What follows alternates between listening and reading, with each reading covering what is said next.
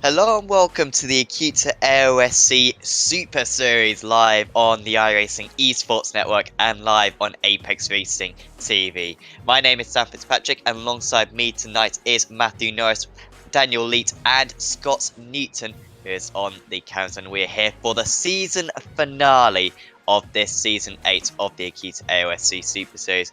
Daniel, we've been covering this championship from pretty much the start. It's been absolutely enthralling through every point, and we end this season as an absolute Australian classic. It's one of the most iconic combinations in the world of motorsports.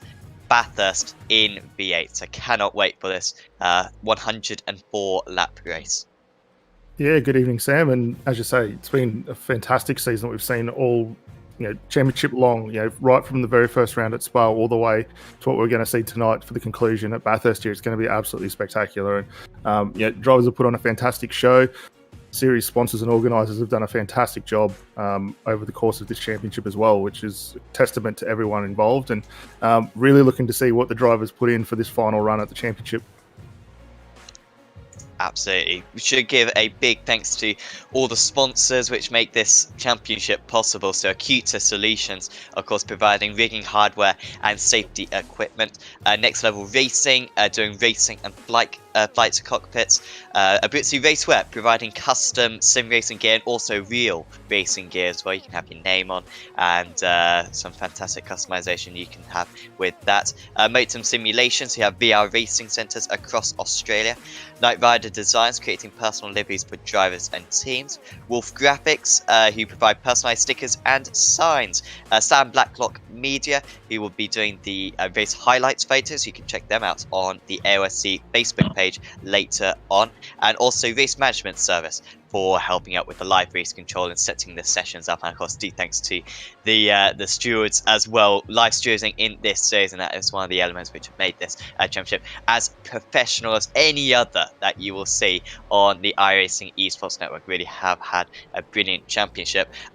Noi, last time out at Watkins Glen, we saw a stunning end to the race. James Scott just about winning out again, I believe. At least in individual races, I think that's 4 races in a win. Hasn't won the last couple of Enduros, but I assume him and Logitech G AOSC Sports have got to be the favourite for tonight's race. Definitely one of the strong runners. G'day Sam, g'day everyone. It's finally, we're not at a tight twisty track, so I can drop that tagline. It's the beautiful Bathurst.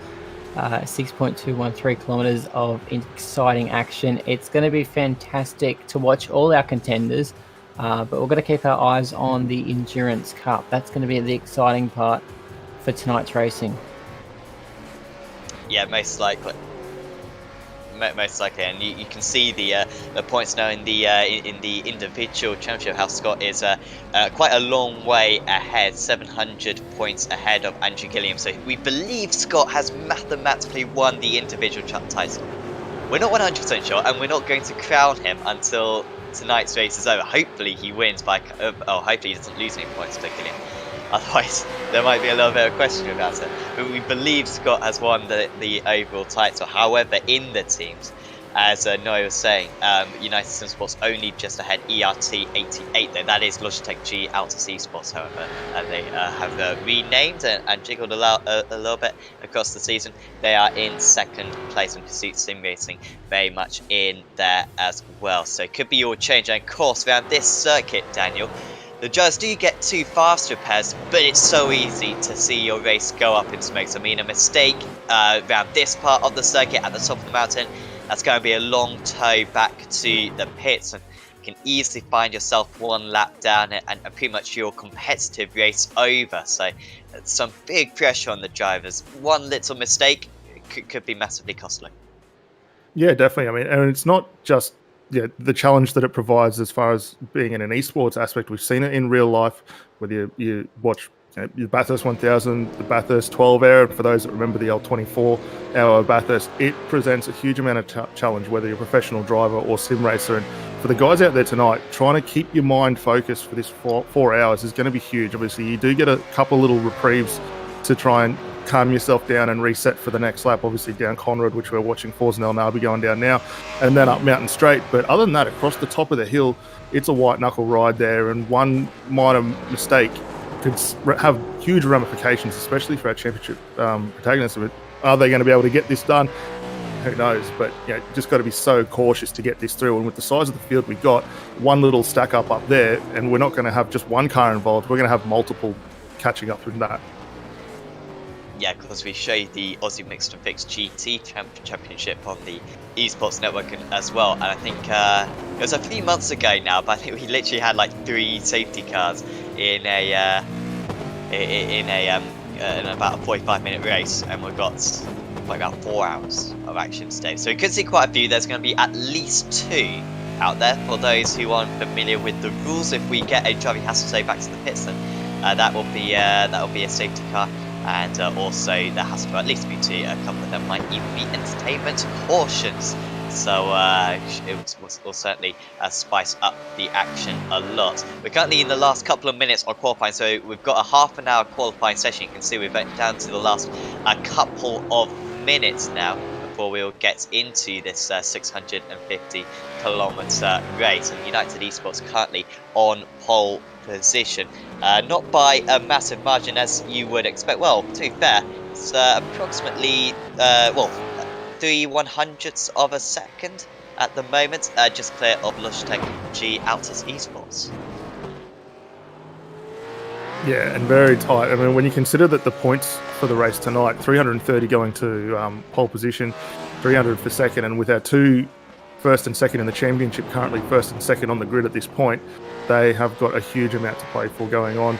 The time's still coming in, looking very, very good. The rest of the field not that far behind, and we're only seeing at this point across the top of the field just under 3 seconds if you go all the way back to position 30 currently with Bailey Fried in the Mark 1 car. So that's 2 seconds behind our current pole position. So the field quite close together. We've got a really good turnout of all the cars out there tonight. So especially for the top guys, with those times being as close as they are going to have to keep a watchful eye. But with just on 2 minutes to go, we've at least got one more lap for a lot of these drivers to be able to set and have one more crack at maybe taking the top spot here tonight. Yeah, still a little bit more time. We recently saw a Premier Racing team move up into 9th place. They managed to get a podium a couple of Enduros ago at Barcelona, starting down in 18th place, I believe, on that occasion. Managed to get themselves back up to the top 3, so certainly watch them on the outskirts of the top 10 at the moment. Pursuit Sim Racing also approaching line. Andrew Gilliam, who's been so impressive, 2nd place in the championship, missed a couple of the early rounds, but due to the real life circumstances, silver lining to him not being able to do much karting actually has meant that he's been able to do a few more rounds. He doesn't improve, but does Logitech G Altus Esports improve? Maybe that was an out lap, because they are now starting once again, and this could be their last bid at pole position.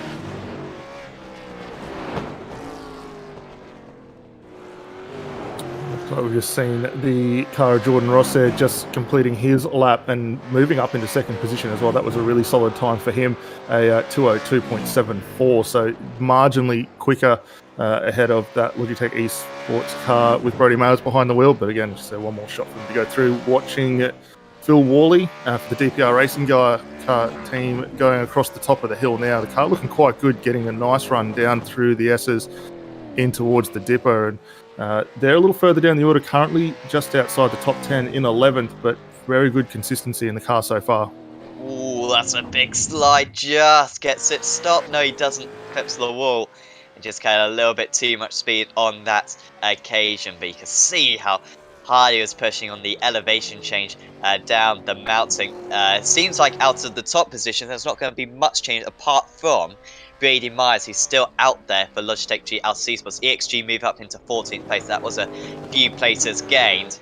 But Myers so far on this lap, I'm looking at his sector times, and it's all very underwhelming at the moment, I believe. So doesn't look like it's going to quite be pole position for Logitech on this occasion, no. He's going to need something impressive to come out of those last couple of sectors to make any real dent on the time. it looks like it might be Harley Haber's pole at this stage. Does certainly look that way. What can Stephen Barger do? Not an improvement. The start finish line, of course, comes up so early down the straight. You used to be able to cut the pit lane. If you came into the pits, it actually set a fast lap time. I believe that is outlawed because it's not very much in the spirit of the rules. But a few drivers were doing it for either the 1000 or the 12 hours a few years ago. Logitech G AOSC Esports, you can probably just see on the pop out from the timing screen with a 2-minute 3.1, so no improvement. David Woke, I believe this is not a valid lap time for Tanked SRT because I think they crossed the line after the checker flag was out. But still just want to cross the line seemingly. But how close was Synergy? I mean, you look at all those top 3 teams, to be fair, Daniel. Synergy in particular, Jordan Ross, who's really has upped his form recently, had a really good Watkins Glen round. And I think they're looking more dangerous than ever this season. It seems like all of these teams have got better and better as the season, just as one's got ahead, the others have been able to rival them. It's caused some fantastic competition. Yeah, definitely. I mean, if you go all the way back to the very start of the championship, we saw ERT and James Scott, when he was with that team, go on a 4-win run streak, at the beginning, and they were virtually untouchable. We saw a lot of guys have a real solid crack and just not quite able to get there. But as we've seen the championship evolve, obviously all the teams are now quite accustomed to these cars. The setups have improved a lot. The driver pairings have really got together. We're seeing some old teams really starting to work their way back up to the top. The likes of Synergy Sim Racing with Jordan Ross getting in there, Brody Mayers and Altus Esports getting up there. JPS Simshed, we haven't mentioned anything about them at all. Kobe Jones got that car up into 4th position. So, I mean, quite a good run there for some teams that we don't really see a huge amount of. Yeah, fantastic effort from them. Remember, it's going to be a standing start this for the 650 kilometers. And on pole position is Harley Haber then for United Esports. Jordan Ross, Synergy Sim Racing in second place, and Brady Miles for Logitech G Altus Esports in third. Then it's JP's Simshed, Pursuit Sim Racing. Pursuit Sim Racing again, 5th and 6th. They're going to be very dangerous. Then it's Gone Rogue Motorsports, who have been very impressive in recent weeks, in 7th. DPR Racing in 8th. Then it's Premier Racing Team and Synergy Sim Racing, rounding out the top 10. Then it's DPR, Rad2, Evolution Racing Team, EXG Motorsports, Tanks SRT, United Esports, Middle Finger Racing, Kenneth Latter, there's Pursuit Sim Racing, DPR Racing, KRF Motorsports, Mac 1 Esports, DPR Racing, Stealth Sim Sports, RRT Bow Repairs Racing Team, MF Racing, Fishy Motorsports, Riot Sim Racing, GRM Motorsports, Fishy Motorsports, Mac 1, Progression Racing Australia, Penske Racing Shots, Pro Choice Automotive Racing, RRT Bow Repairs Racing Team, Pulse Racing Team, and Tanked SRT. Hopefully we'll also see High Torque Racing take the grid as well. But we've almost got everyone on the grid. I'm just waiting, I think, for Greg Sharp and Roy Clark. Hate to name and shame, but come on, guys. Get a move on it, because we want to get this race underway. The season finale of this Season 8 of the Acuta AOSC Super Series, then, here at Bathurst. Who is going to win it out? The 5 lights are coming on. It's Haber from the pole position. And away we go for over 100 laps. Fantastic start for Haber, can comfortably take the racing line, and everyone was very polite going down into turn 1, seemingly no one with an absolutely fantastic launch, and no one really struggling off the line either. A little bit struggling for Synergy Sim Racing, to be fair, moving from 10th place down to 12th, but as they escalate the mountain for the first time, it's mainly single file out to the front runners. ANZ Motorsports under pressure from Pursuit Sim Racing, perhaps down into turn 2, but they just about managed to hold on to that position as United Esports make a little bit of a gap straight away. Yeah, it was a fantastic jump from everyone. No issues as we head up the mountain for the first time. A couple of moves being opportunistic, trying to have a look and a sniff to see where they can make a little bit of headway early on in the piece, but just not getting anything done yet. Darren Lobb already up 3 spots from where he started for DPR Racing, now into 8th position. It's a good run early on for them. And just behind that, we've got Brian Borg, Andrew Dice, another one of the DPR cars in front. I think we also might have just seen Michael Taliancic just graze the wall, getting through Metal Grate there. And that's very easy to do, and we'll have to keep an eye on that over the course of the run tonight for all these drivers. But early on, those tyres just not quite up to temperature yet. Yeah, of all the laps in this race, one of the most tricky ones undoubtedly going to be this opener. This is the lap where they really need to get their minds sorted and think about what they want to do, whether they want to make 650 Ks or whether they want to have it over on lap 1. Well, so far, we're seeing relatively few instances. These guys have got so much experience around this circuit. They know the percentage game that you got to play. And already the top 3 actually starting to pull away. Haber with a 0.6 of a second gap as we move into the final corner on this opening lap of the race. A reminder, you can check out the live timing to see the lap times and the pit stops and the times between each of the drivers on the description below. Certainly do recommend checking that out, provided by SDK Gaming. But you can see for yourself in these early stages the gaps between everyone as 80 miles per hour a little bit wide round turn 1. After really under pressure was Taliancic. It seems like he's been able to break away, but now it's Andrew Dyson for DPR Racing with a big queue of cars behind him. Is up 1 place as Dyson, but well, I fear that he might lose that pretty soon. Graham Borg also really struggling. Yeah, Borg starting to come under quite a bit of pressure there. We've got Damien Johnson involved in that, Thomas Hinz as well. So those guys really looking to get an early move done. The 2 DPR cars holding pretty good station at the moment, must be said, still 7th and 8th. Right behind there you can see Brian Borg and Damien closing in. Everyone else seemed to get through relatively unscathed. Looks like potentially Brian Cooper well off the back of the train at the moment, working his way down Mountain Straight in 35th position, so possible contact for him on the lap 1, but we'll see him get back underway. But this little battle for 10th position at the moment really starting to heat up as the guys run down over Skyline. How important are these moves in the early stages? No, I mean, if you're in this pack, do you want to get up through the order? It's the last race of the season, you want to get a good result, or are you quite happy just to stay in 8th or 9th at this point? You want to get the best result possible. You want to make sure you make your intentions known to the car ahead, and you make sure you find every weakness they have around this 6.213 kilometre circuit. You want to exploit that weakness, and you want to nail that move every opportunity it comes to you. This is going to be one of the best opportunities into the chase. But no one being able to step to the inside as Brady Myers has moved up into 2nd place. So whilst that pack couldn't make a move into the chase, it seems as though Brady Myers has been able to, and this is kind of what we expected with Logitech G-Outs as esports. They were so impressive at Imola. If it weren't for engine failure, you expect that they probably would have won out there. And Grady Myers does move up into 2nd place, which is going to help their championship run. Of course, should be them versus United Esports. Whoever wins this race, whoever finishes ahead of the pair of them, ought to win the endurance championship. So a lot on the line between these 2 teams, but the gap is already up to 1.25 seconds.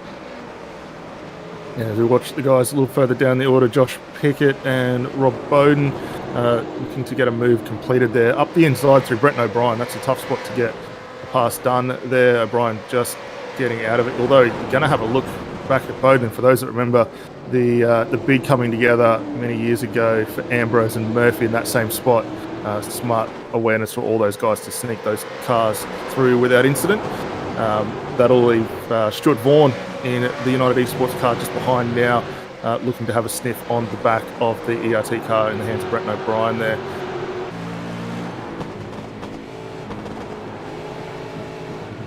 O'Brien wide, but this is the place on the second where you can't overtake, so you should be safe. But there's just a handful of drivers, and once you get overtaken, it's so difficult to regain your confidence. If you're already low on confidence, if you haven't got the tyre temperature already, and you haven't got the adhesion to the circuit, and then you get overtaken 1 or 2 times as well, it's extremely difficult to keep your concentration. Stuart Vaughan has a major bit of oversteer. They've also got the privateer team of Kenneth Latter just sitting behind as well. But here comes Vaughan, good slipstream down here, and they'll head down the hill and then back up again.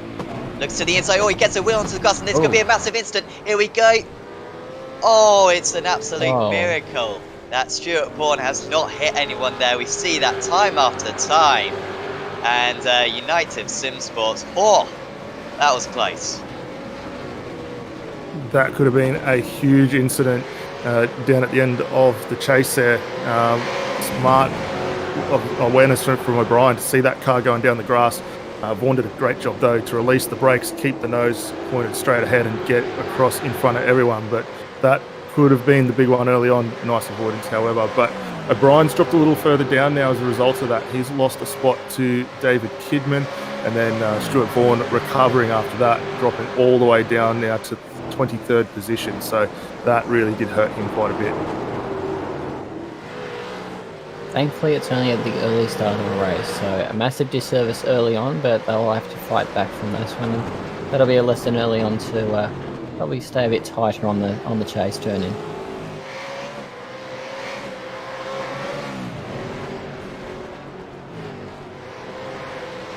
Going forward through Premier Racing Team, catching back up to Darren Lobb. Lobb got an incredible start. He made up 2 places actually into turn 2 on the first lap of the race. As Borg runs it in deep, that's a lot of speed carried in, and just about manages to bundle it all up. Does lose a bit of time, however, but yeah, just trying to drop back into these guys is Lobb marginally. Also got Scott Nolan for St. Sim Racing a little bit further back in this chain.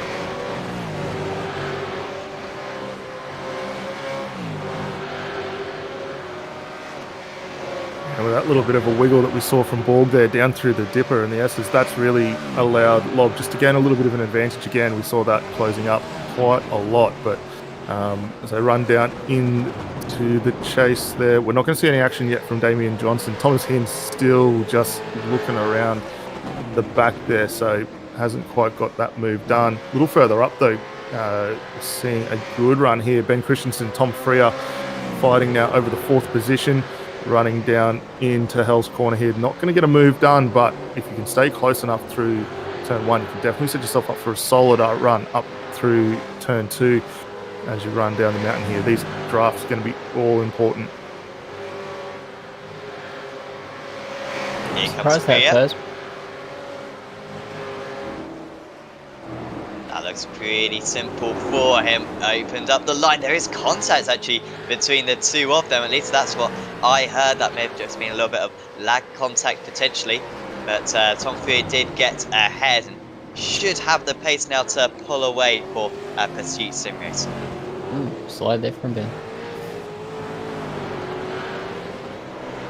I was just wondering why the first pursuit car wasn't dragging the other pursuit car that's actually in the Endurance Championship hunt behind them, but it's an interesting strategy play.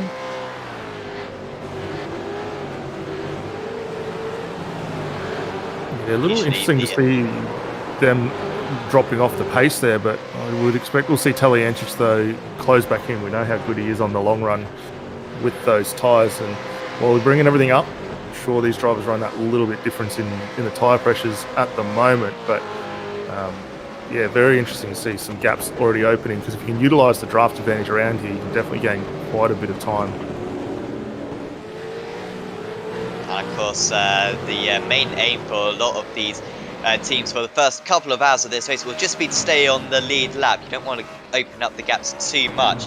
It's a very long lap around this circuit, one of the longest laps that we have all season long. I believe it's a little bit shorter than Spa in terms of lap time and in terms of distance as well.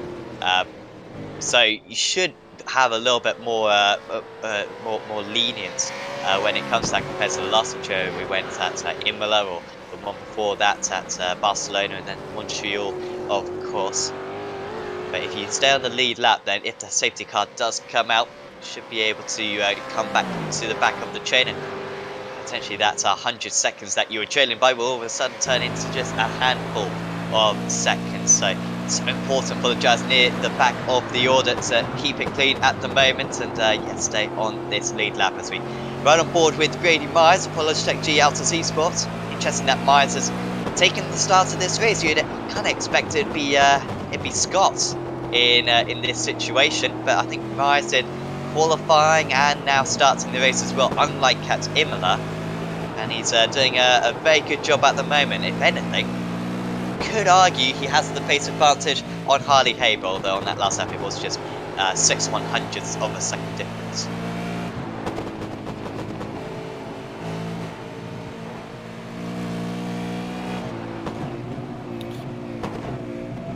The big thing we're probably going to need to keep an eye on too, with the different driver pairings and how we're seeing them operate at the moment, is the total lap allowance that these drivers are going to have. 68 is the maximum tonight here. So for our main key rivals with the likes of Harley Haber and Forsen, definitely look to see them probably come through at the very back end of this race. They've got the speed and consistency, which is what you're going to want to take this title fight to the very end. But that being said, the pace we're seeing at the moment from Haber Myers is very, very good right now. Brady's been able to really close that gap down since he managed to get past Kyle Stokes only a few laps ago.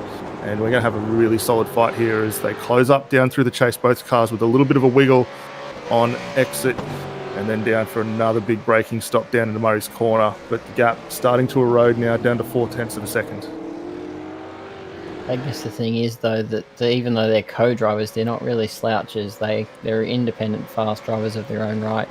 Harley's teammate being Forsen Harvey, he qualified for the Supercars E-Series, so they're still pretty quick, even though they're called co-drivers.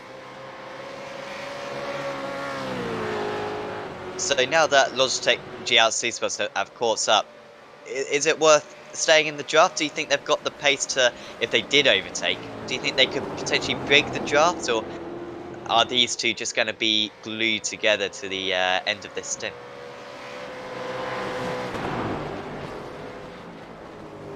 I reckon Brady will try and take the dive. Well, let's watch out for it around this part of the track. Of course, probably not going to happen as he gets a little bit of wheel spin going over the bump around that part. Slide in the car like that, he won't. Yeah. Well, heating up the tyres as well. I wonder if we can get the track temperature up and the weather details.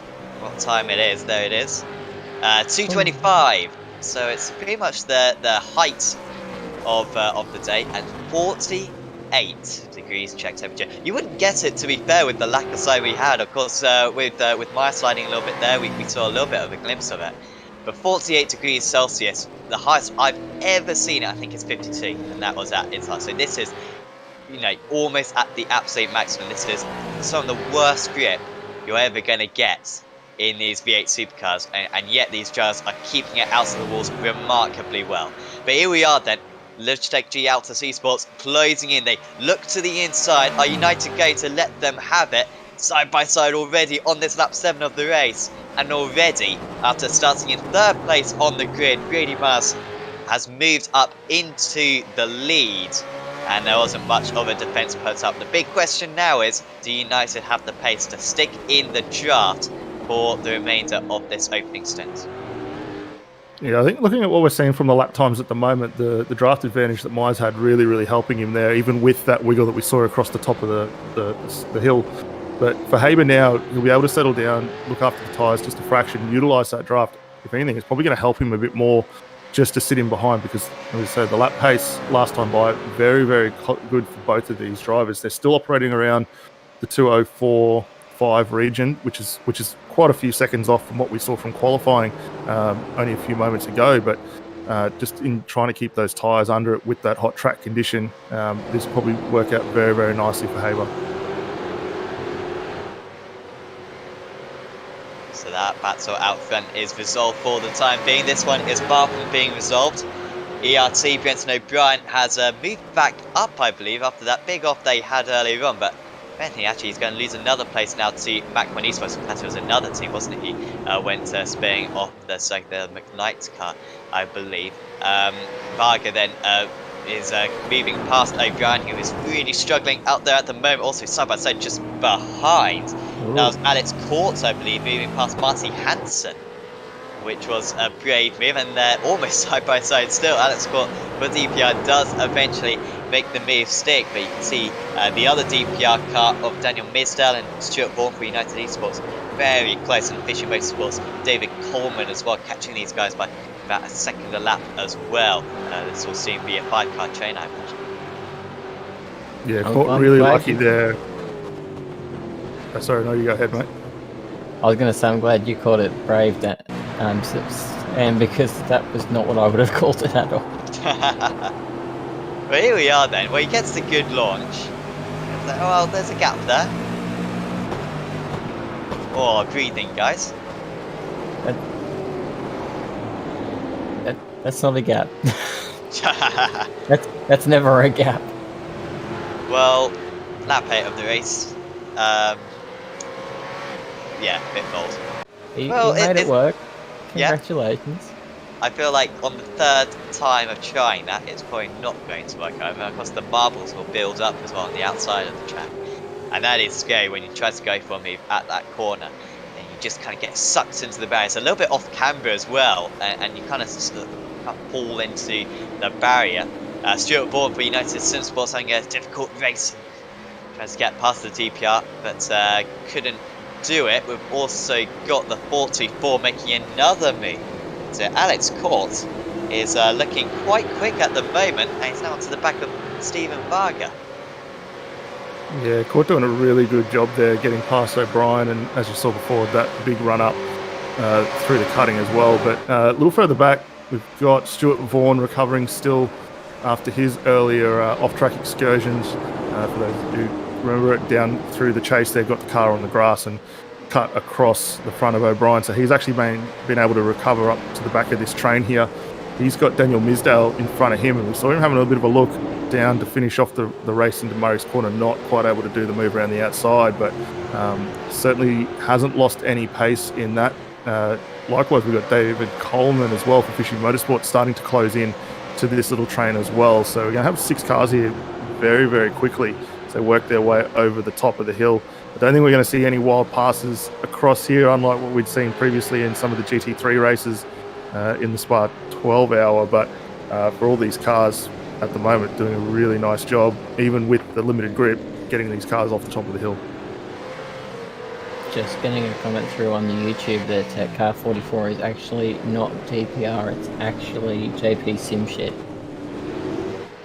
So we'll follow that one. I will try to remember that, but sorry guys, I will probably forget, but yeah, JP. We'll try and pull you up on it.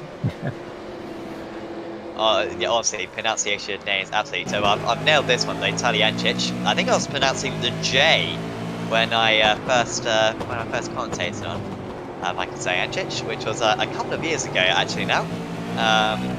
That's always a regular, well, it used to be a regular, has been driven in the Euro V8 Supercar Series. One of the best strategic drivers out there, and he's now onto the back of ANZ, who were passed by the Pursuit Sim Racing, the other Pursuit Sim Racing car earlier on, and it looks like it's deja vu for ANZ. And they move down into 6th place now. Ben Christiansen, Andrew Dyson as well, half a second back. So Pursuit's up to 4th and 5th. They do usually get stronger as the races go on. Are yet to win an Enduro so far this season. I stand to be corrected, but I believe the only teams who have won races so far this season is basically the James Scott team, whether that's ERT or Logitech Giatas Esports, or the United Esports team. I believe it's like 4 wins for Logitech, and then 3 wins for United. Pursuit did grab the podium though at Imola, so close to a win. And Montreal, I believe, as well. So no, they have been very good. I think it's 2nd place at Imola as well, wasn't it? They were very strong. Interesting to see them being led by their team car, but this is Andrew Dyson, who's putting the hammer down trying to catch Ben Christensen. It looks like Ben's got a struggle with that car at the moment because it's being passed by 2 Pursuit cars, so maybe Andrew Dyson will have a look in this DPR racing car towards the end of I'd say this lap towards the beginning of the next lap might even line up turn 2. Yeah, he's definitely got the pace to get the move done there.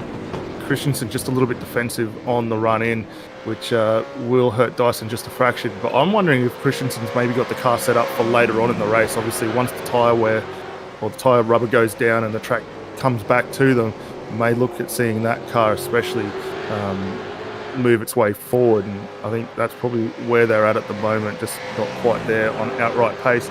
They have dropped a long way back off Taliancic since he's made that move. Will we see Dyson, however, come back up the inside? He gets out of the draft, not quite close enough to do it, up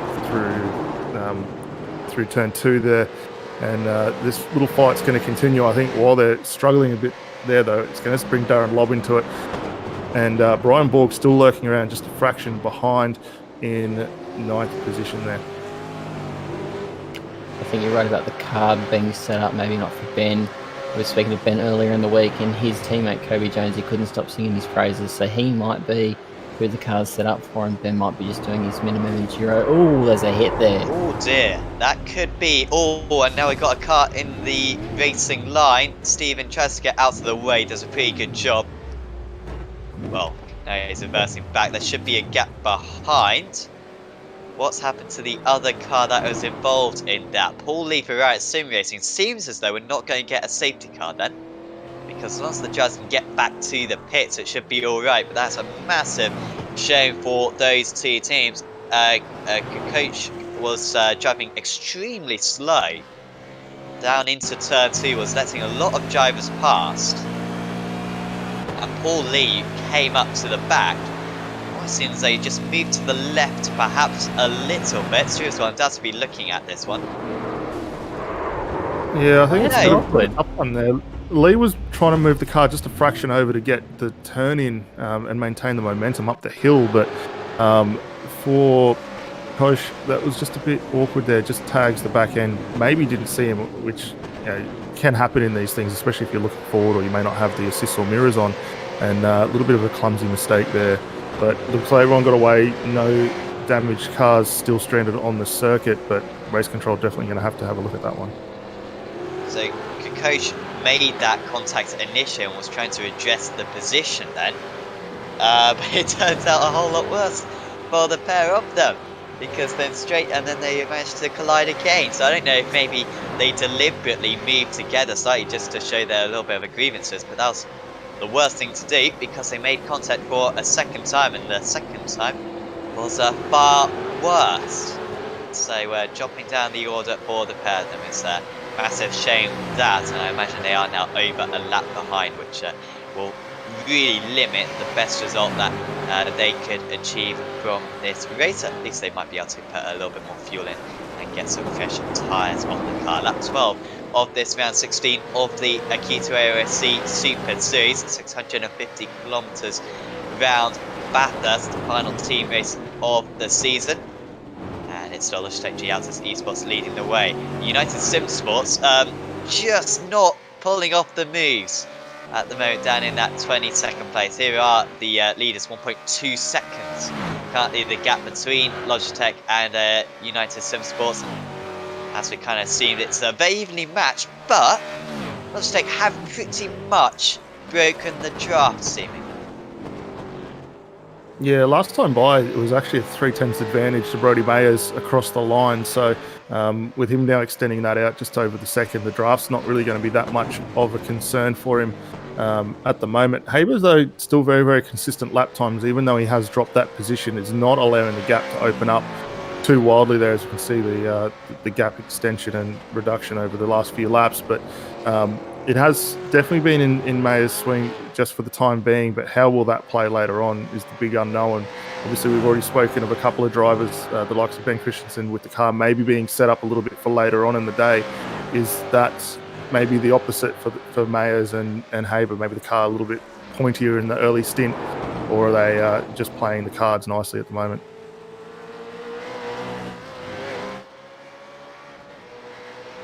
United actually starting to close the gap, so they were 1/10 of a second faster last tour, and in the first sector of this lap, 1/10 faster again.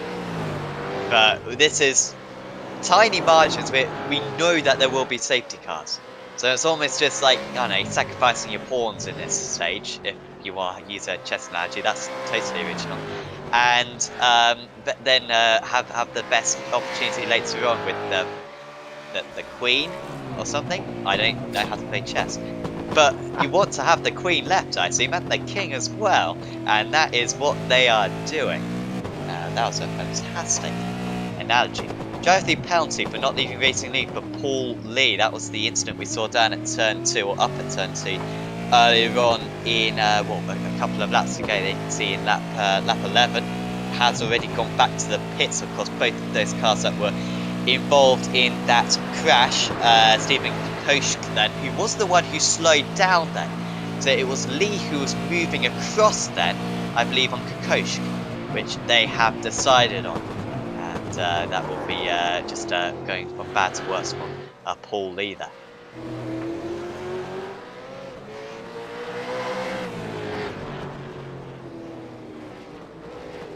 Now you can see JP Simshed, thanks to Scott Newton for correcting that on our time screens. Yeah, Alex Court doing a really good job. He's closed the gap down quite a long way up to Stephen Varga there for the Mach 1 Esports team, just in front. This time by only a tenth of a second in it. Court, though, with a really nice run down through the chase. Thinks about maybe going up the inside, not quite going to get that move completed, but the car definitely got a lot of pace in it. Last time by, nearly a second quicker than that of Stephen Vargas. So a lot of pace on board that car at the moment.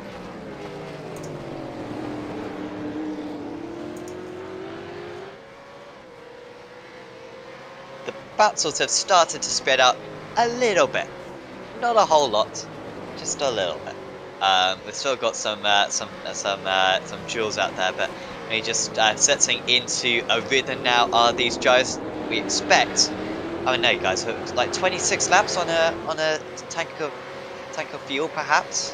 I assume that'd be about 50 minutes. I assume that's approximately the length that these drivers should be able to last.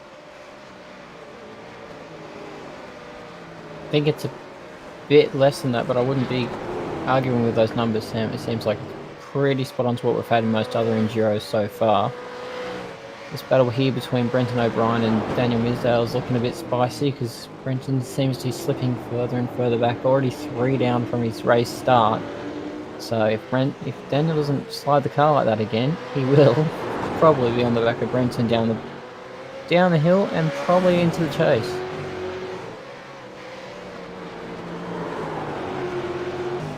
Yeah, and interesting as you watch those cars run down through the grate there. I think the DPR car's slightly better as far as setup's concerned at the moment. It doesn't seem to be porpoising as much as we're seeing from the ERT car. Nice ride control through the curbs there, and really closes that gap down to just on a tenth of a second as they drop through the dipper.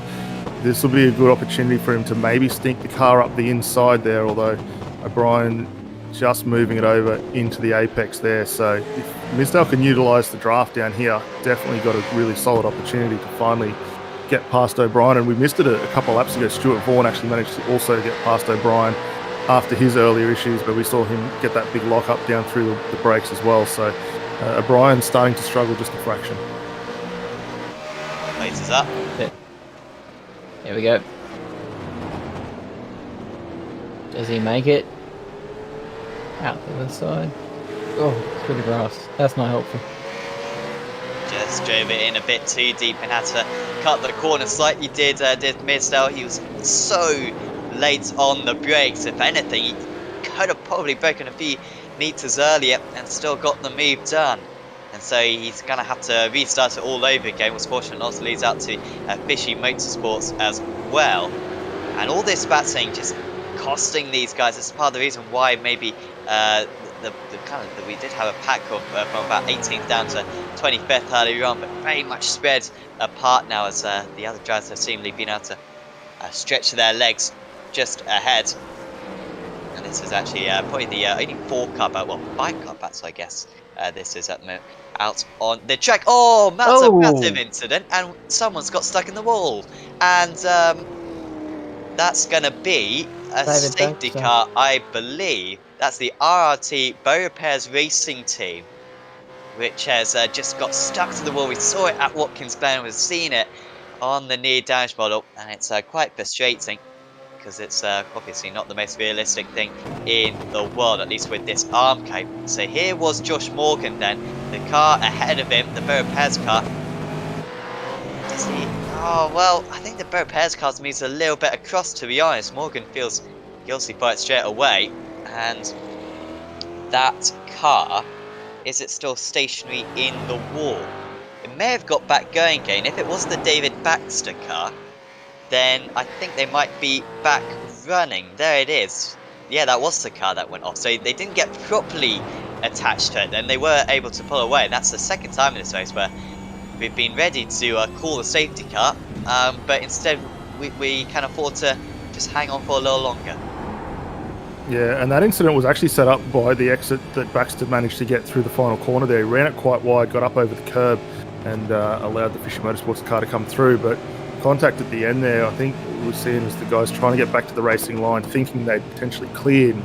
Unfortunate for Baxter there to be put into the wall. Hasn't got any damage as far as the engine is concerned. By looks, it's not pushing a huge amount of smoke out the back of it. However, they will definitely want to get in sooner rather than later to try and get that repaired. So look for that car to come down the lane at the conclusion of this lap.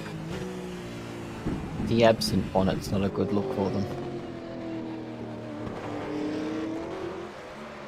Because we have two faster pairs, these drivers, so we'll be able to get that fixed instantly. And unfortunately, they had to do the entire lap before they could come into the pits, using them a bit more time. It's no, it's not Talyancic. So Ben Christiansen for ANZ Motorsports. So actually, no further action for that one. So neither driver seemingly didn't leave enough room. It's a slightly bit, as we have at Bathurst and around a number of Australian circuits, the track limit's kind of a bit of a wavy line down the straight. It's not drawn with a ruler necessarily. It's not drawn with the contours of the of the land that you're placing it on, and so probably just a slight jink in the start-finish line on that occasion. Hence why there's no penalty. Brian Borg for Premier Racing Team. Is that a move? Yeah, that is a move. On DPR Racing, Darren Lobb, they started ahead, did Premier Racing Team, but Lobb got ahead on the opening lap. Finally, on the lap 17, Brian Borg has been able to get back ahead. PRT up into 8th place. They've been very impressive throughout these Enduros this season.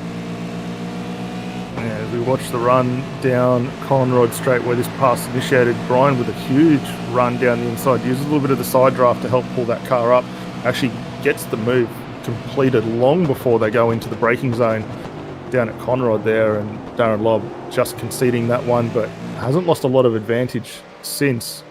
But it's been a very solid run there from Borg. And Premier Racing Team, we don't speak a lot about them throughout the course of the race. They just seem to get in, get knuckled down and push on, and that's evident of that again here tonight, up that one spot as you mentioned into 8th now.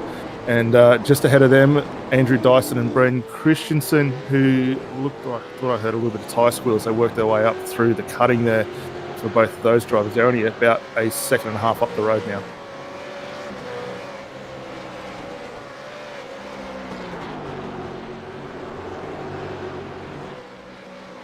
Not a lot separating those cars at the front of this train, Ben Christensen and Andrew Dyson in the DPR racing car.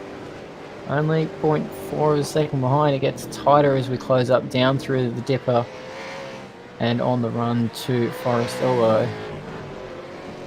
You should see if Ben blocks, as he does, a little bit wider than the ideal line. So he's definitely sending the message that he doesn't want to let this position go, and Andrew Dyson's going to have to make his intentions clear, trying to cling on to that slipstream down the massively long Conrod Straight. Is there like a perfect line through Forest Elbow in these supercars? Because I know in other cars, I mean, I've driven the 12 hours a couple of times around the circuit in the Porsche Cup car, and into Forest Elbow, it's generally accepted. You can go a number of different ways. You can drive it in deep, take a slightly tighter angle. You can maybe take a bit more brake initially and then open up the corner when you get down to it. Is in the supercars, is there kind of one way that everyone agrees that that's the perfect way you can do it?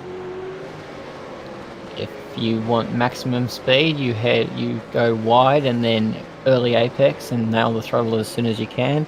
If you want to block, then you hold it close to the wall and block that position for as long as you can. Yeah, and a lot of that also comes into too how you get your run down off the hill. If you can get the car up the inside. Darren Lobb, though, just about losing position, actually pushes Hinds just a fraction wide there in that Zuba car. No, the lights instantly flash. Damien Johnson now gets up to the back of Hinds as well. So we saw those two previously with positional changes, and we'll see them come through. But Lobb just doing enough to hold that car out, and lucky it didn't end badly there for Hinds. We did see a move we didn't see a move, but we saw a move on the time chart, at least, between DPR Racing and ANZ Motorsport. So DPR now up into 6th place. Up 2 places from their start, and ANZ, who were running as high as 4th place earlier on in the event, continue their decline down the order, down into 7th place now. And we might even see a replay of how it happened. Drove it in a bit too deep, did Christiansen's. And Dyson just about managed to have the perfect launch and got ahead into Hell Corner. So I do love that livery too on the DPR machine. It does, sorry, the ANZ machine. Sorry, that's like especially good.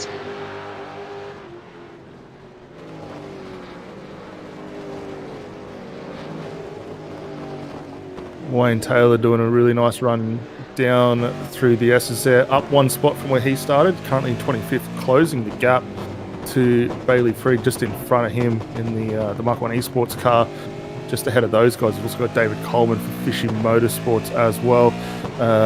We'll get a warning, Daniel Misdale, for unsafe track re-entry, so it's a little bit interesting. We didn't see where that occurred, but we'll keep an eye on that later on.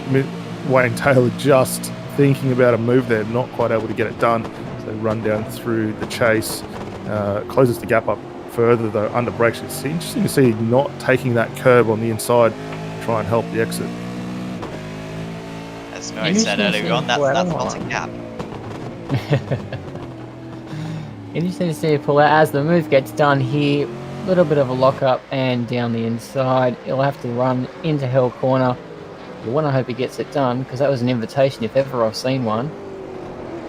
And Bailey Field seems to have revoked that and said, nope, you can't have it, I'm keeping this. Was almost too close on that occasion, had to get out of the dots himself, did Taylor, in order to avoid the back of the car ahead. It's again dipping into the slipstream, pulls out. Any luck on this time? These guys are now 1 minute 8 off the lead, so they've lost over half the time, so probably by about lap 40 they are going to be 1 lap down in this race. But we could have a random safety car by that time, or we could have a legitimate safety car by that time. There are going to be at least 2 of them today. So far we haven't seen any, despite a couple of very close calls, a couple of times where I thought that drivers were going to be stranded out on circuit and we were going to need a safety car, but so far none have been needed in today's season finale. And so yeah, we continue on our way. I guess we should tune in on the race leaders. Logitech G Autos Esports 3.4 seconds now ahead of the rest of the order. On that last lap they extended the gap over United Esports by 0.4 of a second. It should be noted though, the pace in this part of the race might not be very reflective of the pace at the end of the race. It is so hot at the moment. 48 degrees track temperature we saw earlier on. You can see how bright it is out there. It's down to 46 now. The way he sets up the car in these conditions compared to the low 30 degrees track temperatures that we're going to see later on in the race, it's quite different. It's quite different. So we might see a change of the order by the end of the race, and of course driving style as well, just how drivers prefer to drive. It may well change up the order. But at the moment, in this part of the race, Brady Myers has got the advantage. United Sim Sports in second place. Synergy Sim Racing doing a good job in third, are still losing time to the front runners, but a comfortable third at the moment. Pursuit Sim Racing in fourth, and Pursuit Sim Racing in fifth as well. Lapping very similarly to one another at the moment, very much consolidating those fourth and fifth places, best of the rest at the moment. Then it's a DPR Racing, ANZ Motorsports, who have been dropping down. ANZ, they're now under pressure from a Premier Racing team as well. It's the battle for 7th place. Gonreg Motorsports and Synergy Sim Racing rounds out the top 10 places at the moment. By the way, fastest lap of the race, a 2-minute 3.7 set by Brady Myers for Logitech G Altus Esports. So go load up a test session, put yourself on 20 degrees track temperature. You'll probably be able to go faster than that, and then you can say that you could beat anyone in this order. That's what I recommend, at least, if you want a bit of a confidence boost. It's a good way to go about it. I'm not sure it's working because these guys are actually battling for the prize, but it's a good way to go about the confidence boost. Put a little less fuel in as well, and away you go. No, maybe try to stay similar conditions to this. It's extremely tricky to keep it out of the walls. Down lob for DPR Racing. Have they come into the pits? Yes, they have. If we go to pit lane 2, just see the car go on by. There you are. The lovely people of Bathurst. They really do look like that in Australia. Darren Lobb will come to a stationary stop then, and we'll get some new tyres on. This is pretty well 42.5 minutes, maybe a couple of laps early, but looks as though this could be maybe a 5-stop one. But they could be going for a different strategy. They could be working back from the end of the race, not dealing with everyone else's strategy of going from the front of the race. So it could be an ideal strategy for them. We'll wait and see. Certainly, the undercut could be powerful. Well, definitely. I mean, we saw that in the esports race on Wednesday night, that the advantage of the tyres early on paid big dividends, and I think we'll see that again here tonight. For these cars, it's just a matter of how hard you push on them early on and whether you can keep the life in as a result of that later on. But let's then quickly point to with Darren Lobb dropping well out of the battle here, because it wasn't that long ago that we saw him just behind Brian Borg there. So might have had a little bit of coming together on the top of the hill, which ultimately meant that earlier stop. But for this battle at the moment, Brent Christensen's still putting in some pretty consistent lap times, a little bit slower than what we're seeing out the front, but Borg doing a great job at the moment, really close the gap down 0.4 of a second, and that was quite a little bit longer or bigger, a little bit longer ago. And these two looking very, very good. They're actually, if anything, closing the gap slowly to Andrew Dyson just in front of them.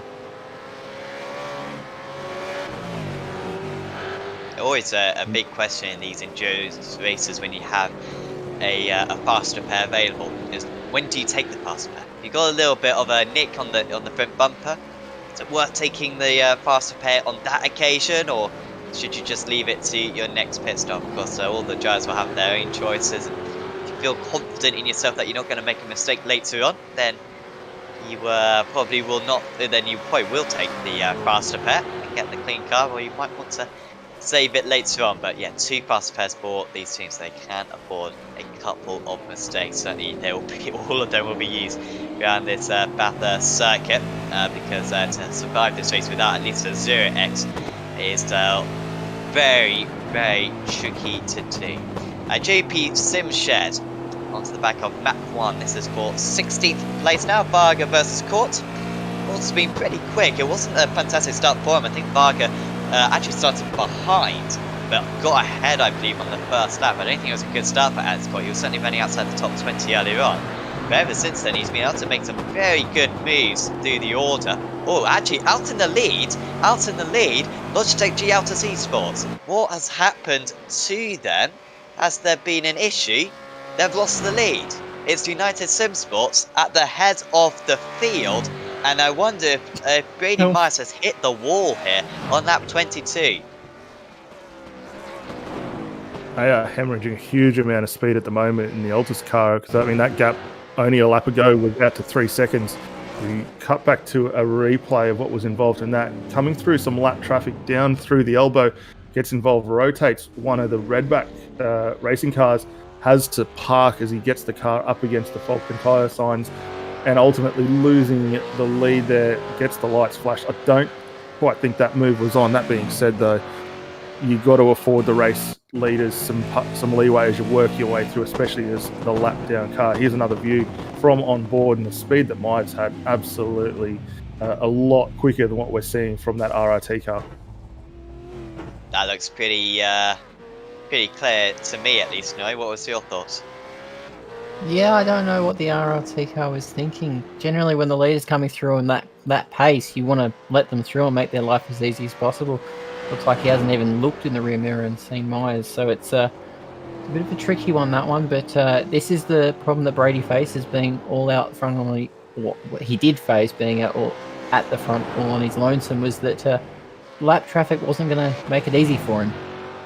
So, see, I was thinking that it was mainly Myers' fault personally. So I think we got every viewpoint in the comms box there. So hopefully that's impartiality. At least that's a balanced opinion, if ever you've heard one. So hopefully the stewards will be able to make a swift decision on that. Might well see Myers, if he does get a penalty, have to come to the pit lane. Possibly on consecutive laps, and the lead that they once had, it's they have got the lead back, because we did see a pit stop for United Sim Sports, and as predicted, Bors and El Nabi got into the car. They do tend to change drivers at every stop, the United Sim Sports, such as the even matchness, that's the word, the equilibrium, I don't know. They're very equal, are their two drivers, so they just change at every stop, and they're very good at getting up to speed straight away. We're still hearing no penalty for Myers, but he may well come into the pits on this lap anyway, because the fuel is running out, the tyres are aging, and here he comes then into the pits. Brady Myers for his first pit stop from the lead. However, that's off the circuit, and he's almost into the wall, and now that's almost an impossible angle. And drivers are coming in behind. That's the Synergy car. And Brady Myers, I've never seen the pit entry dealt with quite like that. And two mistakes right at the end of this first stint have very much got rid of the race lead that they had, and now has left them at a big deficit. Yeah, and he ran that entrance into pit lane very, very hot. You see him coming down here as we watch the replay. Gets the rears locked up. Reminds me a lot of one of Larry Perkins' final races, where he caught the tyre barrier at the entrance to pit lane just before he hung up the helmet. So lucky to get that car turned around. They've switched drivers, with James Scott now getting behind the wheel, but they have lost a huge amount of time as a result of that. They'd already dropped 3 seconds from that incident, which we saw at the elbow. How much further now are they going to fall behind the United Esports car, and potentially what ramifications is that going to have still with the championship, given that top two still fighting it out as hard as they were. Unsurprisingly, United Sim Sports ahead, effectively in the lead, top of the drive, at the top of the teams who have pitted so far. And second place will be Synergy Sim Racing. Logitech G Autos Esports should stay in third out of the teams who have pitted, and they are now coming out of the pit lane. Premier Racing Team will be decently close, but they're still a decent far way behind. But still a few teams yet to come to the pits. We've got 2 Racing and JP Simshed, very much the most notable.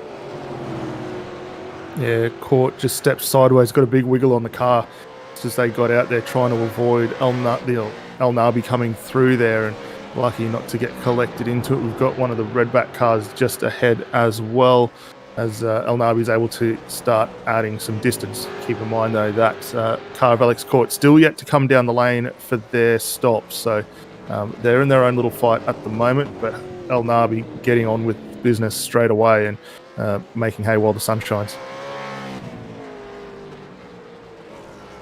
So we've got a 4-hour time limit, as always, on this race. Just checking we do. Yes, we do. No admin errors. So we need to complete a quarter of the race within the first hour in that case. And a quarter of 104 is 26. Yeah, it is 26. I can do maths. 26, so they're comfortably going to be able to do 26 laps. So it looks as though we are going to get all 104 laps in this race. Of course, it is quite a high-speed circuit, this. But, of course, at Montreal, which you can't think is quite a high-speed circuit anyway, apart from the first few corners, I guess. We were limited on time. I guess if we have like 7 safety cars, we might be limited. But so all 104 laps will be played. So very much looks as though it will be a 5-stopper for each of these teams, because everyone is now into the pits. Zuba Racing Team, DPR Racing, RT Berpez, ERT and Mac 1 all coming into the pits. JP Simshed, have they pitted yet? Oh, they have done, to be fair, and they were just overtaken by Pursuit Sim Racing. Short pit stop actually for JP Simshed. That's why they were ahead of Pursuit Sim Racing. Managed to jump them in the pit stops with a 7-second shorter pit stop. That's just the amount of fuel that the drivers put into the car. Some teams will put more into the car than others, but Pursuit Sim Racing do get back ahead, back up into 5th place. Yeah, and with the pit stop starting to cycle through now, and well, actually the majority of the field already coming through, that incident that we saw for Logitech has dropped them down into 13th position at the moment, and almost 30 seconds behind, or just over 30 seconds, sorry, behind our current race leader, which is now back to Forza Navi. So they've got a lot of work to do to get back into this one. They're desperately going to be praying for a safety car sooner rather than later to help recompress that field. But with Gott now on board, be interested to see. We'll give it a lap or two to get the pace back up into that car, but they are going to be flying. El Nabi last time by a 2:03.77 on the new rubber.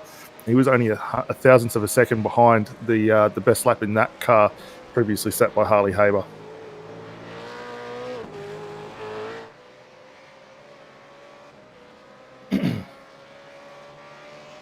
El Nabi all by himself, 13 seconds clear. 18 seconds for Logitech,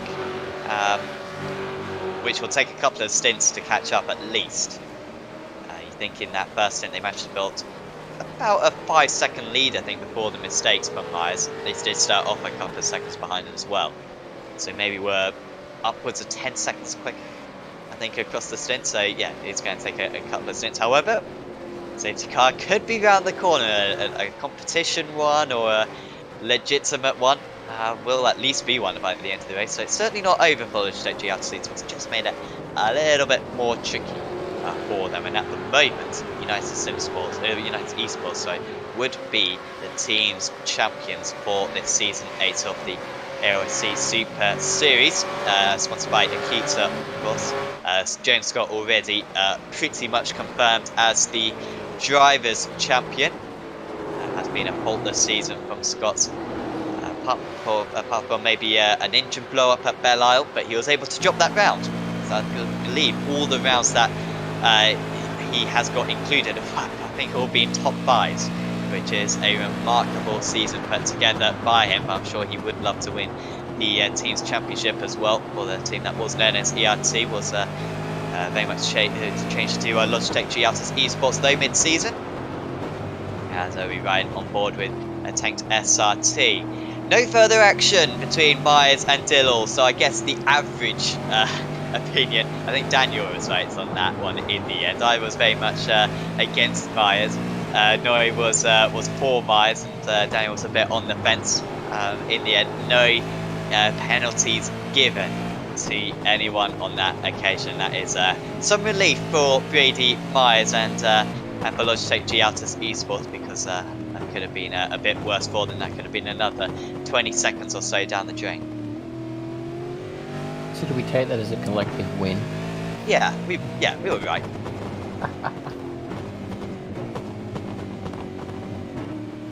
Well, I guess the advantage there, we've still got 3.5 or 3 hours to go. I'm sure we're going to get a few more in the bag that won't quite go in the same realm as that. Craig Anspach, however, on the hood view at the moment, coming down Conrod, sitting in 15th position at the moment, which is where they started that car. Been a very quiet run for these guys. Just last time in down for their pit stop, and a change of driver there. looking very good under brakes and closing back up on Cameron Stibber in the EXG Motorsports car. So little fight starting to heat up for 14th position, but with 55 minutes in the bag, we're really starting to see quite a few gaps up and down throughout the course of this field. That being said, Marlon McMullen and Adam Briggs, I think it is, getting involved in a fight here on the run up to turn 2. Not quite going to get that move done up through Griffins, but slowly setting up for the run into the cutting just in front of them as well. Kobe Jones for ANZ Motorsports as well. So these guys scrapping pretty nicely just outside or just at the back end of the top 10, but plenty of opportunity to see that DPR car come back through the field.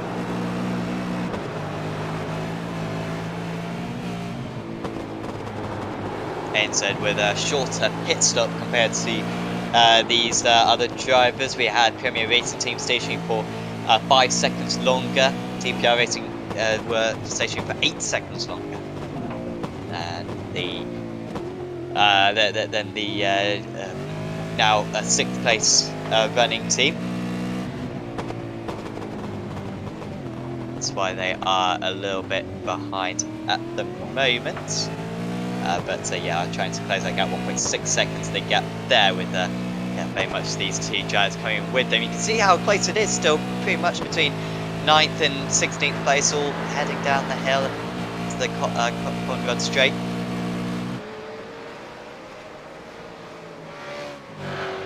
As we are now on lap 28, so over a quarter the way through this race, and like I said earlier on, provided that we don't have any safety cars, we should comfortably get to the end of the race without the time running out. We're expecting a 5-stop for these drivers.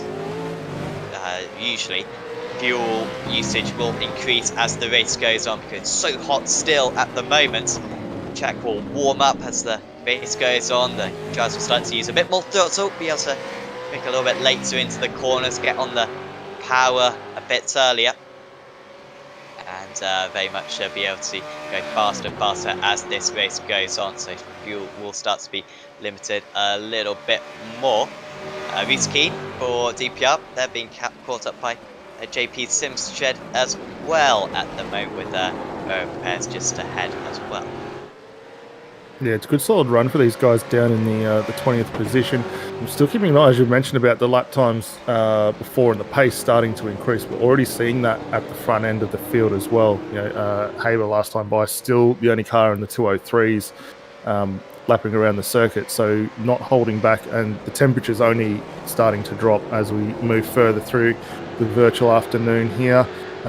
Reese Keane doing a good job, getting a nice run on the exit of turn 1 there. It fires off up Mountain Straight for the 28th time so far tonight, and they're having a really good effort. The car's looking straight, good pace so far, and they'll definitely want to keep their march forward up 7 or 5 spots from where they started, just ahead. Marty Hansen now up 8 spots, so these guys have had a very good run early on.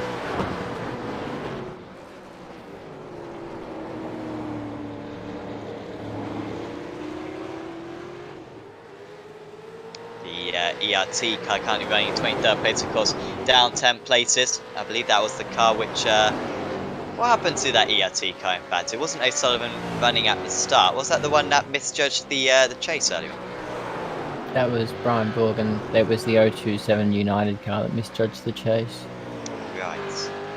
So something happening to ERT as well, being a pretty action-packed race so far as this one. And yeah, certainly looking forward at the moment to the next week build on iRacing. If you haven't already signed up to iRacing, certainly do. It's like 10 quid or $10, something like that, for a 3-month subscription, and some pretty exciting updates as well coming. Unfortunately, no new damage model for these cars, which is a little bit of a shame. But I hope to see that be released pretty soon as well. Maybe some tweaks to the tyre model as well.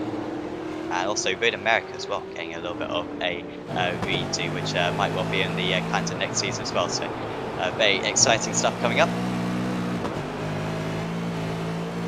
quite interested to see Andrew Gillingham and James McKee have sort of closed up and come together in this driver's set when Priya and Taliangic were in the car. They're a bit further spread apart, so working together now, I'd imagine, both the teams, and pushing forward onto the back of James Scott and that Logitech Altus GE Sport car ahead. Yeah, they're not far behind anymore, and on that last lap, we're only a couple of tenths of a second slower. Of course, no worries for a drive-through penalty anymore for Logitech, but certainly if they had got that penalty, which was pretty marginal, would have been sitting behind these drivers. Now, Dan, this is the tricky situation. This is a very different race for Pursuit than it was earlier on. They've got two different drivers in the car. We know that Gilliam is arguably the second fastest driver in this series, only behind James Scott. I think Harley Haber and Forza Al-Nabi will have some arguments with that one. But is it not better to allow Gilliam past McKee so he can potentially go and put a lot more pressure on Scott, because he has established himself this season as being a faster driver than the guy ahead of him at the moment? Yes and no. I mean, at this point in time, both drivers up in very, very consistent lap times. If anything, slight favour in pace at the moment to Mackie. Could work out good for Gillingham, though, to save a little bit of fuel and maybe look at their opportunities later on in the race. At this point in time, while they're not nose to tail, I think leave them as they are, and we'll continue to see the guys work their way forward. I mean, overall pace at the moment between both, only about 2/10 difference, so not a lot in it. That being said, I'm sure if we see that gap start to close up, there'll probably be a little bit of discussion there, but knowing the teammates and how they operate, they'll just do a quick switcheroo. Probably best spot here down Conrod Straight, easiest opportunity to reverse roles if required, but for the time being, no real need to do that as they continue on. Further down the field, though, the ERT car in a world of trouble here at the moment. We've got JPS Simsheds involved, Redback Racing, and Reese King just in front. So really good four-car battling. Just remember that was, of course, Brenton O'Brien, wasn't it, in the ERT car earlier on, who I think just was struggling for pace. Maybe it was O'Sullivan who set the qualifying time, because O'Brien seemed to really be out at sea for that first stint. Maybe didn't like the hot weather conditions and was just dropping places, dropping like a stone down the order. However, have made up one place then, has Ryan O'Sullivan so far. He's got a couple of others potentially he could get past as well. Also just behind Paul Lee for Riot Sim Racing, who got the penalty earlier on. That's good recovery from Lee. Oh, well, actually, it's a lap down. I thought he was much closer than that. Wait, no, is he a lap down? No, it's not a lap down. He's absolutely fine as Lee. So he crashed earlier on, then got a penalty. But Riot Sim Racing still on the lead lap and still in 26th place. So good job from Lee after that incident. I really thought that they would be a lot lower down than that by this point in the race. And next up for them are Gone Rogue Motorsports with Christian Smart at the wheel. It's the benefit of having a 2-minute something lap and a pit lane which is a bit shorter than that. Won't go a lap down, but it's nice to see them back in the battle pack, moving their way up the field and trying to line up a bit of a move here. So they're working their way back into it.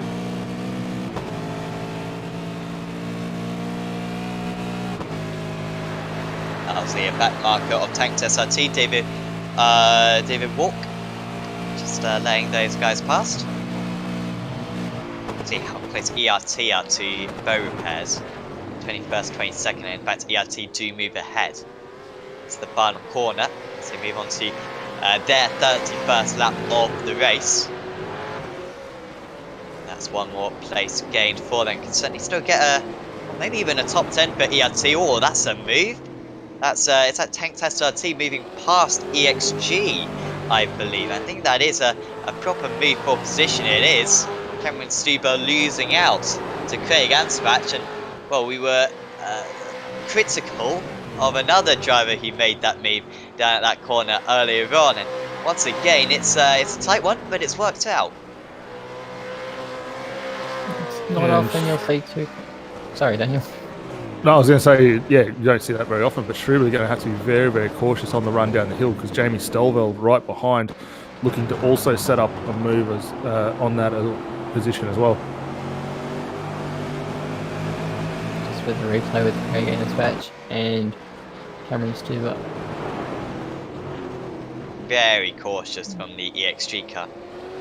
You But have wide. to be.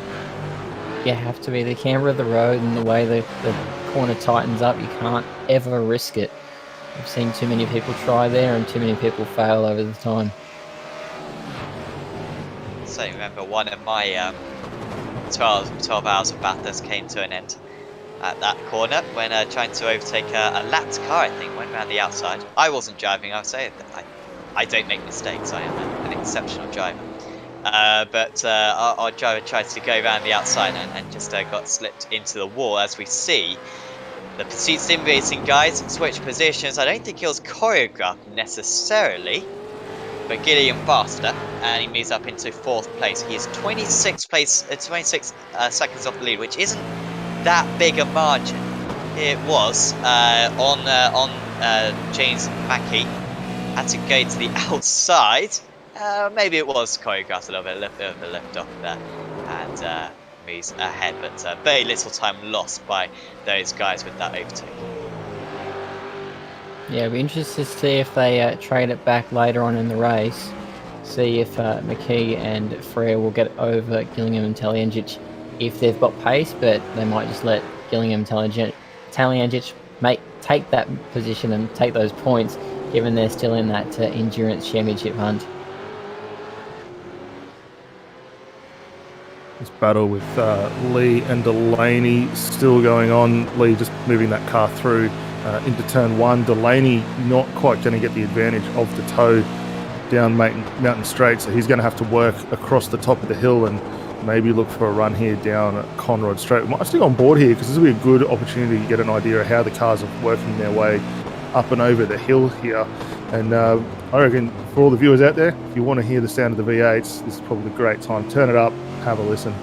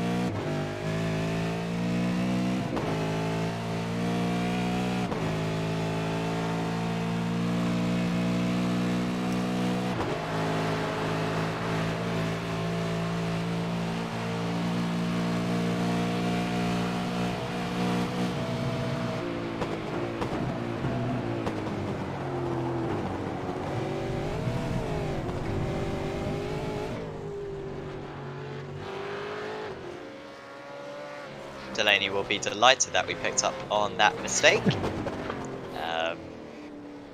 What a catch. Oh, well done. Good pun. By the way, there was a mistake. Was there a mistake? Well, there was. There was only a change of position. I think DPR got ahead of JP Simshed, potentially. Maybe not. I'm not sure. I didn't see any changes of position on that last tour rounds. But a little bit of movement, maybe further up the order. United Sim Sports then. Jamie McKnight now at the helm of that car. That's not the United Sim Sports. No, is it? It is United Sim Sports. They were a privateer listed earlier on. Or were they? I don't know. They're the ones that ran off at the beginning. Aha. So they are now in 16th place. So actually recovered pretty well because they were down in 24th. EXG next up for them. Just one of the EXG cars. Cameron Stuber.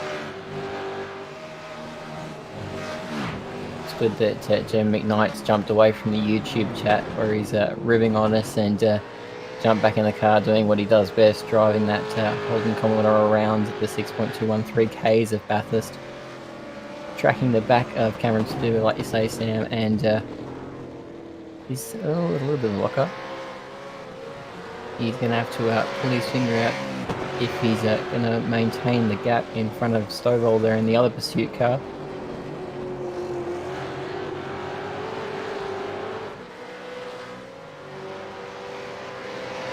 The lap pace advantage that McKnight's got at the moment, I mean, he was 3 seconds quicker last time by than Stuber as well, so the car working very nicely for him at the moment. I wouldn't be surprised if we don't see him getting a move done down through the chase this time by. Actually goes early there, as you see the EXG car running very, very wide through turn 2, and that's an easy one for McKnight to pull off. Didn't even look like he needed to pull a sweat for that one. He just moved over and said, "Here you go, Jamie."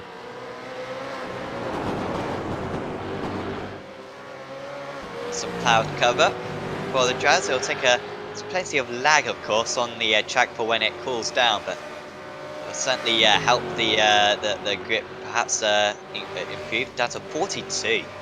It's really decreasing quick. It's only 20 past 3, but I think it's these occasional patches of cloud cover which is cooling the track down quite significantly. It has gone down 6 degrees since the start of the race, maybe even more than that, because I don't think we checked out the start of the race, but certainly 20 minutes in.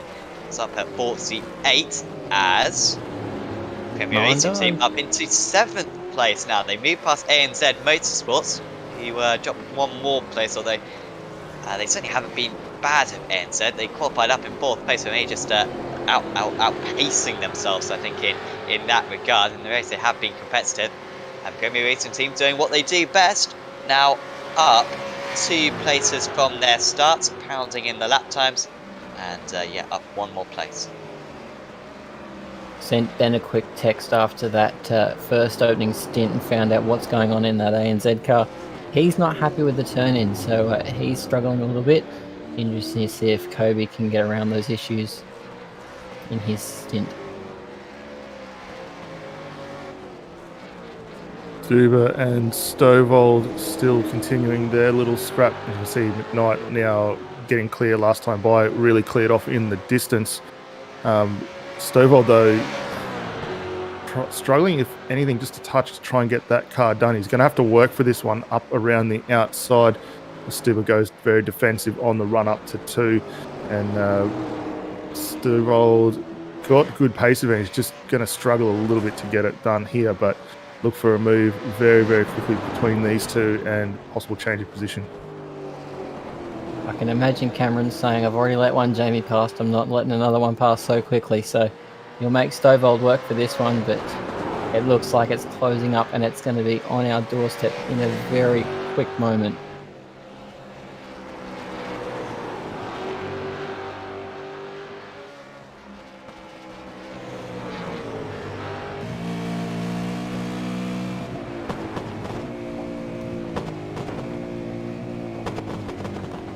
It's a good view to see the cars just drop straight down the mountain.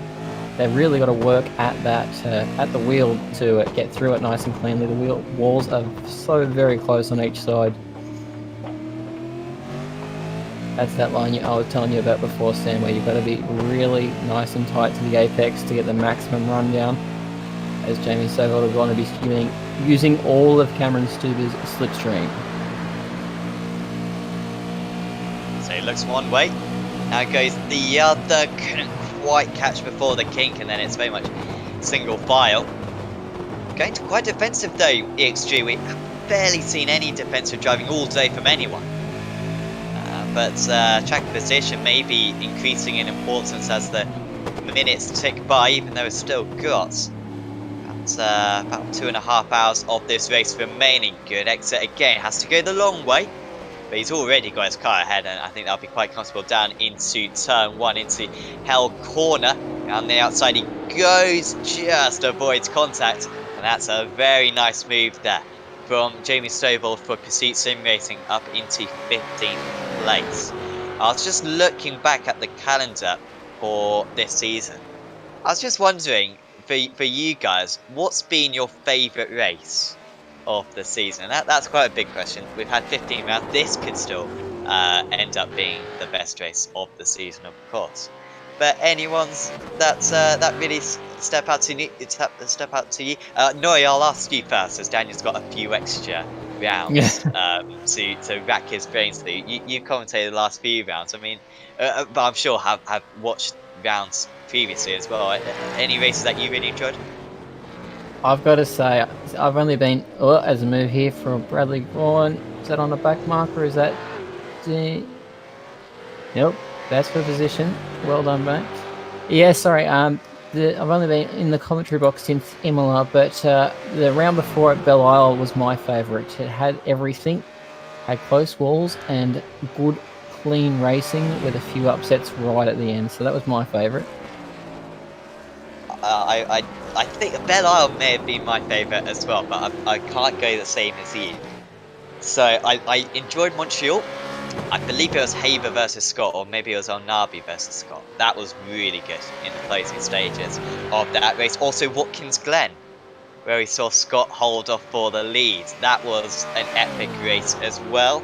But I'm going to go for Barcelona, just because it went so crazy late on with Altus having issues, and I believe one of the other teams as well having problems. Premier Racing Team getting onto the podium. And considering that the first 100 laps we didn't see a safety car, it wasn't the most exciting race in the world. The fact that it got so exciting and mixed up the orders so much in the closing stages perhaps just takes the biscuit, but it's very close. Daniel, what about you? Well, you both took the ones that I was going to pick, because you hit the nail on the head with both of them. Barcelona for an endurance had absolutely everything that you could want in an endurance race. You know, it had safety cars at the back end, as we see a move here with Bird and Jones. It had action once it came down. We saw a few little mistakes at the very end. It had everything, and you see that move getting done nicely up the inside for the ANZ car after their pit stop, which, mind you, they're the first of our front runners to come in for their second stop tonight as well. But then we went off to Belle Isle. Street circuit, what more could you ask for? It had everything. We saw some big incidents through the infield. We had an engine blow up that could have been a race win. It had it all. So I think for me, those are the two standouts. Obviously, we've still got Bathurst yet to come, and we've got a long way left in the clock here, 2 3/4 hours remaining. So there's still every chance that this could sneak up, and we'll have 3 top races. So who knows? If any of you in the watching along have any favourites this season, do let us know in the chat. It will certainly be fantastic to get your opinions, even if you're a driver, perhaps. Still, you might be a bit biased, but no, still would be very interesting to hear what you guys think is the best round of the season. But certainly been no bad rounds this season. Every single one is absolutely delivered, and hope you have enjoyed the past 4 months or so that we've been broadcasting this, 5 months even. Of course, next season as well will be coming up pretty soon as well, and it will once again be on the iRacing Esports Network and presented by Apex Racing TV, which is absolutely fantastic news. Certainly going to be enjoying bringing you the action once again next season. Bit strange at the moment with James Scott. I looked occasionally at his lap times. You can see there's quite a big scrape there, isn't there? He's actually hit the wall. I saw him lap about 2 seconds off the pace a few laps ago. Wonder if he could get like a lap chart, or maybe the gap to Synergy Sim Racing up ahead. There you go. So actually, maybe it was a few more than a couple of laps ago, but I do think he did a 2:07, or maybe like lap 31 or lap 32. And hasn't closed the gap to Ross a whole lot, still at 4.5 seconds, and actually lapping slower than the race leader. So yeah, it's quite tricky at the moment for James Scott. This is perhaps the most almost vulnerable we've seen him all season. Yeah, as we look at the well, I was going to say too, the lap gap that we've got in the timing screen down the bottom there, you can see where that big incident was. It was lap 33, a big jump as far as distance is concerned. He has been able to slowly peg it back even with that damage. So the car doesn't look to be too hurt. It might have dented the confidence a little bit over the course of the lap, but they are starting to recover a little bit now. And it's uncharacteristically not James Scott. That's, I think, that what's making it stand out here is that normally he'd be straight back into it with that confidence he was exuding at Watkins Glen and Imola and other tracks where they just knew they had the pace to get the job done. So interested to see when that comes back to them if Myers gets back in the car a bit later in this race. It's arguably been the first race. Well, I don't know, I was about to say this has been the first race where the 88 car hasn't been the fastest. Because I think they were on course for winning at Barcelona, then had a late issue. They were on course for winning at Imola, but had the engine blow up. They were ahead earlier on, but I think to say that they were faster than United Sim Sports is perhaps an exaggeration, seeing that it was just Myers versus Haber. Now that we've got Scott versus El Nabi, it almost seems as El Nabi's got the advantage. It's very tricky to judge out there, but perhaps this is their least dominating round. Certainly the round that they've had the least pace advantage of the endurers so far this season. You can see white down the timing screen. Not here though. ELT back ahead of KIF for a moment. But a moment later, they are overtaken once again, just driving it in too deep. This is Ryan O'Sullivan trying to recover after Britton O'Brien's struggling start to the race. And he's obviously not going to be able to overtake around this part of the track. Just going to have to line it up for the backstream. It was a very fleeting pass. He'll be hoping once he makes that move again that it's a bit more permanent. But Ryan O'Sullivan really pushing to get through past on Matthew Deere here. The ERT car want to be much higher up. I know Brenton will want to be much higher up.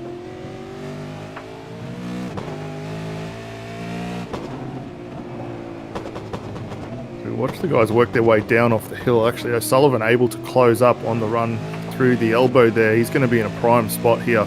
We look out through the rear suspension of Matt Deere's KRF Motorsports car. He's going to have a really good opportunity with the draft advantage to get this move done. He edges closer just before they get to the chase, throws it out wide, and this will be a easy run up the inside here. Shouldn't be too hardly challenged. Moves it over just a fraction and gets that move completed nicely under the braking zone there.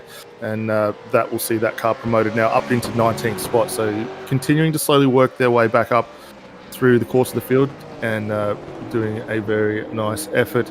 We have also got the United Esports car with Jamie McKnight in the lane. Driver swap for those guys as well, with Stuart Vaughan getting behind the wheel as well.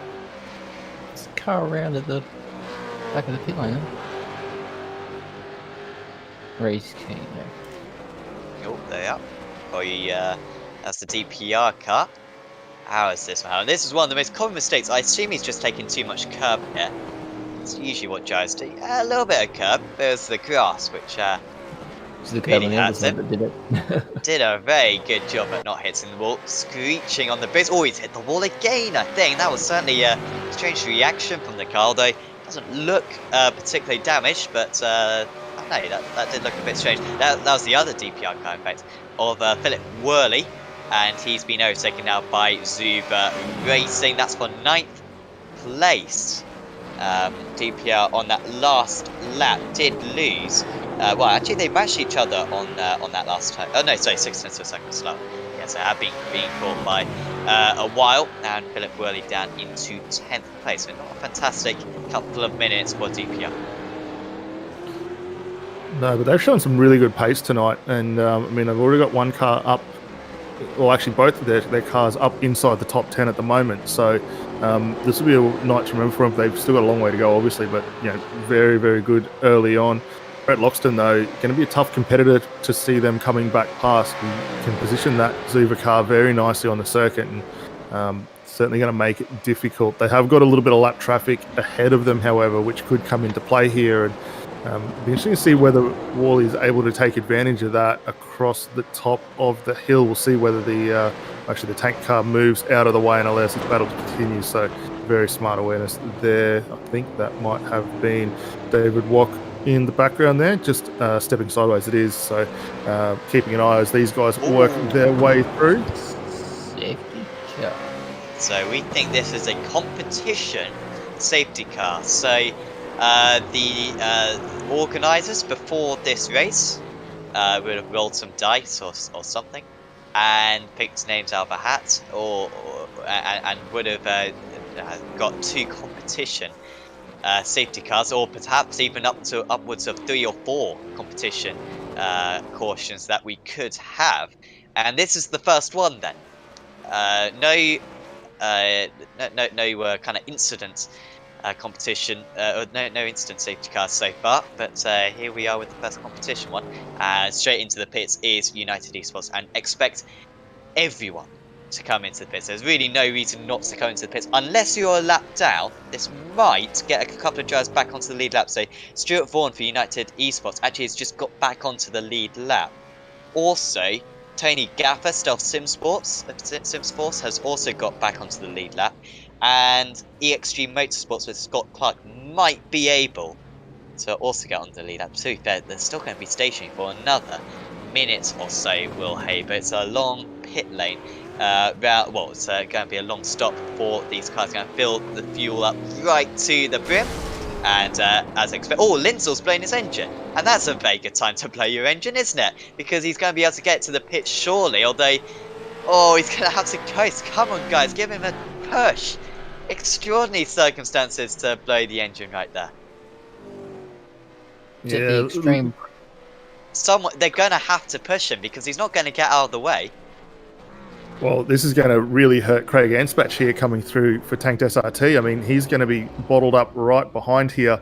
Might be able to swing it through to the inside and work through under the limiter as he does going into the lane. But lucky there for Linsell to get that car all the way through.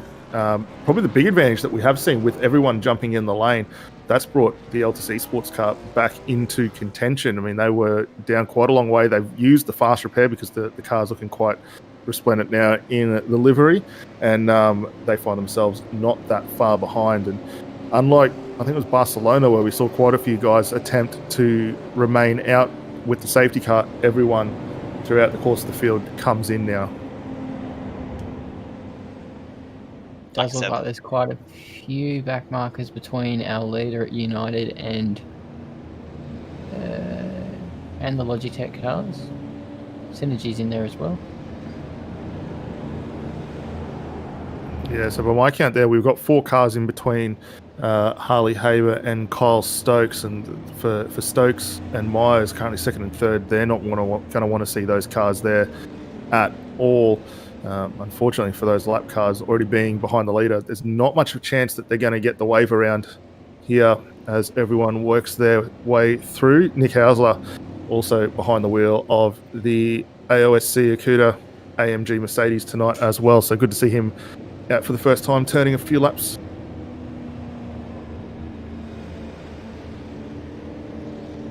Safety car already coming into the pits there.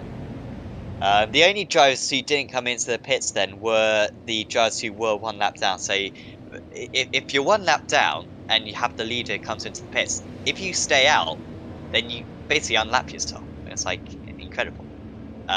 So you may as well stay out and then pit on the next lap, which a lot of drivers are now doing, including Stealth Simforce and Pro Choice Automotive Racing. And by staying out and then pitting the lap after, you basically get onto the lead lap because everyone else will be under the safety car whilst you're in the pits and won't be able to overtake you. So it should go from about 18 cars on the lead lap to 20, well, not 18, or about 24. It's up to 27 now, I'm seeing. Unfortunate for Stephen Kokoschk, who was taken out earlier on in the race. He is the first driver 1 lap down. But pretty much, this is a reset. Everyone will have clean cars, assuming One of the cars didn't look so clean, one of the ERT cars. But pretty much everyone should have clean cars, fresh tyres, full tank of fuel, and this is going to be a straight run to the finish. 62 laps to go, at least one more caution to go, and there could be a few extras as well. Just see the few stragglers trying to catch up to the rest of the order. The pace car is about to come into the pits. It's Haber's choice when to go. However, he's got to wait until after the next couple of corners. He can go after the chase, but he can't go before that. So if you're on the edge of your seat, recline slightly, because we have still got a little to go, and the tyres cooling down absolutely massively. These are fresh tyres for the drivers. They haven't been able to warm them up yet, and they're just going down to an absolutely ice cool temperature at the moment, despite the fact that the fact that the track is still pretty warm. Really going to be low grip as we're still just crawling round. Everyone is eager to get back going in this race, and even the 27th place car is almost going to be onto the back of these drivers by the time he catches up. So Haber now has the opportunity to put his foot down. He has got the back marker behind him. Carl Stokes is, I believe, 3rd or 4th in this queue of cars, and finally we are going to get back going. A couple of drivers straight away going into the pits as Haber gets us back running then on lap 43 in the Acuta AOSC Super Series season finale. And he's already 3 seconds clear of Carl Stokes. There is Stokes, who is under massive pressure from Logitech G AOSC Esports, with Brady Myers back into that car. And he's right into the draft. This is a big moment in the race. If he can move back up into second place, the second place that Myers lost for them with a spin coming into the pits earlier on. Defensive goes the Synergy Sim Racing car. However, Myers going round the outside. This would be a phenomenal move if he could pull it off. There's almost contact between the two of them. It's a better exit for the 143 car and should be a better line. There's almost contact, and he just about manages to pull ahead. You wouldn't know that it's got over 60 laps to go, because that was mega tight racing. Yeah, that lap down car, I believe, is Peter Latham as well. They're not going to want to see him out front for much longer, because this is really starting to hurt them as Stokes thinks about a move cheekily up the inside. He might have a look here just before they dip down over the dipper, but I don't think he's quite got that. But Myers very eager to get past here.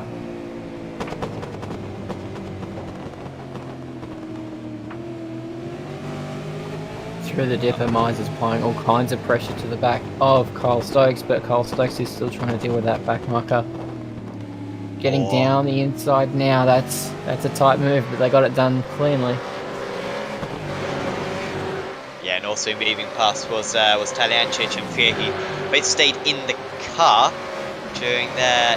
No, they both got back into the car, sorry, during their pit stops. Pretty much everyone did change drivers. I guess you may as well, when there's less time for the energy through the cars as they head through the chase.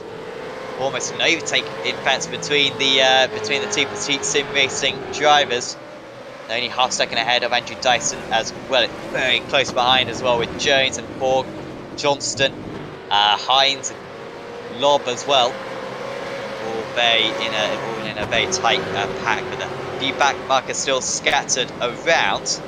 And we might have to go back up to second place, because Stokes, this pressure is not leaning whatsoever. They have got another back marker to come up on at the moment to these drivers, which is a slight relief, because he will get the slipstream. Will Stokes, as he goes to the inside of the circuit again. Here it comes, down the inside goes the Altus car. They make contact and he spins round. It was an ambitious move. There was barely a car's width, and off. And Borg, I think, has also had to go round the long way, and Borg loses a couple of places when trying to avoid the spinning car there.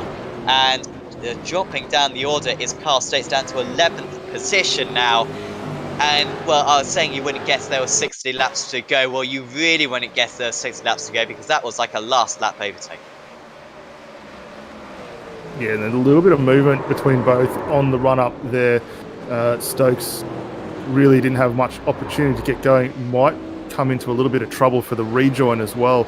not allowing everyone to go through. It looks like also one of the other Gone Road Motorsport cars in the fence following that contact as well, so that hurt them quite a bit. Here's the onboard from Johnson coming up into this little fight here, and you can see Stokes up on the outside and actually gets rotated, I think, from the Zuva car behind, and just has to stop and allow that whole field to cycle through. So it shows we'll be looking at that Grady Myers incident. Got away with a didn't get a penalty earlier on, did Myers, but we'll see what they think about that one.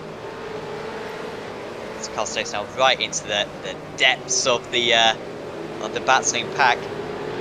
Not where he would want to be in second place, so comfortably in second place as well. We're Synergy Sim Racing before the safety car. That's what safety cars do, they bunch up, things can happen. And he has got a long way to come back now. By the way, United Sims was with a 7-second lead now. Plenty of drivers, by the way, in this big pack are back markers, so this isn't all for position, but the majority, to be fair, are for position. It's very close. It's definitely spiced up this end of the racing with Carl Stokes now trying to get that position done on Scott Nolan.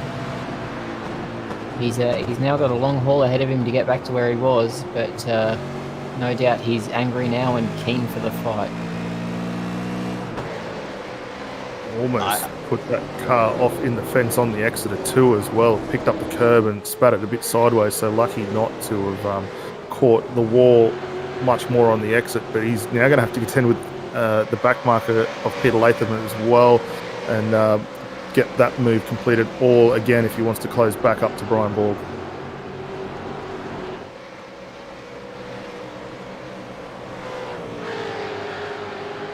So quick it Stokes. Oh, we're going to see a move here. That was pretty brave. It was only on a back marker, but that is still gutsy to go for that overtake. So much faster. He's throwing caution to the wind. It's when you need your teammates just to get on the radio and just say, you know, think of the percentages and think of the long game. That's not what he's thinking at the moment, and he's absolutely flying his car Stokes. He's got some damage on that car, but you wouldn't know it. Also, it's really close between Myers and Taliancic. So it's Taliancic versus Freer. Freer coming back at his teammate almost, with Andrew Johnston for DPR Racing and Kobe Jones very close as well. Stokes didn't overtake Borg, by the way, so they've stayed in 8th and 9th. However, I think it's only a matter of time until Synergy does get past Premier. Racing incident declared for that move between Myers and Stokes. Gotta say, I disagree with race control on this one. I think that was ambitious from Brady, and that could have been avoided. Well, we'll see as well if Stokes gets a penalty for the rejoin, which will also be looked at by the stewards. Freer will try the move up on Freer will try the move on Taliancic. I'll get the names right. As we look at the DRP cars, it's going to look to see if he can have a lunge. He won't have the room. Freer will lead this train with the Kobe Jones in the ANZ car looking to... Misdale with a penalty. That must have been with Johnston, I can only imagine. With that contact down into turn 2, so they're gradually getting through the incidents that happened down at that turn 2 on the restart, or on the, I think it was on the second lap even wasn't it? And it's Daniel Misdale then with the penalty, the car number 73, currently running in 20th place for DPR Racing, but going to be a bit further down than that, going to pretty much be at the back of the drivers on the lead lap. I imagine once that drive through is served. Let's see how Freer has sprinted away now. He was faster in the first stint than Taliancic, but not by a whole lot. And then we saw the roll of reversals. We saw Gilliam actually be able to make the move on McKee in the second stint. So it's kind of weird. You expect those two to kind of yo-yo as the race goes on, changing positions. But Andrew Dayton now for DPR Racing has been very quick, really good round for DPR, at least for that for the 72 car. Looking past Talianchich at the moment, who does sometimes struggle to get the tyres up to temperature. Very good at making the tyres last, but to get them up to temperature, to have good pace early on in a stint, does sometimes struggle. I've actually found it quite interesting looking at the way the team have positioned their drivers and who's quicker at what phase of the race. And judging by how this is going to go, I think with Talianchich switching over to Gilliam, they're going to be in a good stead come the back end of the race when they make their final driver pairing swap. So it's interesting to see how those two have played it. Andrew Dyson utilising the draft now up Mountain Straight, not quite close enough to get that position change done. But he is definitely starting to knock on the door. Likewise, Kobe Jones. And the recovering Kyle Stokes just sneaks one up the inside of Brian Borg down into turn 2. So he is pushing hard to get through. Last time by a 2:05.07. So second quickest car out in the field last time by. That being said, still a second slower than Brody Myers in second. But he is working hard to get that car back up to the pointy end.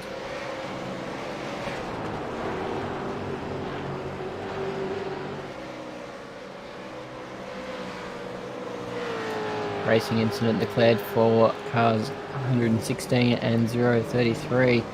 That must have been one of the other incidents that the GRM car got involved in at turn 2. Yeah, that was on lap 45, so a couple of laps after the restart. Yeah. So yeah, not quite sure on what happened there. Of course, Johnson was the one who spun around, so maybe it was the one which was at down at turn 2. Not quite sure. Safety car deployed. And it looks like it's going to be another.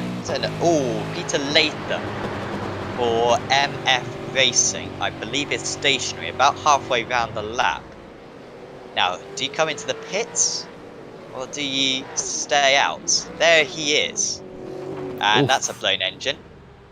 And that's the first proper safety car that we've got. Now, he kind of wants to get back going again. Oh, he should be able to get back going again then. So he should get back to the pits. But the safety car's already deployed, so that's what we're going to see. I think for a lot of people, you've got the choice of staying out because you've only just completed that pit stop cycle. But then for some of the other lower down the field, they might choose to take the tyres and take the fuel and try and get a free ticket back into this race.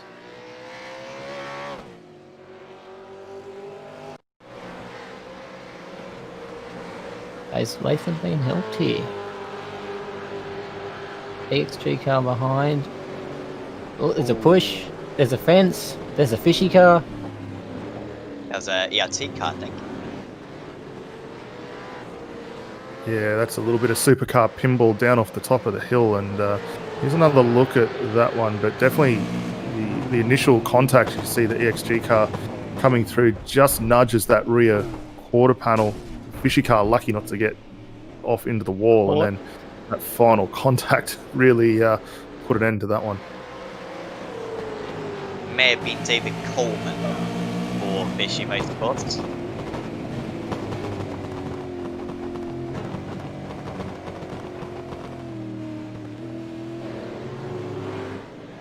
Could have been Netcode potentially, because everyone based in Australia in this series, and Australian servers, so it shouldn't be too bad. But there's always going to be a little bit of ping, so we'll see if that was netcode or whether it was a proper contact. Did see some drivers come into the pits then. I'm just thinking you've got 57 laps of the race to go at the start of this one.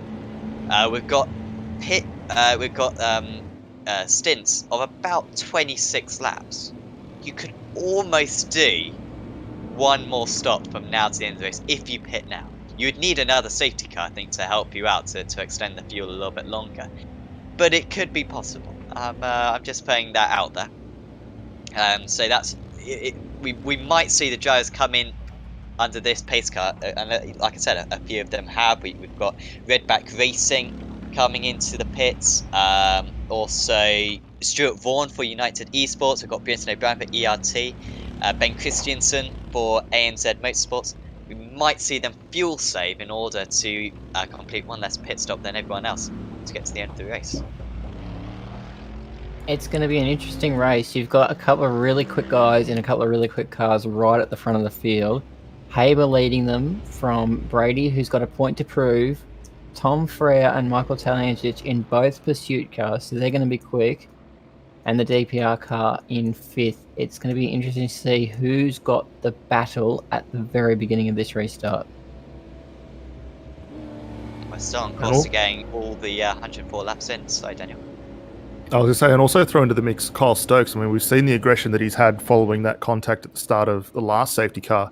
He is working hard to get that car back, currently down in 8th, so I'd hate to see what fireworks are going to unfold if and when he gets up to the back of the Altus Sports car. Gene McKnight, one of the judges in the series, ruling out the one stop. Maybe it's pushing it a little bit too far. Would need a lot of fuel saving, but everyone else in the lead still on the same strategy. These are about 6 lap old tyres, but once again they will be pretty cold for this first lap. Haber approaches the restart line. He hasn't got Stokes behind him this time. He hasn't got a back marker behind him this time. He's got Brady Myers behind him. And already Haber defending almost. Now he goes and he should get on the racing line. That's a nice jump for him. Managed to catch Myers slightly unawares as we get going for that 49 of 104. This round 16 of the Acuta AOSC Super Series. Myers in second place, Bria for pursuits in third, and pursuits as well in fourth. Dyson very close for DPR Racing. Onto the back on Talyantic. He hasn't got much of a draft from up ahead. This might be Dyson's best chance yet at making the move for fourth position. You can just see him there. Looks to the inside. Dyson goes for it, but backs out and stays in 5th position for the time being. Stokes was under pressure actually from down lob, down into turn 2, so not quite the start that Synergy Sim Racing wanted yet to make up any places. But very respectable driving from the top 10. Oh, off into the wall. Can't bend. One of the back markers. Yeah, we didn't quite catch who that car was. Looks like it has managed to get going again. But yeah, really awkward spot there. I was going to say Kyle Stokes did manage to get that move actually completed on Darren Lobb up through turn 2. So they are starting to push on further up the hill. Next in line, Thomas Hinz in the Ratu racing car. So actually Zuba. So keep an eye on that for a change of position, but Stokes is firing on all cylinders at the moment.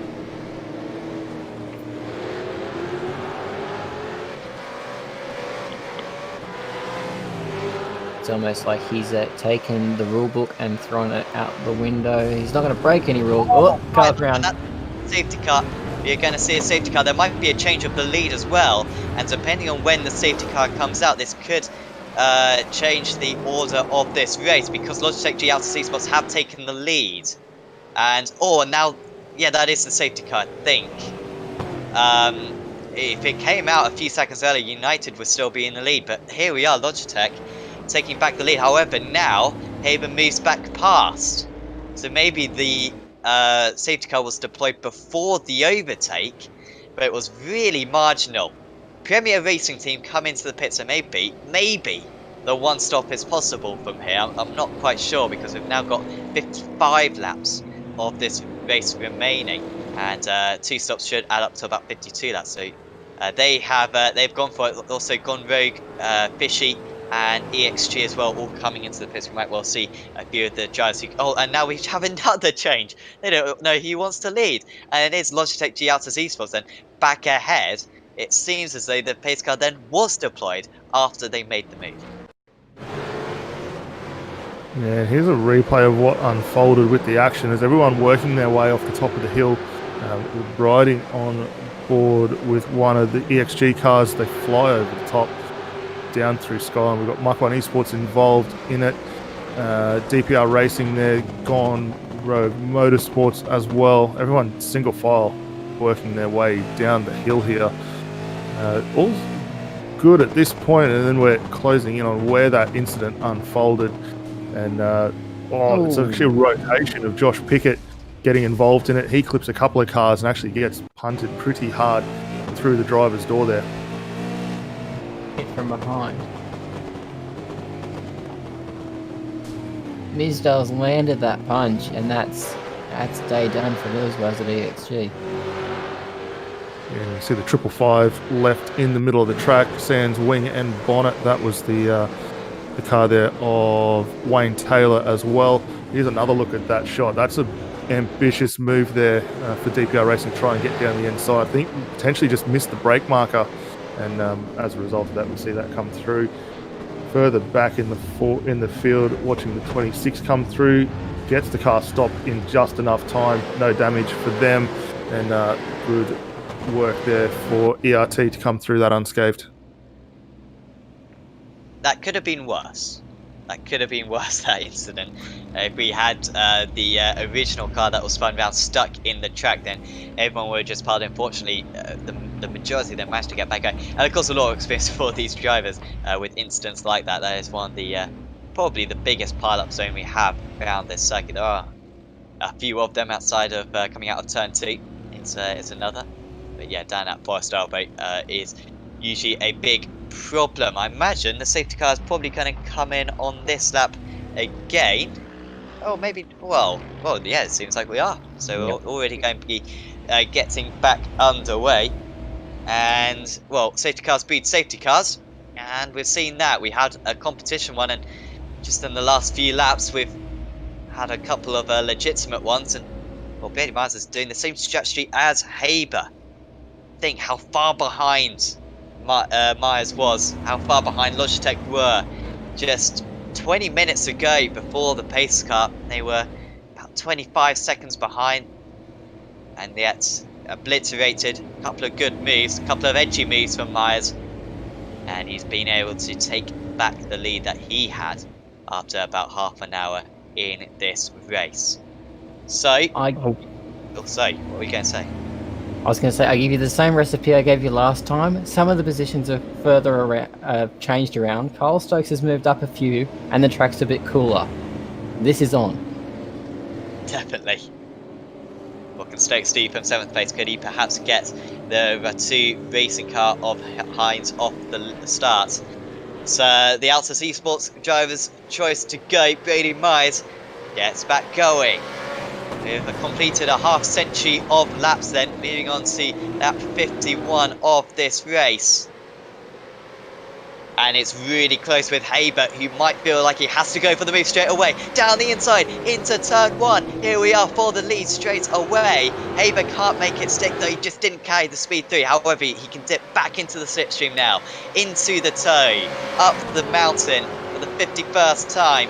He has to go to the outside, he tries to dummy. But there's no room there, apart from grass. Almost loses it over the crest as well. I doubt he's going to be able to make anything of this move. And Myers holds on, but he had to be very strong there through turn 1. Left a good amount of gap on the apex. But really intense racing once again on these restarts. Tom Freer very close to pursuits, sim racing. Carl Stokes very close as well to Thomas Hinds, but is yet to make a move. But Haber looking really racy. You can tell that he's really frustrated the fact they lost that lead to Logitech just before the pace car was announced. It was almost a little bit of a cheeky move there to see Myers move just a fraction through the braking into turn 2 there, and Haber definitely would have been quite annoyed at that. I'd love to see once we get back underway and everything settles down a little bit more, that overtake that we've seen that's ultimately put Myers up in the lead of this race now. But Haber's going to set the eyes forward. He'll get on with business and start going further down. Stokes still not able to recover and get past Hinds, but the rest of the field starting to stretch their way out. Darren Lobb actually closing right up on Kyle Stokes as well as they work their way down Conrod at the moment. I think Stokes has got past Hinds then.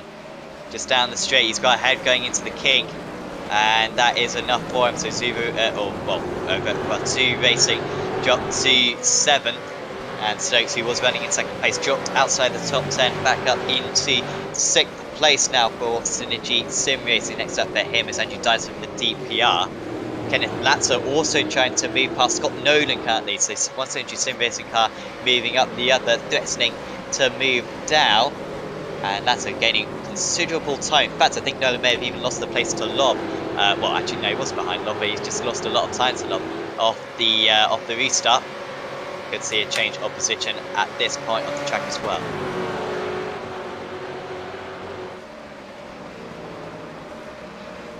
By the way, that restart, fastest lap of the race for many of the drivers, fastest personal best for all the top 3. That's mad. How on earth have they been able to do that? Because that was that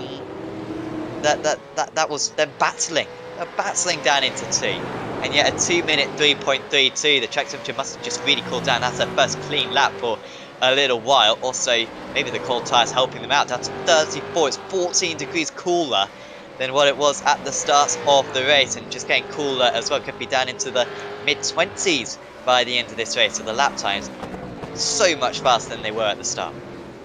Yeah, and with that little bit of cloud cover coming in as well, that's only going to help that temperature plummet even further as these two up front continuing to push on. The sector time is very, very close between both of them right now.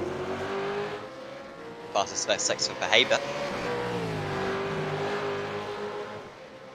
We also saw Myers run a little bit wide as well, going down the mountain. But remarkably, lost barely any time. You can see the sector times for Sector 4 very marginal, and Sector 5 a little bit of a pace gain there for Hay, but that would just be in the draft. So he dropped out of the draft in the first stint, remember, but he's looking stronger here. But these guys are leaving nothing on the plate. You can see how they're pulling away. It's almost as though they've forgotten that they've still got over 50 laps. We're only halfway through this race, but yeah, they're leaving nothing on the table right now.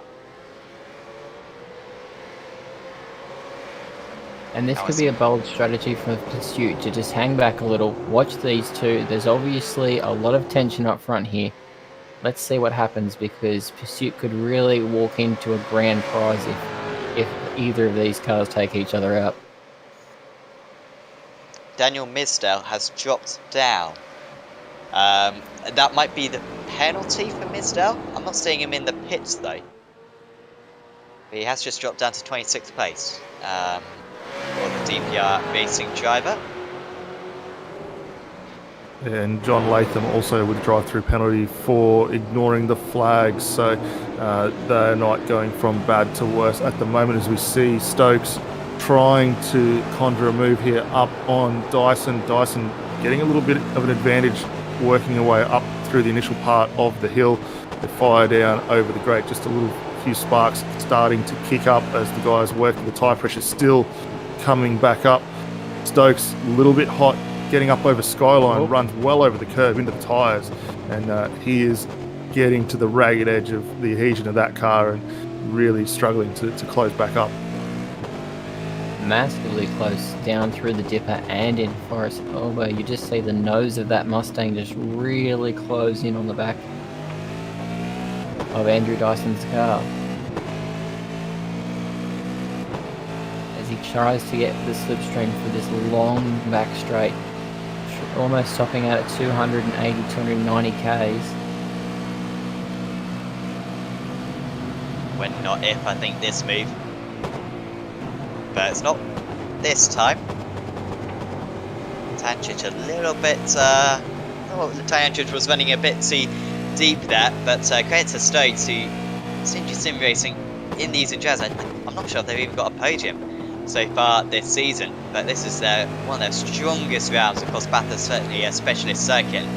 Carl Stokes so quick today, and he really should be fighting for the lead right now rather than fighting for this 5th place. But that's another good hell corner for him. 0.2 of a second behind. You can see the gap on your screen just whittling down. 1.6 tenths, 1.5 tenths. Could go for a deep lunge at the end of the straight. Here he goes. But it's too fast a corner, not a big enough braking area, and he stays behind again. But they are catching up to Taniancic now. Freya's not pulling away either. No, the pace definitely starting to come to them as they work their way up now through the top of the mountain, get the little gear change, no wheel spin. Although Dyson just a little bit awkward getting out of there, so he is starting to struggle a little bit. Maybe the tyre life almost hurting a fraction, but this pace between these two, very, very hot right now. A little bit slower than what we're seeing from our race leaders, but last time by for both of them, identical times, 2:04.4s, so they are not leaving anything on the table at this point. We see the sparks flying from Dyson over Skyline before he throws it off the top of the hill. I guarantee if Stokes is unlocked from this battle, we'll see him start to push towards the front. He wants to get back to where he's meant to be at the lead of this race, so he's every bit as determined now to get past Andrew Dyson. As he ducks through the slipstream, he's going to be holding behind that Mustang, pops out. He'll use the slingshot, get the nose down into the chase. And that's sent and delivered. Well done. I don't know how he could have possibly been any closer to Forrest Albert. That was incredible how close he was. I think you have usually a bit of a concertina effect where the driver ahead gets on the dots slightly earlier, and yet there were centimetres between the two of them coming out of that corner, and it was easy for Stokes. Yeah, incredible driving right now, pushing at 120% at the moment. Incredible to see these supercars negotiate this late, especially now that the track's a little bit cooler. You can see how they're a bit more confident, and with all the safety cars that have been going on, the adrenaline's running, and they are driving with some extra aggression. There goes Alex Court. He's going to lose this place, almost gets pushed off the circuit as well. Credit to the 33 for leaving some space for Gone Rogue Motorsports. He's up into 23rd, and look at MFR and Pro Choice catching up as well. And Pro Choice actually being able to make that move, they nearly did, into hell.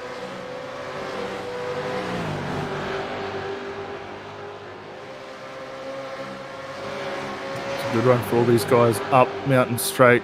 May see another return serve move here for these guys. We see that Wayne Taylor car who we saw in that last collision there without the bonnet and rear wing there has taken one of their fast repairs, and they've recovered that car to get back into this fight. Daniel Misdale coming back through for DPR as well after those earlier issues, but this little battle of 4 or 5 cars really starting to heat up right now. One of the other cars we haven't really spoke of at all tonight, just hanging outside the top 10, is the car of Greg Sharp, who is on screen at the moment. Currently down in 16th spot, up 8 spots from where they started. Got Matthew Deere right behind them, and they are slowly starting to edge closer up to Ben Christensen for ANZ Motorsport as well, car 7. So been a little bit of a quiet one under the radar for these guys. We did see them almost early in the race 1 lap down, but they have come through quite nicely.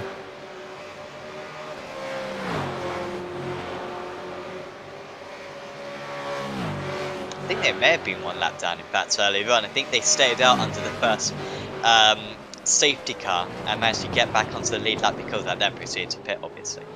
Yeah, they were a long way behind were Stealth, but much closer to the order now. They're only 25 seconds off the lead.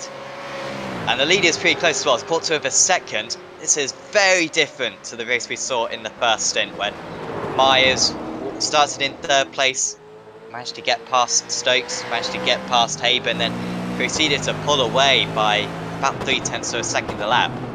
Anything but in this. Haber, if anything, looks marginally faster. Might just be the slipstream flattering him here, but he has been able to stay right on his tail for the past 5 laps or so, ever since that overtake behind the previous safety car. 5 seconds well back to Tom Freer. These guys in the high 2-minute 3s at the moment. And that time's dropping off slightly as maybe the tires just start to overheat, start to wear slightly, but no, they're still driving very quick. Yeah, and they're still the only cars at the moment in the 203 range as well, for anyone throughout the field. So whether the tyres are starting to complain or not, they have found something in the setups at the moment. The bar's working as they need to, and they are pushing on extremely fast. That being said, though, we're seeing Kyle Stokes, now that he's got past Dyson's, close right up to the back of Talyancic as well. So he's just about to have a move here for 4th position as they work their way down through Conrod Straight as well. Quickly cut back to that. Stokes looks down the inside, gets the nose out, and he's going to get this one up the inside, easily past before the turn-in.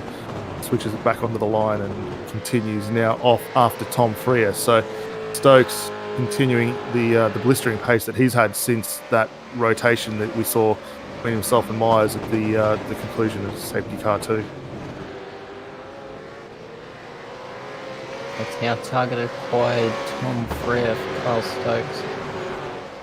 Like you say, Daniel, he's very aggressive, he's very pacey since that incident at turn 2, so he's going to be cracking the whip to get that Mustang up onto the back of the 717 of Tom Frere. And it'll be interesting when he finally gets back to the front of this field. As you can see, that gap between Frere and Haber is a lot larger than it was before. About 6 seconds from Haber is Frere.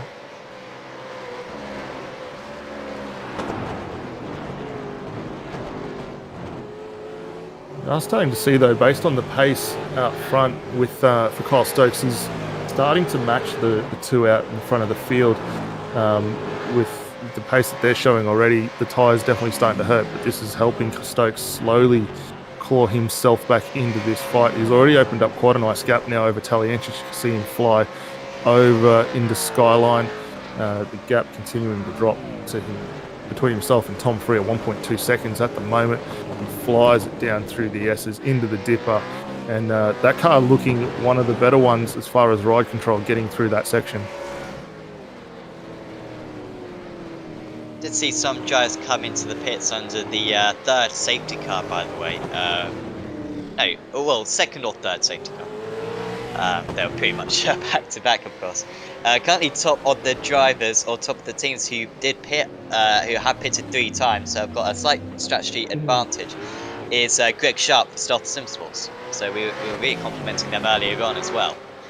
But not only have they got a good position, they've also got a strategy advantage as well. You can see they are got a little bit of a gap back to ANZ Motorsports at the moment, currently in 16th place. Also KRF Motorsports have also taken tyres, pitted quite recently, as KRF actually just moving past.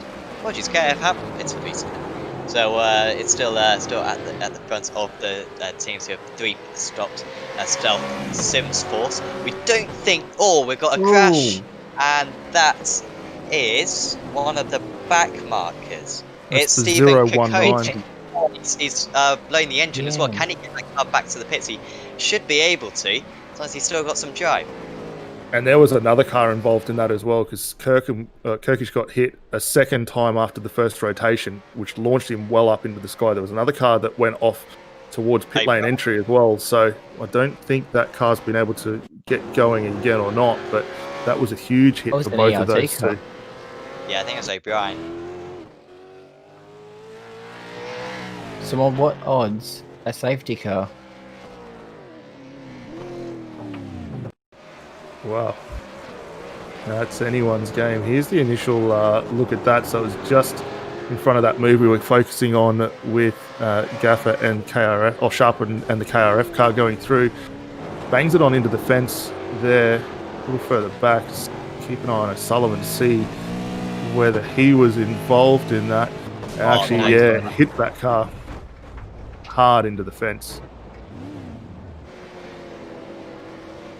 Rhino Sullivan, coming over the corner there, and didn't expect to see a car sitting in the middle of the road, so quite an awkward incident, unfortunately, for the ART machine there. Yeah, that's a tricky one because it's a really unsighted spot there, trying to find that car that's rotated around, so I'm sure he was eagerly looking for that and just not able to get the rotation he needed to just avoid it. So they will chew up another one of the fast repairs for themselves, unfortunately, but they should be able to get back in and continue on. They have dropped, however, down to 25th position at the moment, so a little unfortunate there, but they are still in the fight, which is good to see. Further up, though, Hins closes up on Andrew Dyson.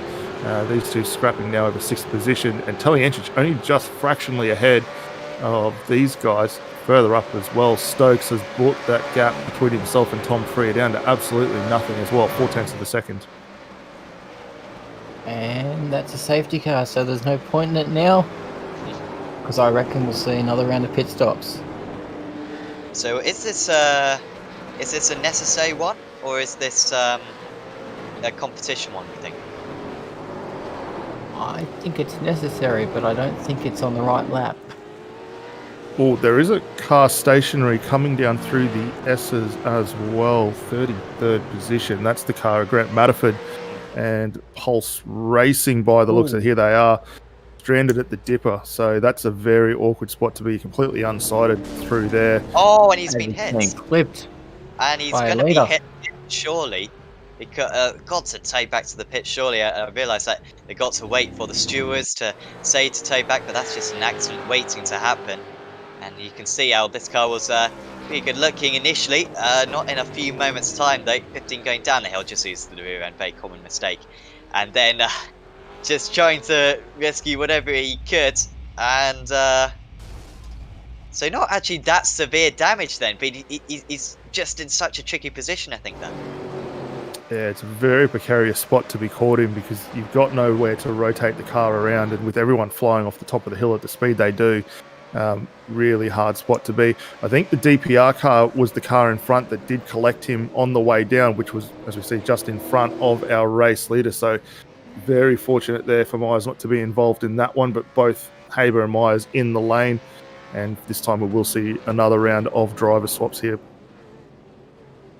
So they can get to the end of the race now with just one more stop after this one, because we've only got 45 laps to go. You can definitely do that on 2 stints.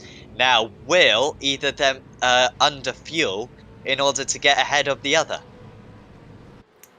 I saw both cars turning off their pit limiters down that pit lane there, so both of them trying that greedy trick to get a bit more time in the pits. Not sure how race control is going to look at that one, but I would look on it disfavourably. Everyone into the pits, apart from ANZ and KRF. ANZ and actually EXG as well, I've also started. They pitted under the second safety car. So they might think that they can get to the end of the race anyway with one more stop. But coming out of the pits then, ahead is James Scott. So Logitech stay ahead. They had a 1 second, well, 2/10 longer pit stop than United Esports. I think they both absolutely fueled up the car to the brim in order to make sure that they can get to the end of the race with one more stop. In 3rd place then, so Derek Coleman for Fishing Motorsports didn't pit. He gets ahead of James McKee for Pursuit Sim Racing. Jordan Ross stays is in 8th place now for Synergy. So that's pretty much stayed the same. And then behind that, it's Michael Talianchich actually has lost some time. So Talianchich has lost out to both DPR cars, seemingly, or one of the DPR cars of Adam Briggs during the pit stop. So seems as though that the one car which has lost out of the front runners is this Pursuit Sim Racing 777 car. Yeah, and that's surprising because there's no driver change taking place in that car. We saw Talianchich behind the wheel just before, and he's stayed on board as a result of that. I am surprised to see Jordan Ross still behind. Well, actually, the Synergy Sim Racing car now with Jordan in the hands of Jordan Ross, still behind Pursuit Sim Racing. They were fractionally slower on the stop comparative to Synergy Sim Racing, but have kept the overall track position. It's going to be interesting time for Ben Christensen, Matt Deere, Josh Pickett. Neither of our current top 3 coming down the lane for that set of stops, but there is quite a few lap down cars in front or behind them in front of our effective race leaders in the hands of James Scott and Forza Nornabi.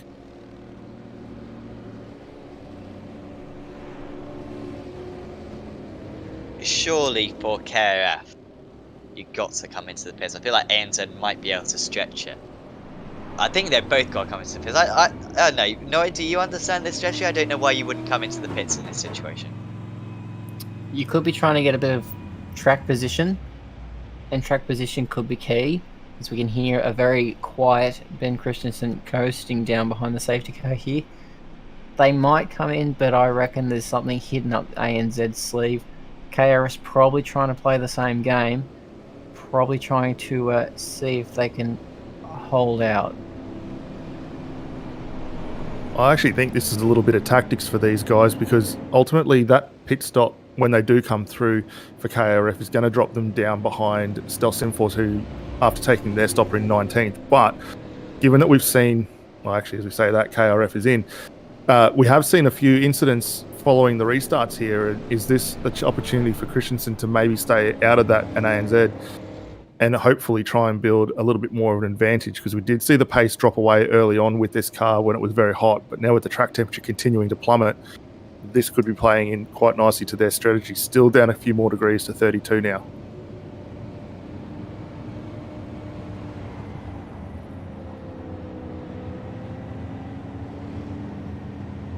It's a bold strategy from Christensen if that is in fact the game they're playing. I hope it pays off for them, because I can see some fireworks happening if that transpires. Safety car being at the end of this lap, so they've still got a whole mountain to climb. 32 degrees on track, so it's a nice cool evening here at Bathurst. Not as cold as it really is in Australia, but you know, close enough. So this is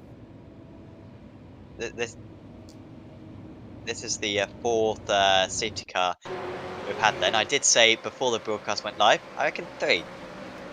I was wrong. As we see a replay of what happened to Talyancic, perhaps how he lost the place. Oh, that's an uncommon mistake from Talyancic.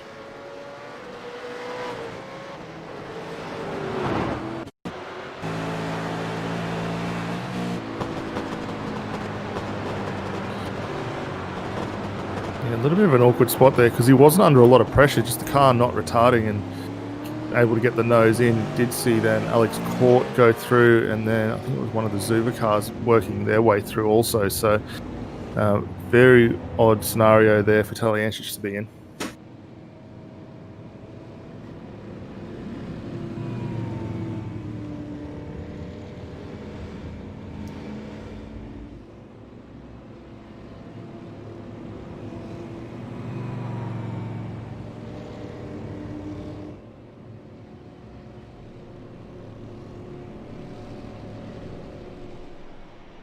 Just a reminder that the effective race leaders will be Logitech G AOSC Esports. This will be the first time, dare I say, this season that ANZ have led a race.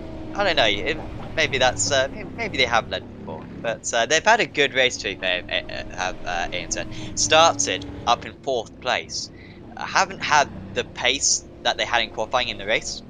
Probably been 8th or 9th or 10th quickest so far in the event. However, they've rolled the dice. They've stayed out. They got Joshua Pickett just behind them as a little bit of a buffer back to the quick guys, and we will soon be getting back underway. And once again, all these drivers using a very similar tactic of very slow down the Conrod straight before they are able to put their foot down. Just a little bit of a reminder as well that the drivers should be able to go approximately 24 laps on fuel, maybe even further than that. And we've got 43 more laps to go. So if the pit window should open approximately lap 80-ish. So just need to get to that measure. And if we get a safety car around that time, then expect everyone to come into the pits. But for now, Ben Christensen, how long can he hold on to this lead? How long will he fight it? Is this a tricky situation for Scott? He's now got Forsen El Nabi to race with him. McKee needs to keep Ross behind him as well. That'll be for effective 3rd position. But out in the lead, Ben Christensen for ANZ Motorsports. About to put his foot down. He's leaving it a while. Maybe he wants to limit the amount of time that Pickett could perhaps catch up to him. Leaving it now. He is going to go. He doesn't go. And now he does. It was a very slow start, and really slow start for Pickett as well. He was leaving way too big a margin to the car ahead, and he straight away lost a couple of places.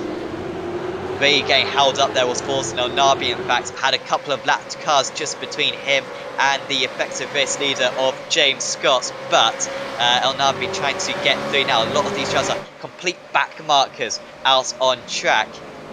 and lost a lot of time. Did a couple of the front runs. You can see how close how close McKee is. Ross failing to get too close, still behind David Coleman at the moment. It's almost 3 wide up through the mountain on this 62nd lap. And they're doing a very good job avoiding incident on the most part. There was a collision with the Azuva racing, the two racing car of Hins making contact with Court, seemingly. Everyone's got a car in the wall as well. Surely that is a car in the wall. That was so close. That may have even been Taliacic, I'm not sure. I think that might have been one of the DPR cars going in. Looked like one of the white Fords out there, so they have got going again. But I think that was Phil Worley, that car down in 13th position now. I saw Taliacic slipping back at turn 2. Seems like he had the car a little bit unhanded. But yeah, that car in the fence, I'm not quite sure who that was. You got a better view on that, didn't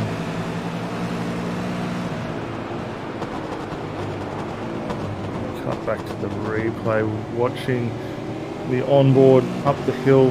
Taliacic just in the front there. DPR car working their way through. Actually, there's a car on the outside here. It's one of the Synergy cars going through, and actually both those guys managing to squeak their way through. But that's a very odd move there. Brenton Hobson getting it done around the outside, which is not a move you normally see on the run up through Reed Park. Briggs has got ahead of Coleman, by the way.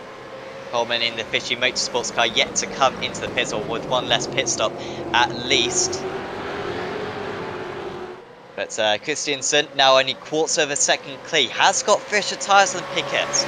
I thought he'd be able to pull away from Pickett. It hasn't proven to be the case.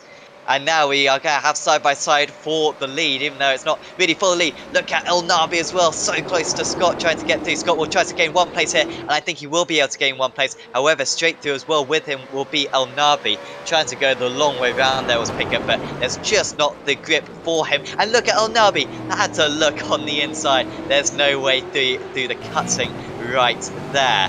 But this is real dangerous times for Scott, and he's going to have to wait until probably the Conrad straight before he can overtake, but never counts anything out for James Scott. Usually a very calculating driver, but this is big pressure for him at the moment. Any chance for Nabi to get through perhaps around this part of the track? No, there isn't. And now you've just got to be patient and line up your run through Forest Elbow in order to get the run down the back straight. I'm not sure whether Christensen's going to be loving this or hating this. He's got James Scott behind him, but he knows he's being attacked by Falls and El Nabi as they're just diving down into the Forest Elbow and getting that run down. 4 cars, line astern. This is there's an Exto car in front of the pursuit car. Joshua Pickett's got past James McKee there. Yeah, I think that's just Pickett defending from McKee's. Here comes the Altas Esports car, goes down the inside, staying in there though, and there's a big contact with the curb for Scott. Did well to keep control of the car, has to go around the long way, and he does pull it off. That was a brave move there. Can El Nabi get past as well? Almost the move just being cut off for him, as pulling away now is Scott, but he should get past. Here comes the EXG car as well, and he almost gets escorted out slightly there. Was Christiansen almost off the circuit? McKee has got a good run on the pair of them, should be able to get past one of them, maybe the EXG car who's back down the inside, and these guys who have yet to pit, they've kind of just lost each other a load of time. They could have been working together marginally. But instead they're just allowing these front runners to get past and costing each other a lot of time instead. As through goes McKee. Ross really not close to these guys. Ross was really unlucky on the race start.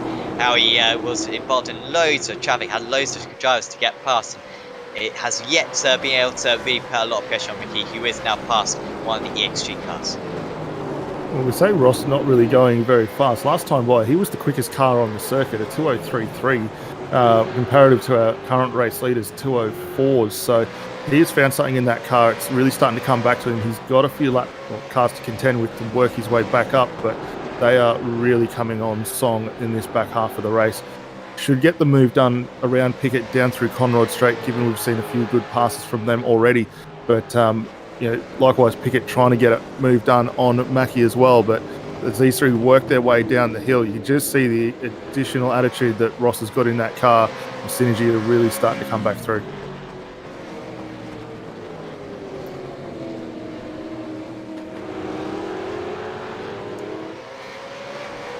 El Nabi's just about within the draft as well of Scott at the moment, 6.5 tenths of a second separates the two leaders. To get the draft effect, he kind of needs to be within about 8 tenths of a second, seemingly. That seems to be the story of this race. And El Nabi now within 4.5 tenths. So and the top two still very close, but they have now 2 seconds ahead of Ben Christiansen for ANZ Motorsport. Still running in third place there is Christiansen. And so ahead of McKee. He's yet to overtake him. This is a long queue of drivers, and this is mainly for position as well. And this is Brenton Hobson for Synergy Sim Racing. Just parking his car in the middle of the track. That's a late move from the 199 car. That was a fantastic move from Philip Worley. I don't think he was for position, but still a nice job from the DPR car.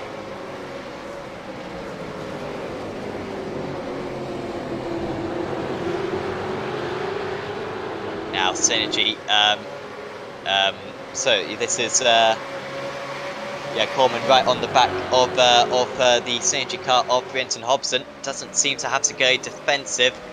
No further action for the 987 car for an incident back on lap 63. So escaping that one without penalty. The 987 car is I can't even see who the 987 car. Sorry, that's Jamie Stovall for Pursuit Sim Racing down in 24th place at the moment. Is Stovall. So no penalty for that one. That may have been on the race restart. As Hobson pulling away now from Coleman, has got much fresher tyres, of course. And this is lovely for Brenton Hobson now for CNG Sim Racing, because Philip Worley was battling with him very hard. So too was Marlon McMullen for Premier Racing Team. But they're now they're just being left in his dust and can pull away whilst the driver on old tyres is holding them up. And a nice gap now being built up for Synergy.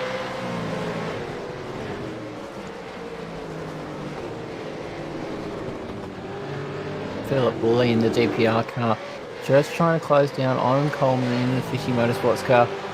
He'll be wanting to, dare I say it, reel him in and grab that slipstream. Lovely, lovely.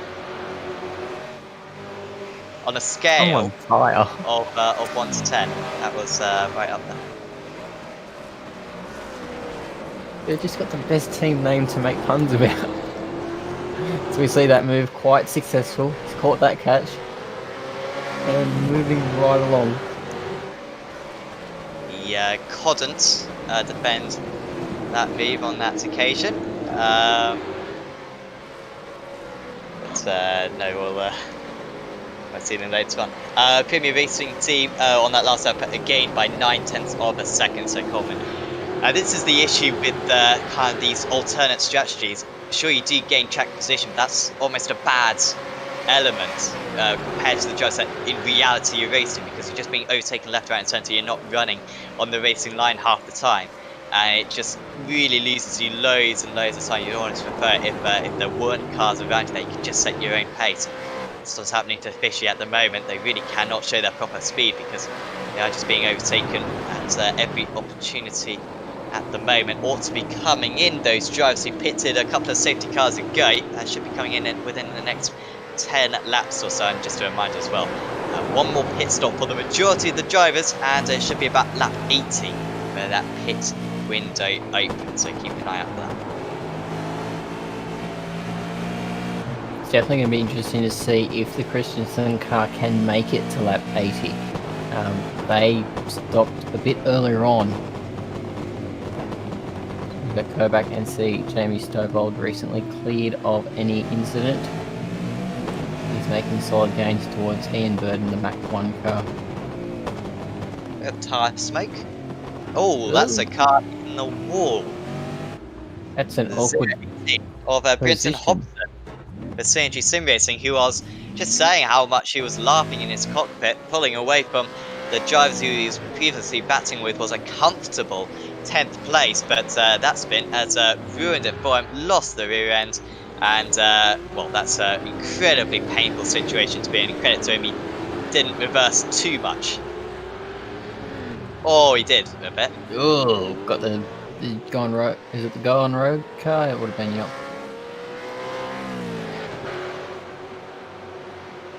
So James Scott, not James Scott, wrong driver, wrong car. Jack Boyd having to take a cautious action there around him. McMullen's just got past Coleman and also McKnight as well, so that's PRT and United getting past Fishy Motorsports in 11th, 12th and 13th places.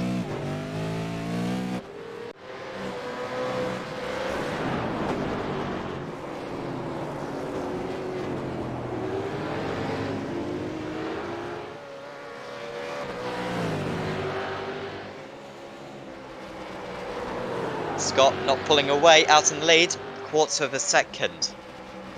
It's difficult to judge because obviously they're not on the circuit at the same time, and also El Nabi hasn't done pretty much all the sprint rounds this season. So it's very tricky to tell if he's actually faster than Haber. Haber was the main challenger for Scott in the early rounds, one at Summit Point, one at one other circuit as well, I believe. But the second half of the season hasn't quite lived up to that ever since Belay had a tricky round. I think Phillip Island as well was quite difficult. Had a better effort at it at Road Atlanta, getting a podium, I seem to remember. And of course did win at Imola as well for the team. But Forza, if anything, has probably been the faster driver so far between the two of them. He's putting a lot of pressure on the championship winner, pretty much James Scott. And quite happy to stay behind, 3.5 tenths of a second.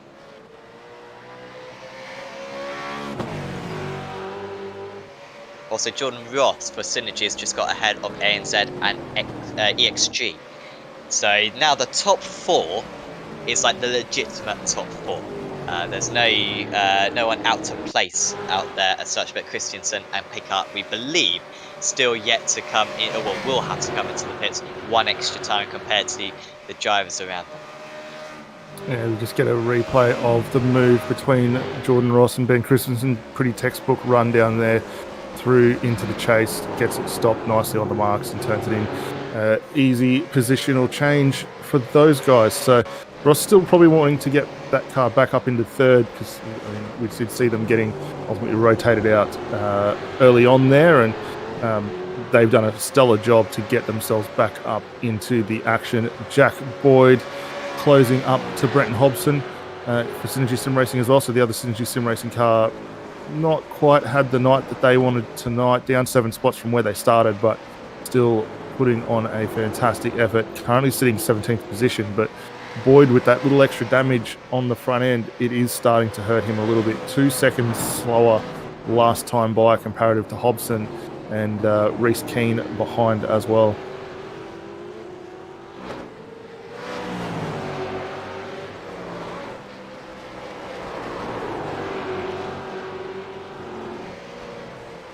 Sean Linsell and the recovering Ryan O'Sullivan, so that car for ERT back into the action too after their earlier issues, coming on quite nicely.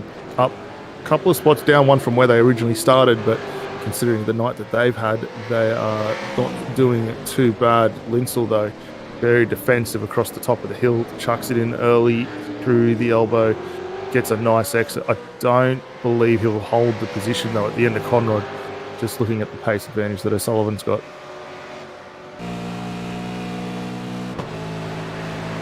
It'll be close down here. When going before the King, but he might just catch him at the perfect opportunity here. It should just be able to get right onto the tail, going through the King. There he goes down the inside, not much of a gap. And contact between the two of them, and onto the grass go the 554. Back down the inside is O'Sullivan. This is all very messy, and now it's messy again. And they clearly don't want to let them go, does the 554, but that's just squeezing to a new level. Was just about the width of a Holden car right there. And back comes the Holden again, back down the inside, but this is getting personal now between these two. Clearly didn't like that move, did EXG before, and ERT do move clear though in 13th place. Might have an opportunity though, now down or up the back straight here, goes to the outside, coming up the inside is O'Sullivan. Haven't seen this move work too many times today because the inside of the track is a little bit cambered. It does help you carry that extra speed through, and that move is eventually complete. Look how close to Fishing Motorsports and Tanks SRT now are to the back of these drivers.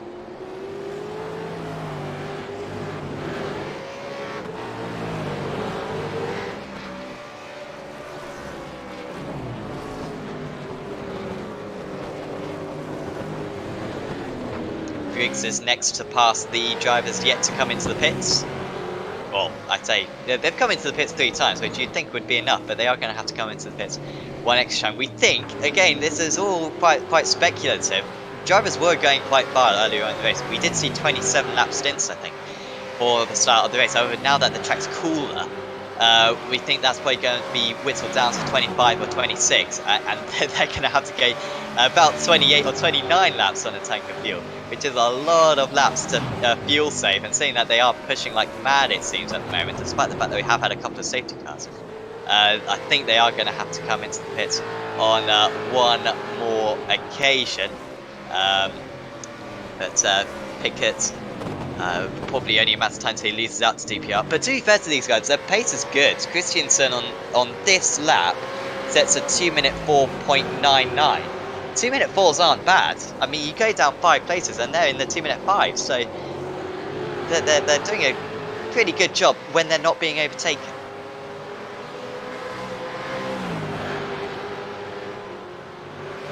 You can see the pit stop kind of stints for these drivers. A couple of short ones for Christiansen. He's going to be overtaken here. Or contact, not quite. That was a good driving from Christiansen, just to open up the steering slightly and leave some space.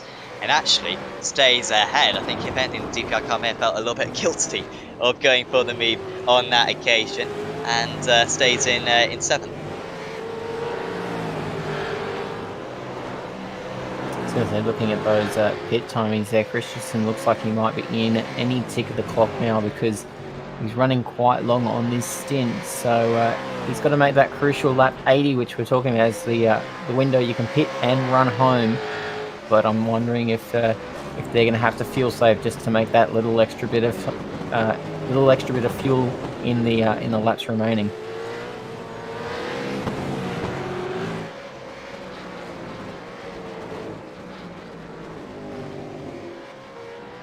Thanks for everyone for tuning in.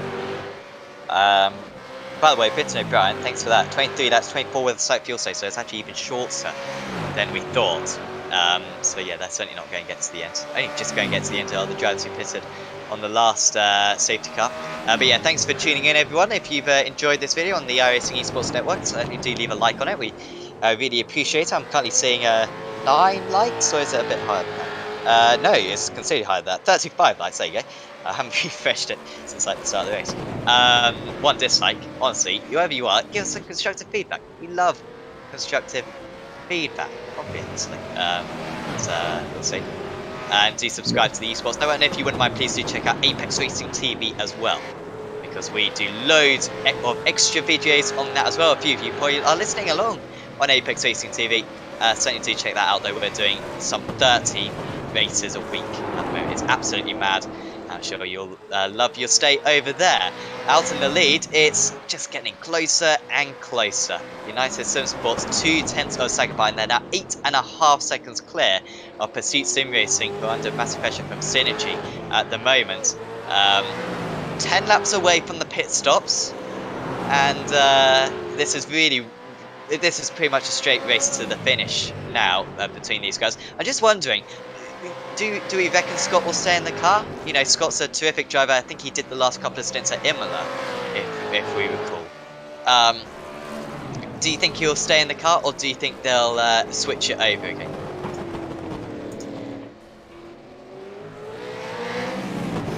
Pretty sure Brady has done his minimum laps and James hasn't, so I'm pretty sure they'll run James to the end of this one. Because United Sim Sports usually change drivers at every stint, as we might see a move here. Here we go. United Sim Sports, Forza and El Nabi absolutely storming along. He's just got stronger and stronger as this thing has gone on. Even the grass can't stop him. He goes to the outside. Scott stays on the inside. There's almost contact between the two of them. They just about straighten up. Scott round the outside. He keeps his nose in there. Oh. He goes off the circuit though. He's going to come back onto the circuit. Leaving space though was United Sim Sports. And they move back into the lead. And after being overtaken twice by Logitech already in today's race, for the first time, they make the move, and United Sim Sports back up into the lead on lap 72. Huge move right there, and Scott will just have to try to stay close. Now, it did seem as though United had the pace advantage, and it's so unusual to see James Scott being overtaken. EXG come into the pits with Joshua Pickett. They did need to pit that one extra time as we thought, and could be quite a short pit stop for them, but they're going to drop to probably 25th place, something like that, behind Matty Hansen for RRT Berapez.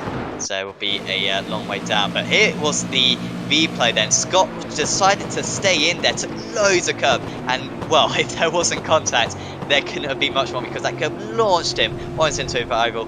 You could argue there that he was pushed off the circuit. We'll see what the stewards think.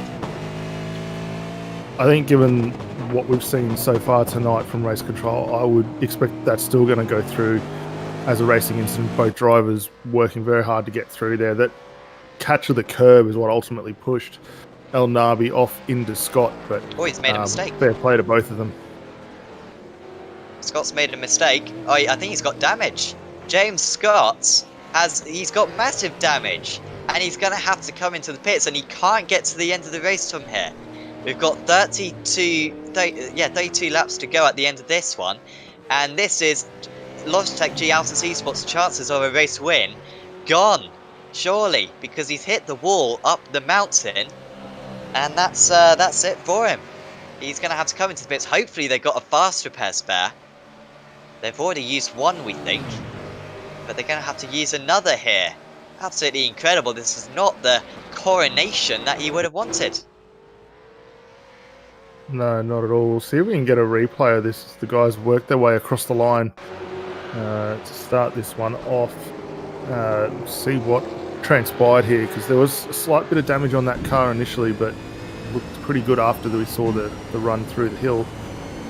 Here we are, now straight. A little bit of a gap advantage. He's trying to close it down and slowly getting there. And up into brakes through turn 2. The car looked good. He didn't go out too bad. Actually, the rear just starting to step away from him a bit, so the tyre's very hot at this point. Up in through the cutting. Actually, there's a little bobble there from El Nabi. Ran himself very wide on the exit. Got up over the inside of 3. Coming through Reed Park. Actually collects the inside wall through Reed Park. That's a huge hit. He'll be dirty with himself after that one. That is an uncharacteristic mistake from James Scott at a very, very known problem spot at Mount Panorama. So has he got back out, Scott? Yeah, he is. So Scott did have a fast repair spare. That's got to be that fast repair's gone now. So don't crash again, guys, because that would be disastrous. Checking that it is 2 fast repairs. I can't even see. I'm pretty sure it is 2 fast repairs so that the drivers get. So yeah, they can't afford another crash. But yeah, that's possibly the team's championship over then. United Sim Sports with a comfortable advantage now, 10 seconds clear, and just as we saw at Imola, really evenly matched those two teams. And then a mistake from Logitech, and it looks as though United might get their 3rd consecutive team victory this season. Here comes Synergy, and this is for 2nd place now. And they're through. Past pursuits. It's Jordan Ross, and the recovery is almost complete. It is complete. Back to where they started, and down 10 seconds behind United, and they're surely the only ones now who can stop the 21 from winning this race. Yeah, very nice, clean move down through there. Sorry, you go ahead, mate. I was just going to say, what's the betting when that pursuit car went through that Struckind Altus car? There wasn't a wave. Safety car. Safety car? Yep. Yeah, we're hearing from race controls the car stuck down through the S's as well. So see if we can get to whoever that might be. But Gavin Cox for MF Racing, I believe. Stunted for that. Well, thanks to those guys, because honestly, that's a mouthful to say, especially when there's 3 of them. Oh, there we go, and just in a precarious position. yeah, look like it's a little bit of an unforced error there. Grab the rear brakes as we get another look at it over the top.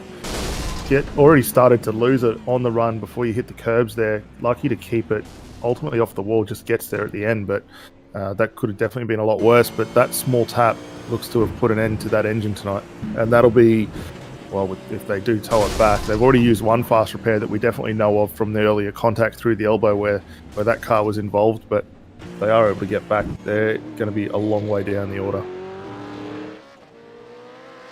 So he coped 45 laps without a safety car. We're thinking, well, the first one was an entertainment one, I believe, and then since then we've had 3 more proper incident ones.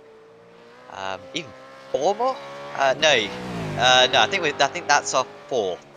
Might even be our 5th. So the race leader coming into the pits. Now you can't get to the end of the race from here. We've got 30 laps to go. No chance of getting to the end of the race from this point. But you still want to, I guess, have a bit more fuel in.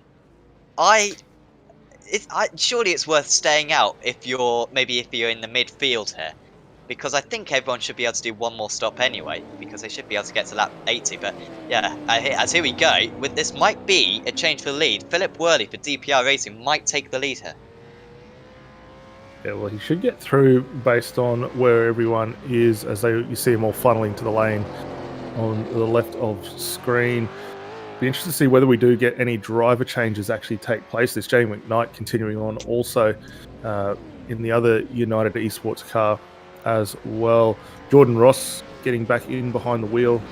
Oh, actually staying behind the wheel, sorry, of that car as well for Synergy. So those guys setting themselves up for a good run here. I don't know why McKnight's coming. Why McKnight hasn't come into the pits. Because I'm seeing the last time he appeared was at 47. So he's literally... Well, how is he still going? Maybe that's just our screens wrong. But if anyone from McKnight's team, from United, could let us know, when did that 27 car last pit? Because he must be running on phantom fuel right now, if he's still lapping out there. 3 teams then stay out and get ahead of the rest of the order. James Scott? No. I was actually just going to point to that, Unreal. 'cause he has pulled himself back in here as a result of that safety car. I mean, we saw how badly damaged it was just before. They are back in contention here. Unbelievable scenes. What? They're in 2nd place. Unbelievable. I guess a safety car was always possible, but they're back in 2nd place. And this is the team who crashed earlier on into the wall. They then spun into the pits. They've then crashed up the hill again. And they're still in this race. Unbelievable. But look who's going to be behind them on the restart. They're going to have that car that they got into for Synergy Sim Racing earlier on right behind them at this point. Will we see is this the start of what we're going to see potentially for the fireworks to finish this race off? Safety car in this lap? Yep. So pretty much, well, are they going to bunch them up? Do they have to? Are the drivers obliged to bunch up the field before the pace car? Because surely they could just go now. Surely Well, Philip based on- Worley, who's got to still potentially come into the pits next time, surely you just got to put your foot down. Well, Once the restart pace car's procedure in, does call. Yeah, so the restart procedure does call for these guys to begin at the exit of the chase once they get through there. So they have got quite a ways to go. So you'll look for them to get under the bridge on the run down into Murray's Corner before we see these guys take off again. I'm surprised they're running this slow though. I mean, surely if you're Philip Worley, I mean, you don't have to go full pace, but a few kilometres more than this, because everyone's just catching up now. It's his choice when to go though after this next corner, and it will be him to start this off. Philip Worley might be the legit legit leader here, because as long as he can get to lap 80, he should be able to get to the end of the race. Jamie McKnight running on Phantom Fuel in second place for United Esports. Effective race leader, though, we think is Borsenel now for United Esports. He's in fourth. So back underway then. Lap 76 of this season finale, and it's turning into one of the best races of the season.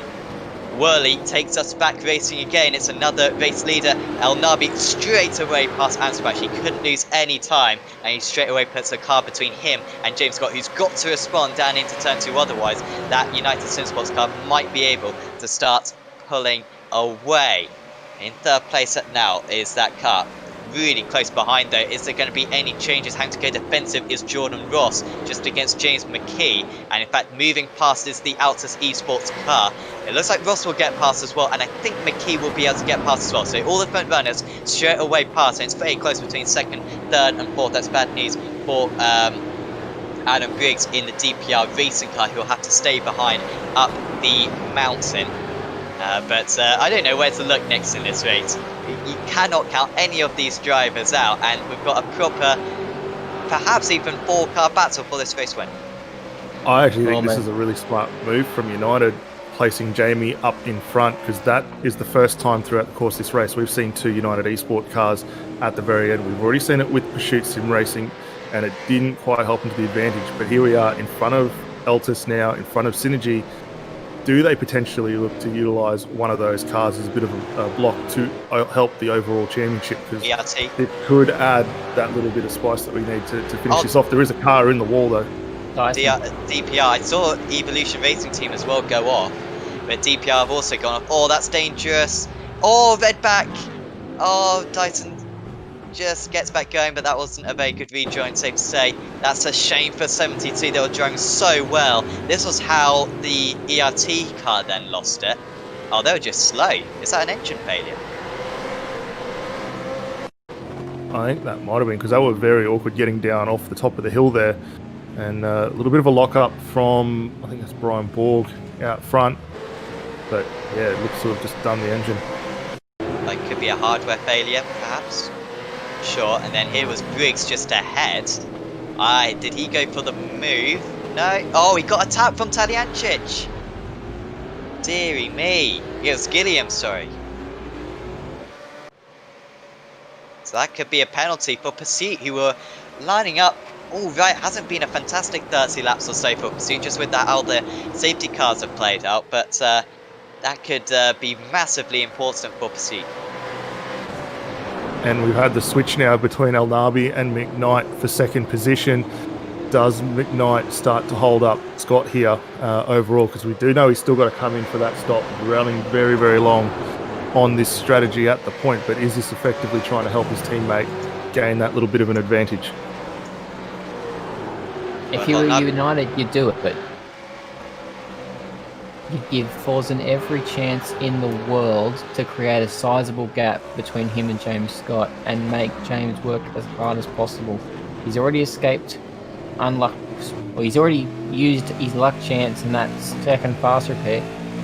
He'll be having to use every piece of racing knowledge he's got to get down the inside of Jamie McKnight here. Oh, it's a good run for Scott. McKnight just buckled under pressure perhaps and locked up the tyres a bit too much. Undoubtedly United will take back the lead off Philip Worley down this next straight, and McKnight, I don't think he can fight this way. Might be running a little bit less drag, will McKnight. Oh, look at this. Oh, there's almost contact with Jordan Ross getting in on the scene as well. He had a terrific run, I think, getting a slipstream on the pair of them. And once again, through the King, I'm shocked we haven't seen 5 or 6 huge crashes down at that corner. We saw a close one earlier on, but that again was really close to contact, which would have spelt disaster. Also got EXG and Gone Rogues Motorsports dropping down. They've had an off, I guess, down at the chase. As Pursuit to set the fastest lap of the race, just as they get a drive-through penalty. Unbelievable. Andrew Gilliam gets a penalty then for spinning round that car down at Forest Elbow a few moments ago, and that's a costly mistake for them. Here is the 143 car then moving past Jamie McKnight, so that was a necessary move right there. But what a shame for Andrew Gilliam, because he could have been fighting for the win, dare I say. He was only 10 seconds off the lead, but a penalty has ruined their race. Yeah, I was going to say, I wonder what happened there to Ross, because we saw him only a moment ago have that big lunge down the inside of Scott, and then to be coming under a lot of pressure there from McKnight. Must have got a very poor exit through Hell's Corner there. I don't know whether we can maybe look at that later on once this gets back underway, but that really did hurt him and has really let James Scott off at the moment. That being said, though, he's got to get past Phil Worley, and we will see the Synergy guys start to close back up, as it is pretty well single file on the way down off the top of the hill.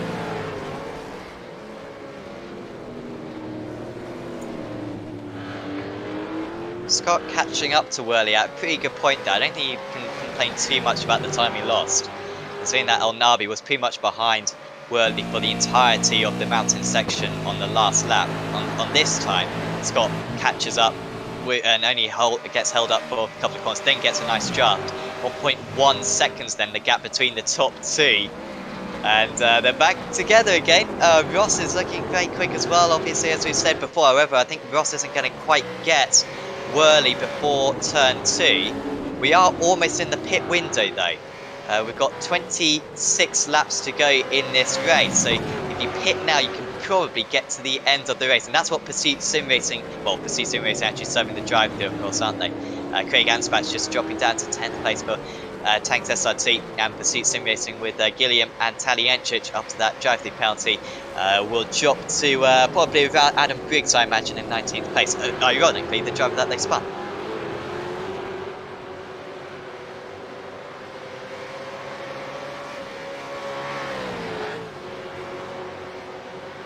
A little further back down the order, Jack Boyd, a little fair bit of damage on the Gone Road car. He is dropping off the back of Jamie Stovall, who you can see just up ahead. Ken Latta in the 987, doing a really good effort at the moment. Those guys working very, very nicely. But up front, we're starting to see the times coming down just a fraction between our two leaders. So keep an eye on that. As we say, Jack Boyd is going to get a drive-through penalty for himself and Gone Rogue Motorsports for exceeding the 35 incident limit point. That's the first guy tonight that has hit that incident cap. How have they done that? They're a complete exception. By the way, the incident count. I mean, they've got 35. The next highest is 30. The third highest is 18. So that is exceptional how they've been able to get to 35. And it's both drivers as well, one with 19 and one with 16. I can see how they got one of them when they had to go around the Strickland Hobson car, but getting an incident at Bathurst is pretty tricky. So they've probably earned a trophy there for doing the exceptional. Ross up into third. And he's dropped McKee as well. But Ross spent too long behind that. He lost a couple of tenths of a second in each of these sectors. So he's now 3 seconds off the lead. And while he's not in contention anymore, how is McKnight still dragging the United Sim Sports Holden around? Still yet to come down the lane where we saw everyone else through there. That car has got to have absolutely just a sniff of fuel left in it at this point in time. Like I said, according to our screens, he lost pits in lap 47, which, no disrespect to Pascal, he does a brilliant job with the SDK gaming timing. That's can't be correct, because to do 33 laps is excessive, to say the least. So he must have pitted since there must be under one of the safety cars or something. He's now in sixth place still. Oh, here comes Gilliam. He's going to get past one of the EXG cars. This isn't the one that he hit earlier on, but he's hit this one as well. He's ticking them all off. He's sure he's got a list, but he hasn't gotten past. And Stuber not making it easy at all for him to try and get through, although he does find the movement there out of the cutting, so not too bad. We are also seeing too in the YouTube chat, the Rhino Sullivan has been able to confirm the pop of the engine on the 26 machine as well, and I think looking at that, that will be their night done, unfortunately, for ERT. I was going to make reference to Jem McKnight last stopping on, or having massive fuel economy. If Holden made cars that fuel efficient, they'd probably still be in business.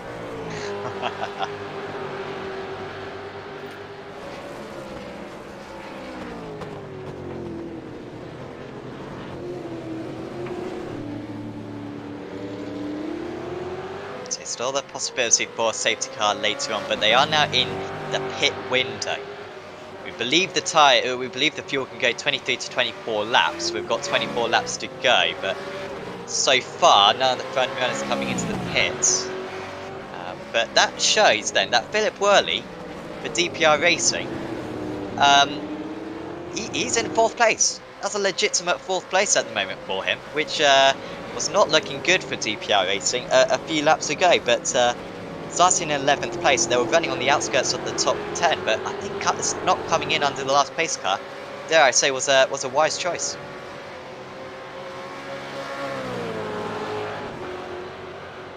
Pursuit Sim Racing coming in for Stable, so I would say, yeah, it very much did pay dividends for them at that point. Can they hold it with still that one stop to go? They are doing everything they need to right now. Further up, or down the field, sorry, Brett Loxton and Marlon McMullen scrapping now over 7th position. These two have been pretty inseparable for the last few laps since they got past Craig Ensbach in the Tanked SRT car.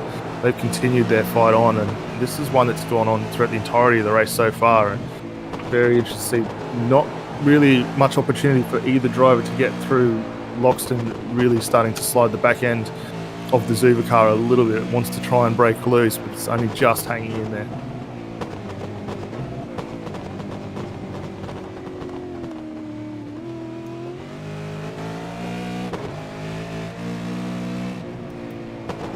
If anyone's got any picks for race winners, let us know in the chat, because there's a few that you could choose between at the moment. The more bold, the more we'll applaud you if it turns out to be correct. So certainly do go for potentially a crazy choice if you so wish. McMullen's failing to stay close actually through that corner. He was 2/100ths fast on the last lap, but just not with the pace of the Forest Alpha. It does close in quite a bit down the straight, but nowhere near close enough for the overtake. Shame this race for Premier, because they were up into 7th earlier on, but I think they pitted under the 2nd pace car or the 3rd pace car, and it hasn't worked for them, that decision, and it set them back a little bit. Still could be on for some more good points. Will be one of the highest scoring teams across the season, but not quite the result that looks to be coming their way earlier on. Here's DPR with a Pursuit now onto the back of them. This is the McKee Freer car, and McKee not there, 2/10 of a second behind, and this is a proper position. Sure, Worley's got older tyres, but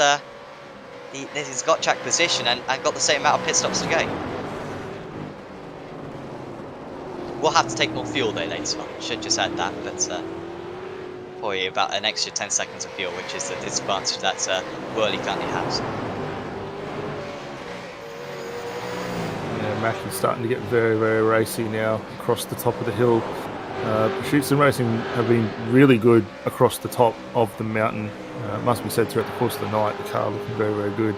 Gets across the curves quite nicely as well, which is ultimately helping them. But surprised that we didn't really say a lot of Worley and those boys early on, but they've really pushed through quite nicely. And for DPR to get up where they are, especially over the course of the championship, I think they've been one of the great teams that we've seen come through throughout the course of this. I mean, I've always known them as GT guys, but certainly coming on strong in the supercars. The gap to our lead is starting to ebb and flow just a fraction.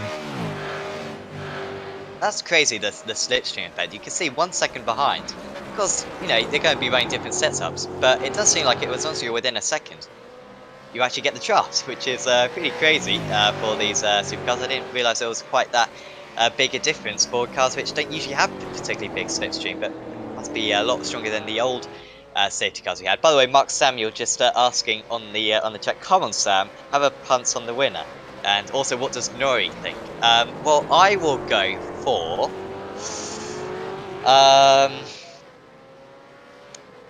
I'll go for synergy. Yeah, I don't want to be obvious. Being obvious is too easy.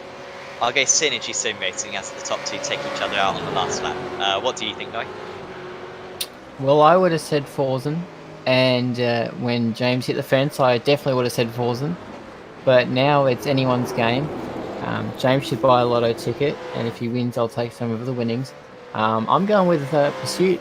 I reckon something big is going to happen, and Pursuit's just going to walk straight through it. What about you, Daniel? Ooh, I'm a bit on the fence. I'm actually going to go the outside top 5 favourite and go McKnight. The other United car. Because they haven't been up anywhere near it at all, but I'm going to have a crack at that one. I'm really proud of this comms box that we've all gone for absolute wacky. Remarkably, the guy who's yet to lead this race for Synergy Sim Racing, all of a sudden that's like a really obvious decision. None of us have gone for the top two, which is good. McKnight with no more stops. Wait, has he just pitted? No, he hasn't pitted yet. No, but yeah, he's got one more stop to go. Of course, as McKnight, unless Max only thinks that he's going to just not pit to the end. Maybe he found a hack in the game. But also, I think we recently. James McKee still can't get past Philip Worley. However, he's now 1.5 tenths of a second behind. This could be one of his best chances. Here he goes, takes a lot of curve, almost unsettles the car, and stays behind again. Might be worth coming into the pits and get the undercut on his own. Yeah, he's really struggling to get the pass done here, although you see as Worley drops in the lane. That's an easy one for him to get through there. A little further back, we've got a good fight. Ian Bird and Luke Holland scrapping down Conrad Straight. They're a long way from our race leaders who are in return going up Mountain Straight now. And this fight for 15th. Potentially another opportunity for a run here in the break zone. Not quite close enough for Holland. And he will need to stay by. But good little scrap for these two. Surprisingly as well, we're already starting to get a few guys considering their last pit stop of the night, along with Phil Worley. Mullen has come through the lane as well. So those guys are gearing up to go home to finish this one for the championship, which will be good to see for them. Could be close between PRT and DPR because DPR are going to have to take a lot more fuel. They came into the pits about 15 seconds between, and in fact actually Premier Racing Team now ahead. So DPR having to take a lot of fuel. It's more fuel than I thought actually, because obviously they didn't pit under the last safety car, so have to go a lot further. Oh, are they taking tyres again? Come on guys, get on with it. Now they're back down again. That seems excessively long. 51 seconds for them. That's a massively long stop. Could that just be fuel? I guess that makes sense because we have seen 1 minute 8 so far for teams, and that was shorter than that, and it was pretty much a full tank. But well, that's the disadvantage, I guess, of not paying under the last pace car. And that buries them way back in the pack. And that's a very long pit stop, like stationary time comparative to what we've seen from a lot of drivers. It's 50 odd seconds stationary. That's a lot longer. The last, for most of the guys that stopped last time by was only around 28 to 30 seconds.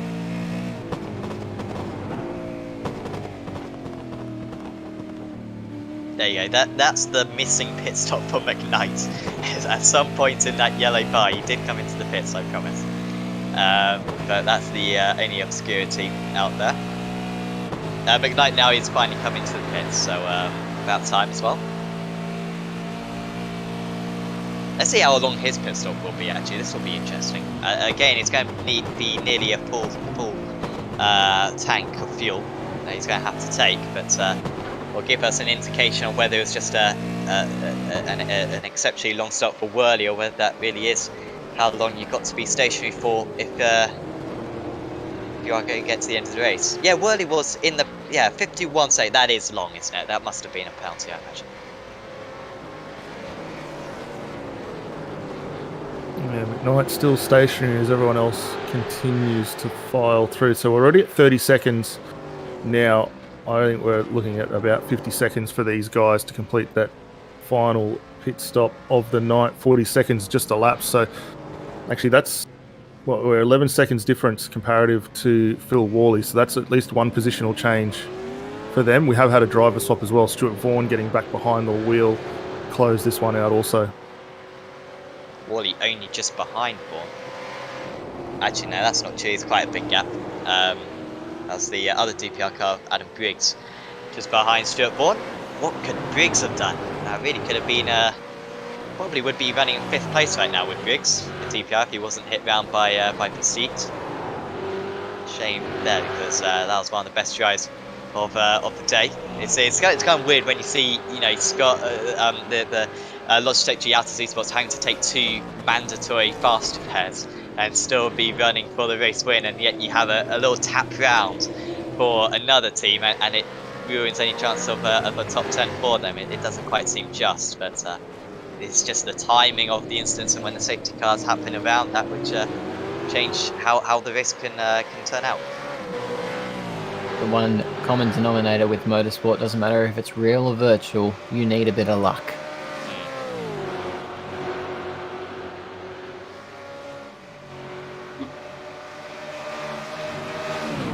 McMullen alongside KRF. He's ahead though, 13th. I don't think that was a move from McMullen. It has already, oh no, it was a move, so yep. Pits in, only just paid for his 6th pit stop, McMullen. I think that's going to be potentially the most of anyone. I don't think anyone's going to be able to get to 7. In fact, actually, Luke Holland for Redback Racing, I think, is going to get to 7 pit stops, which is exceptional when others are probably going to be able to get to the end of the race on a mere 5. So AEXG and Gordon Rogue Motorsports then both into the pits. Leader staying out. No one in the top. No one in the top 10 has so far come into the pits in this race. The gap out in the lead down to 8.5 tenths of a second. This reminds me of Montreal very much, but the other way around. Yeah, we've seen quite a few opportunities where both these two teams have really been fighting out the wins. You know, Montreal's in there, Barcelona as well, Belle Isle, just to name a few. I mean, they've been there or thereabouts the whole way through. So interesting to see. It's taken quite a long while, though, however, for Scott to start getting that gap under 7 tenths of a second. We've seen it a couple of times get down nearby, but El Nabi's been able to find a little kick and extend that gap to just out to a second again. So are the tyres potentially starting to fall off for El Nabi? Is he starting to struggle a fraction? And if so, when are we likely to see that car come down the lane?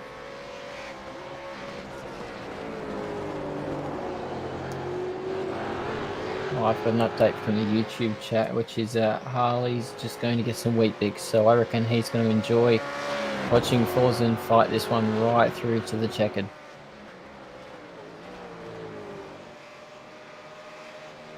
The Weetabix worked well at Imola, didn't it?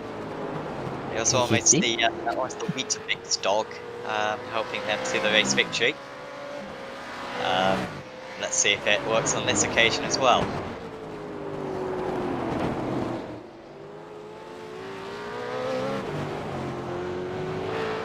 Gap continuing to hold pretty steady between both these two. 8 tenths of a second. They work their way across the top of the hill. Not much room as they fire through Reed Park again, down into Great. Pretty close between all of these. They're using absolutely every last inch of the track and then some to get their way through, though. And now with a little bit of lap traffic just ahead of these guys to start contending with. They've got 25th position just ahead, so that's Hayden Velt for KRF Motorsports. They're going to get to him just as they approach Forest Elbow. They should be able to pass nice and easily down through Conrod Straight, both with a great exit. How much wall, though, did El Nabi have left? I think there was a little bit of an autograph left on the side of that on the exit. It seems as though Scott can't get any closer than this at the moment. It's very strange how the gap's just been at 8 tenths to 1 second for the last 10 laps or so. And you'd think once you get into the draft, then it's almost like a rope where you can just kind of pull yourself along to catch up, because there's not much of there's not much wake in these cars, certainly not around this circuit where the majority of the corners are quite slow speed. Surprised they hasn't been able to get any closer than this, but maybe the draft is the only thing that's keeping him close. Maybe United Motorsports do have the advantage, and it's just the draft which is keeping Logitech in with a chance at the moment. There's the position gains. EXG up 11, DPR up 14, and Red back up 13. EXG into the pits now. From 8th place, Kenneth Latter into the pits. Change of position there as well. Actually, no, sorry.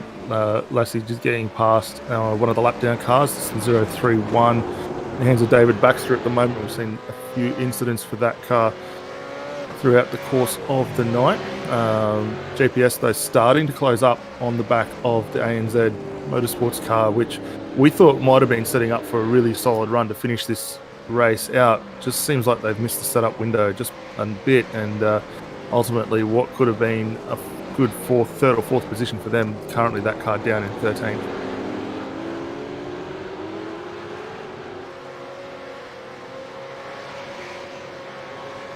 Yeah, so I've got to pit as well. Yeah, they were doing really well earlier on, weren't they, ANZ? But not quite. In fact, no, they have pitted already. So yeah, I don't know. It might turn out all right for ANZ. We'll wait and see. Certainly going to have some very expired tyres by the end of the race, 23 laps or so. They're going to have to do for this final stint pitted on lap 82 of the race. Still got a remarkable amount of cars still on the lead lap. Exceptional driving from the guys today. And we've still got the top 24 all on the lead lap. Even Simon Bayer for Pro Choice Automotive Racing only just one lap down. And out of the 39 cars that, or not even 39, 36 cars that started this race, as far as I can see, I think we've still got about 29 still going in this event. So that's very impressive. Yeah, really low attrition rate tonight, which is great to see all these guys really stepping it up to get through. Brett Loxton too jumped in the lane for their final stop tonight as well in the Zuva car. Holland still ahead of Kobe Jones, so those guys still fighting that tough. Just outside the top 10, fair gap for them to 10th position at the moment. Closing in is Kenneth Latter as well in the EXG car, just behind this little battle. So 3 cars firing down through the chase, getting it all stopped. Nice and tight, but good run for Kobe Jones. Look for him to make a move on the run down into Murray's. Going to be tough going on the outside. A little bit of defensiveness from Holland, and Latter thinks a little bit better of it. Holland, the only one of the 3 that still needs to come into the pits as well. So, and on very old tyres as well. So inevitable he's going to be overtaken here. There you go, into hell.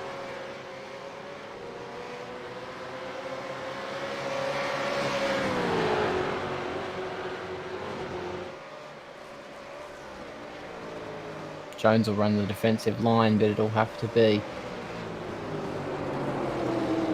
as Latter and Luke Holland will have to watch the back of that ANZ Motorsport car as it climbs through the cutting on this time by. Closing up out in the lead. Maybe Scott was just holding off, maybe he was saving fuel, and maybe now that we're almost in pit late, I mean, we're expecting these guys to come in any lap now. Oh, that, I don't know. Dummy. What was he thinking about coming into the pits? Was he thinking, I'll do the same, or I don't know. Probably a dummy to force Forzen to make the dive. Synergy coming in, they may as well roll the dice, go for the undercut. At least I'll be able to take a few seconds out of the top 2's get lead by doing this strategy, but they'll need something miraculous, I think, from these guys if the lead's going to change anytime soon. I think the only hope is, I'm just thinking of scenarios here, perhaps if a safety car came out just after they passed the pit entry, then the safety car might pick them up and slow them down. That's the only situation I can see that these guys lose the lead, or they just make mistakes and take each other out. That's probably a much more likely scenario. And if they do, then my prediction of synergy rating would be winning would be a good one.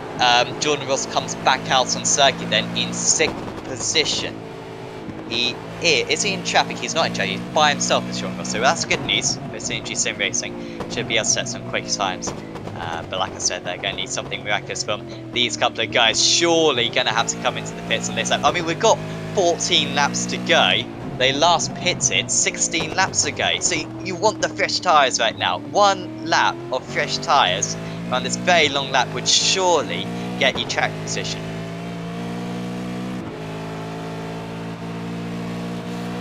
Yeah, if you can get the tyres on board now, I think that's probably the best bet. You've got a little bit of time to get the temperature in and bang in those couple of laps, but these two have finally started to get the gap narrowed down. Scott doesn't quite get that move done through the inside, but certainly angling for a move here.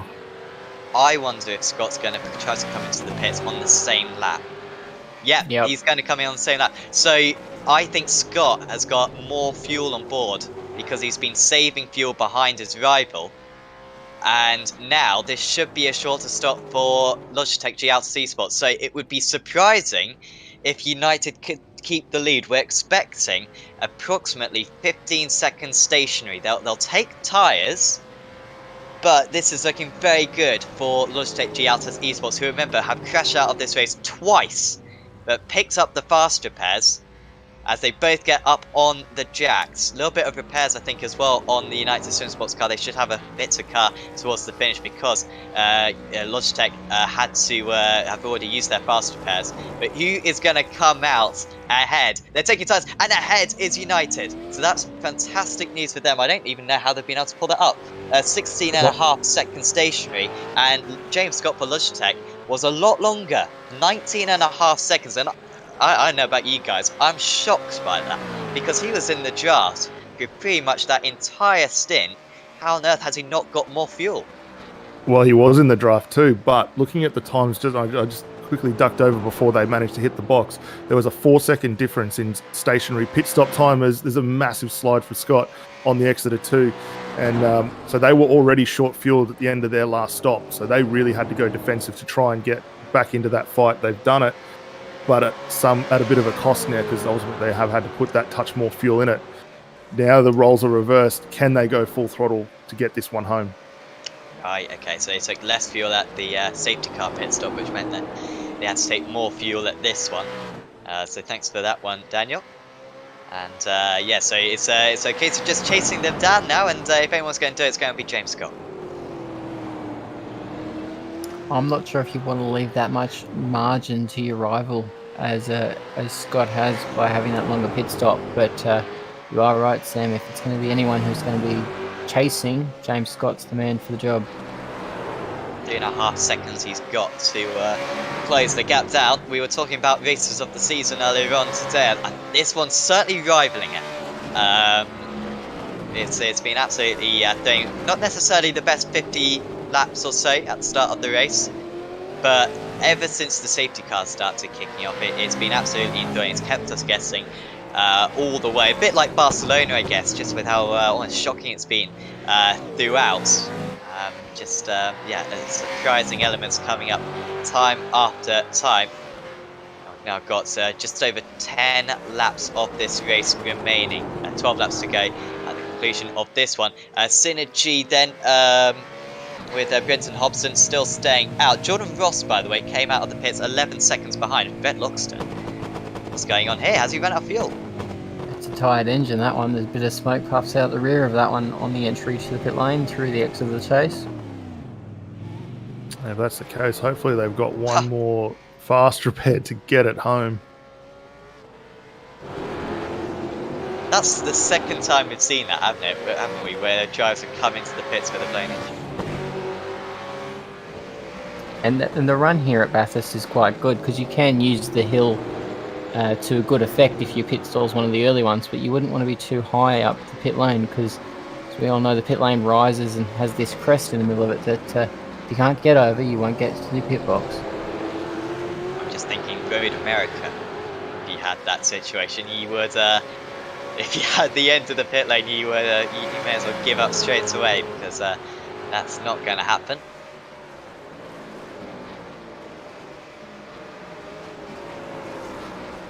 Stuart Vaughan. I'll say. Stuart Vaughan still holding that position over Keane up into 2, and a little further back off Dovold just ahead, who's got himself in a little bit of lap traffic trying to contend with and get his way through. But these two very, very close together right now, obviously, but the pace advantage between either car is non-existent at the moment. Last time for both of them, Keane marginally quicker at 2:04.9, was at 2:05 dead, so only a tenth between them, which is probably a little bit of draft advantage, but these guys very, very close. The car consistency for both as we watch them fire down over the hill, a little bit maybe in Vaughan's favour. It doesn't seem to be moving around just as much, gets a nice turn in, but the DPR car coming on very, very strong. Britton Hobson for Synergy Sim Racing has come into the pits for their last pit stop. Also personal best for both United and Logitech, but United with a faster time. A fastest lap of the race there for Forzen El Nabi, and he just extends the lead by another quarter of a second. Yeah, it's been a long time since we've seen the 202s, and for those that tuned in very early on and saw the end of qualifying, that was about the time we were running for the cars there. The temperature of the track has dropped immensely, down to 26 degrees, at its peak 48 very early on. So the pace is coming back to these drivers. You can see them just firing them through the corners here. But this is a great show from El Nabi. They're strongly going after the team's championship. They're in the catbird seat at the moment. They were 10 points ahead going in. If they can hold position, will come out 40 points up at the conclusion. If Logitech win this race, do they win the title? No, they will still fall behind, because it's 330 points for first, 300 for second. So even if they reverse it, El Nabi still has enough in the bag to get that one done. Okay. And the Logitech car, even though it is 88, isn't the Evolution car. They're different entries. I think they changed their name, but I think they're still technically the same entry, I think. I'm not 100% sure, but I think they are still scoring points under the 88 Logitech car out there. But yeah, even if they do win, it doesn't seem like it's going to be enough. Gilliam into the pits for Pursuit. That is the last of the front runners to come into the pits then. By the way, we saw Synergy, well, we didn't see Synergy come into the pits, but they did come into the pits. They came out in 7th, ahead of JP's Sim Shed. Who went for a very early pit stop, did JP Sim Shed. However, they've now got quite old tyres on. So we'll probably end up in 8th, where they are now. Brinton Hobson in 7th, and Marlon McMullen for Premier Racing Team back up into 6th. Premier Racing Team back up into 5th now, because Pursuit Sim Racing dropped behind them. Gilliam, who had that drive-through penalty earlier on, could have certainly fought for a podium if it weren't for the drive-through or off the circuit. Here's Philip Worley, who went for the alternate strategy earlier on, didn't come into the pits under the safety car, and the DPR driver I think drops on that occasion to 15th.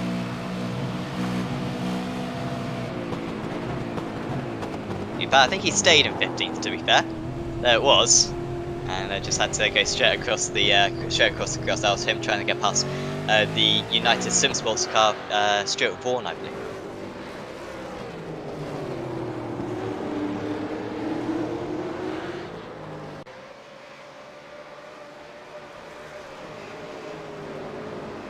So I'm just getting word too from race organisers behind the scene that with the change between Scott moving from ERT to Logitech, they actually do forfeit the points there. So while technically it will potentially be an ERT possible second here, they don't have an active car out there at the moment. So we did see the 026 have a retirement due to that damaged engine, but yeah, at the moment this is actually looking very, very good for United SimSport, not only do they want to get the win, they're definitely going to be aiming to get that championship. Yeah, well done, Noah. Apologies for doubting you on that one, but you were absolutely correct. And yes, got with 4 different teammates as well as the season's gone on, where you can only have the 3 of them.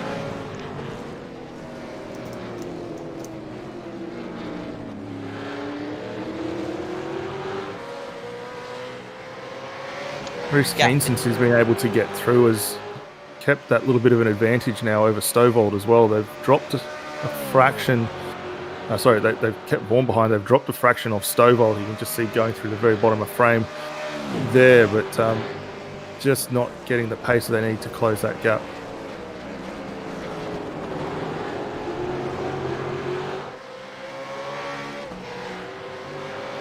In the 2-minute 10s was Adam Griggs for DPR on that last lap in 11th place, so losing a significant amount of time. Let's see what this time is for Griggs. It's a 2-minute 4.65, so much more like it with Griggs. I think that was just because he came into the pits. No, it wasn't because he came into the pits.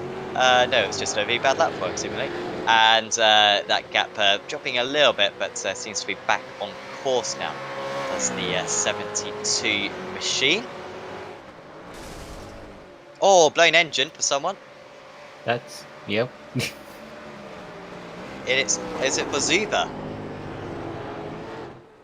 And that could be a safety car. It's Zuba. And that is not a spot you want to see a stricken car on the run up the hill there. So I wouldn't be surprised if, like I say, we do get the safety car. I don't think they can roll it back. And we're just hearing word there from race control, safety car deployed.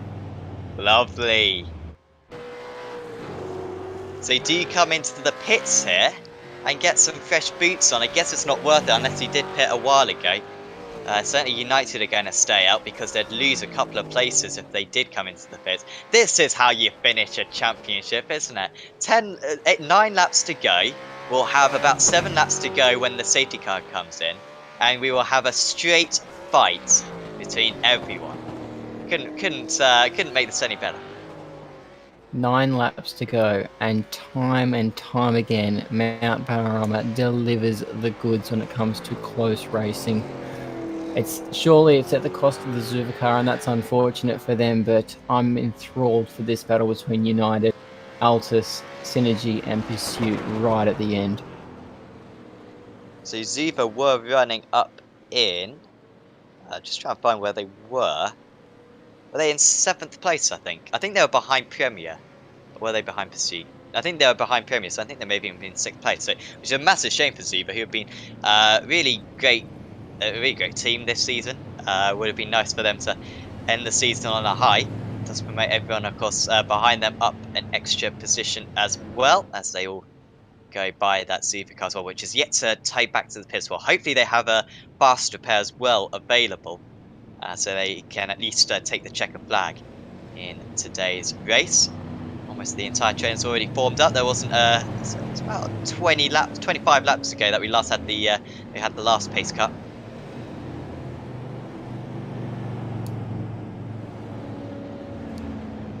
Yeah, with everyone closing it. Sorry, go ahead. Daniel. I was going to say, I wonder if anyone's actually taken a pit stop for some tyres and some fuel.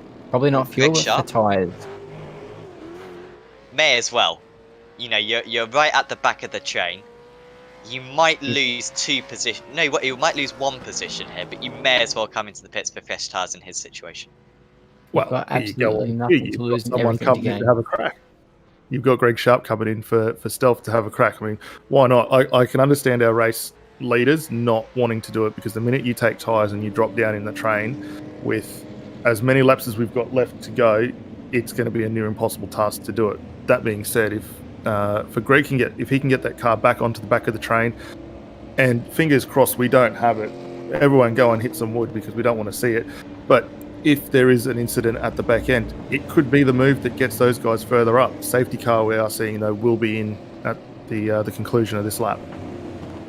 He's going to do well as Sharp to catch back up to the train. He's going to be pushing like mad. He should actually catch up, to be honest, because they are so slow down the Conrod Straight. I mean, it literally takes them like a minute to get down the Conrod Straight. So they should have time to catch up, and he'll have warmed up tyres as well. But we'll enter the season one, enter this Acuta AOSC Super Series. Hopefully you've enjoyed the action so far. I'm sure you're going to enjoy the remaining 8 laps of this race. It's a straight bite, barely any back markers that I can see getting involved. We have got Marty Hansen. Where is Hansen actually? Is he four? No, he's not fourth in line. 5th in line, I believe, is Marty Hansen. So he's pretty much the only driver out of position. Everyone else is in position out here. As surely for the last time this season, Forzan El Nabi holds the field. Scott will feel as though he will, as long as he's close, like he was in the last stint, he should have a good chance. Once he gets into the draft, it's going to be very difficult to break the draft. And we have seen a couple of times today the restart leader be under pressure into the first couple of corners. What can Scott do here? How defensive does El Nabi go? Can Ross take advantage from 3rd place? There's no gap being left between United and Logitech to see who's going to take the final race victory this season. He's leaving it an absolute age, is El Nabi, and I think he may have left it a little bit too long, because it's 0.3 of a second the gap as we move on to lap 97 of 104, 24 minutes to go, 8 laps to go in this race. And it's a good turn 1 for El Nabi. He's straight away trying to break the draft. He should be alright going into 2, but it's not, he hasn't broken the draft, and now this should be an incredibly tight battle to the finish of the race. Gilliam pretty close to the back of McMullen, somehow pursued back up into 6th place, and with very fresh tyres as well. So watch out for pursuits really close to the back of McMullen, but they haven't been able to make it as we head up the mountain once again. Ross under pressure from McKee. I doubt a move's going to end up from that one. Gilliam absolutely flying. He just set the fastest first sector of anyone, Gilliam, but he can't do anything with it because it's too narrow round here. Yeah, great jump from everyone getting away. No incidents further down the field. We've got gaps under a second between everyone as they cycle across the mountain for not much time left in this race. And everyone is having a crack to try and get that last final position. Looks like the driver, Greg Sharp, checking that tyres hasn't worked out just yet. He is still stuck, buried at the back of that train. But for everyone else, we haven't seen any up and down changes yet. They're all holding station at this point. Getting those tyres up to temporary is going to be key. Scott just dropping to 3/4 of a second behind. It's a little bit dangerous because the draft's not going to be very strong there, but he should be able to close in a bit. But look at El Nabi swerving down the Conrad Straight just to break that draft. The only car with impressive sectors through that final run was Hobson through sector 5 there with a flying sector.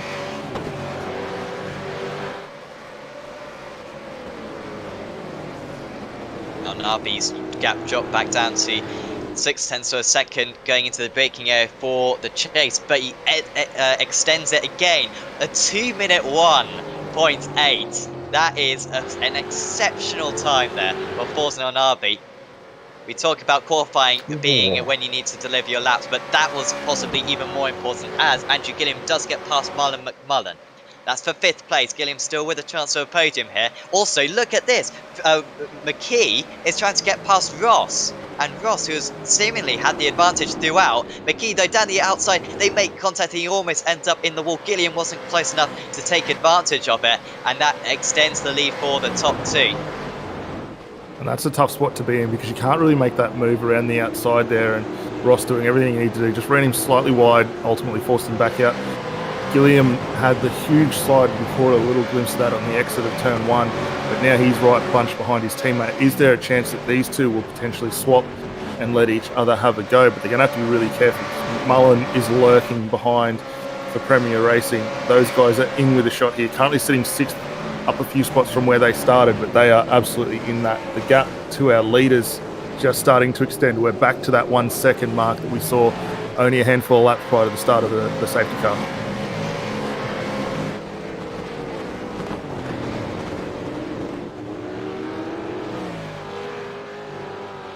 It's hard to think Pursuit would want to tempt fate here by swapping those cars, but Forzen's clearly streaking ahead of this.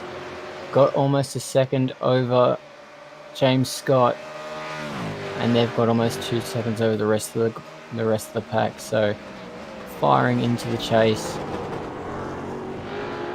Sectors between those two have got nothing in them.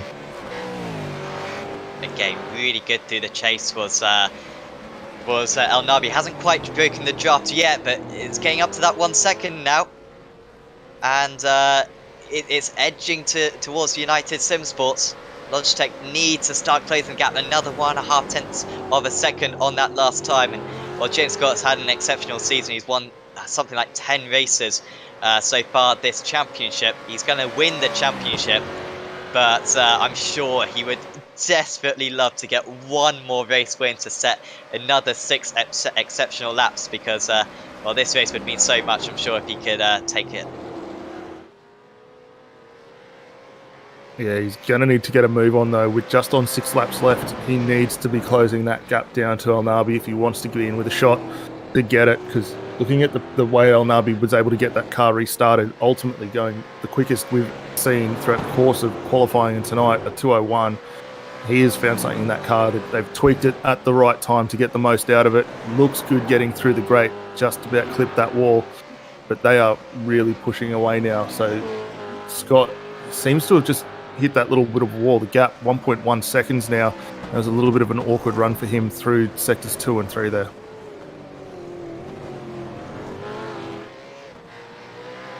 Yeah, that's surely going to be the draft gone. Pursuits are dropping down. Which pursuit? Is that Gilliam? No, so the other pursuit car then, down in 18th place. That was Jamie Stovald, who has dropped down the oil. Has he got much down? Oh, he's blowing the engine. It's another one who is blowing the engine. You will get it back to the pits at least, so we're not going to need a safety car. I think he's hit the wall here as Gilliam, as Stovald say. Yeah, he gets it across the initial part there, not too bad. Yep. Oh, huge hit just in front before the safety marshal stand there. That's a big hit into the wall. The engine gone. At least it's all downhill into pit lane, so we can get it out of the way, but that's a scary spot to be having a hit. It's an easy hit to happen. You clobber that curb on the left, it bounces that fence, hits the right. Yep. And that's day done, unfortunately, for Stovald and that pursuit car, so they'll be looking to next season, season 9 for them. Further back down the field, Pickett, who we saw having an alternate strategy early on, actually got to lead the race for a little bit into a solid battle. He's got Jack Boyd, who, don't forget, has already come down the lane once for the drive-through for incident limit. These guys scrapping down over 15th and 16th position. Cheeky move there for Pickett, shoves the nose back, or cuts across the nose, of the Gone Rogue Motorsports car, holds that spot a little bit ahead of them. You've got a huge swarm of cars all getting involved with Stuart Vaughan, Phil Worley, Ian Bird as well. So all going off here as these laps unwind. Vaughan just getting ahead, but he was side by side with, I guess that was with Worley. I think he got past. Remember, Worley and Pickup, they were top 2 at one point in this race. Admittedly, it was a bit distorted due to the pit stops, but they were still leading the field away from the 4th safety car that we had earlier on. But yeah, a little bit further down now. That actually hasn't quite paid off as much as they would have hoped. At the head of this is Adam Briggs for DPI Racing, still running in 10th place is Briggs, and should have the pace to start pulling away, to be honest. The DPI Joe was running in 6th earlier on. Gap out in the lead up to 1.2 seconds now. It's 1.2 between El Nabi and Scott. To be fair to Jordan Ross, that last lap, well, he's now 2.8 seconds behind is Jordan Ross for CNG Sim Racing, so he has actually dropped back a bit. Pursuits and the other pursuits staying very close as well in 4th and 5th. But yeah, 1.3 now, 2 100ths faster for El Nabi.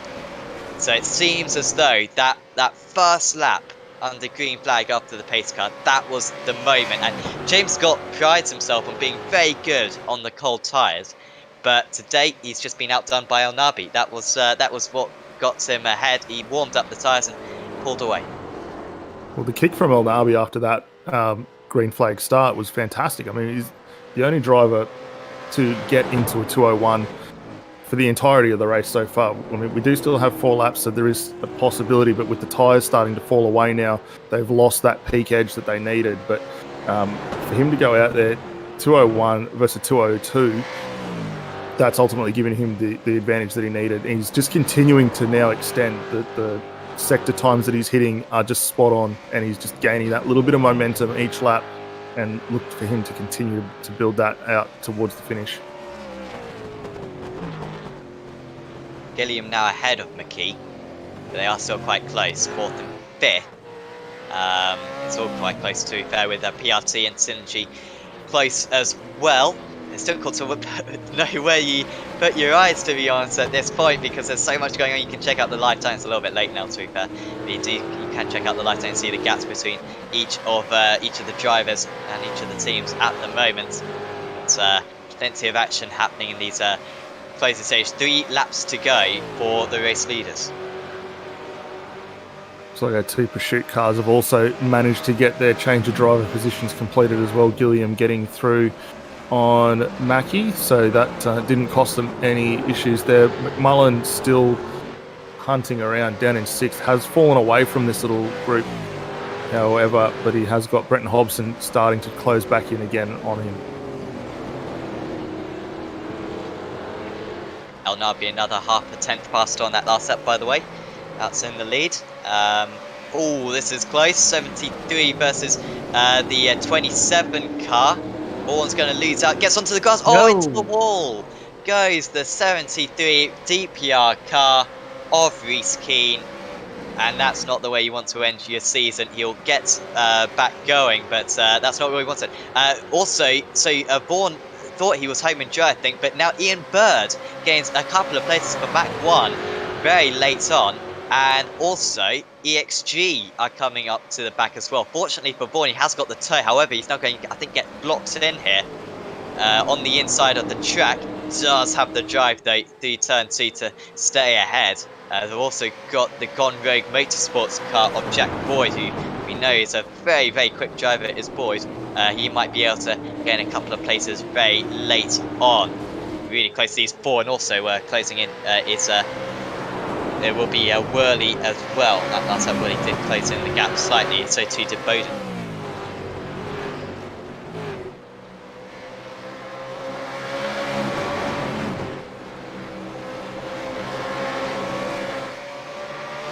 All 4 of these guys very close together as they fire down over the top of Skyline again, or actually a little bit of a wiggle in that EXG car. The back end starting to walk around for the car of Puckett there on the way down, so keep an eye on that, because that potentially could spell disaster and maybe end up in the fence. Everyone's snatching a break on the run into the elbow that time through.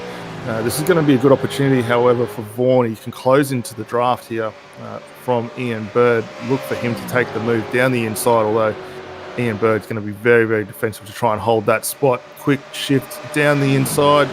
The United SimSport car down there takes a huge amount of curb, though, on the inside as they throw it through. It's not a place you want to be around the outside, but he does hold tough and gets that position changed. Oh, he just loses out there, and here comes the EXG car as well. Maybe going to gain 2 places at the 45. Well, I think he'll either gain 2 or not gain any. Somehow he's managed to make a sandwich of himself and puts himself in the middle. Gone Rogue Motorsports as well. This is their time to launch. Down the inside goes the 45. United SimSports doing everything. Stuart Vaughan somehow defending for the umpteenth time and remains in 11th place. But that was really the closest come. EXG again coming up to the back. Bird and Boyd batsing as well. Bird seems to have fended that one off for the time being. The 45 round the outside. You can't go around the outside of that corner. We've learnt that all day long. The marbles as well on the outside of the circuit. I'm probably going to spit you out into the wall. Outside again. We have seen moves into the cutting here so far today. But he almost gets shoved off into the wall and almost the door opening as well. for Ian Bird to get back ahead. Boyd in the end couldn't get anything from that, and now Worley and Bowden for DPR and Tank Test RTL right with these guys. It's a 6-car train to finish off the season. 7-car train, I think. There might be a backmarker as well involved in this one. But no, this is all drivers fighting for position. In fact, 7-car train as the leaders are soon going to be... Oh, Synergy have binned it. They've binned it right at the end at Forest Elbow. Jordan Ross looking like he was going to get a really hard-earned podium. He was a comfortable third, but he's made a mistake right at the end. Yeah, here's a look at the replay. We had the 2 Pursuit sim racing cars closing in. Takes the preferred line, very defensive, gets it in there, just lights up the rear on the exit and trying to get the power down as early as possible. Just picked it up that fraction early. Lucky to not be collected there, but yeah, that's a big loss for those guys. Does get it recovered, however, sits in 10th position now. An extremely unfortunate incident for Jordan Ross. Actually, I think he might have just picked up that inside wall there, trying to tighten the radius. Certainly unsettled the car with the with kind of bumpiness of the inside of that corner. Out in the lead, El Nabi, 1.5 seconds ahead. He was another 10th of a second, please. Just been edging it out. Scott hasn't given him a tiny amount whatsoever. And he's had to work for this one so hard, has El Nabi. But it was that first lap under the pace car. We knew that the slipstream is really powerful around this circuit, as Scott demonstrated in the penultimate stint, managing to stay right up to the back of El Nabi throughout it. And we knew if he didn't open up the gap to 0.8 of a second straight away, then it was probably going to be the Logitech G AOSC Esports car, which would be able to pile on the pressure throughout. But that exceptional 2-minute 1.8 to start off this final stint on aging tyres as well was the perfect remedy for the gap to open up. And ever since then, it's just been taking its home. And they've managed to win two of the endurance races so far this season. Now unlucky to miss out in a few of the early ones at Spa and Daytona. Finally managed to lost out as well tightly at Montreal. Finally took the race victory a few rounds ago at Barcelona, and then Imola. And it looks like it's going to be Bathurst as well to be added to their resume. United Sim Sports exit the chase. They got one more corner to go for what will be an incredible race victory to end this season 8 of the Acuta AOSC Super Series. United Sim Sports take the race victory. Round 16 of the championship is theirs, and they win their team's championship as well. And it was comfortable in the end in the points standings. Thoroughly deserved an exceptional end to the season for them.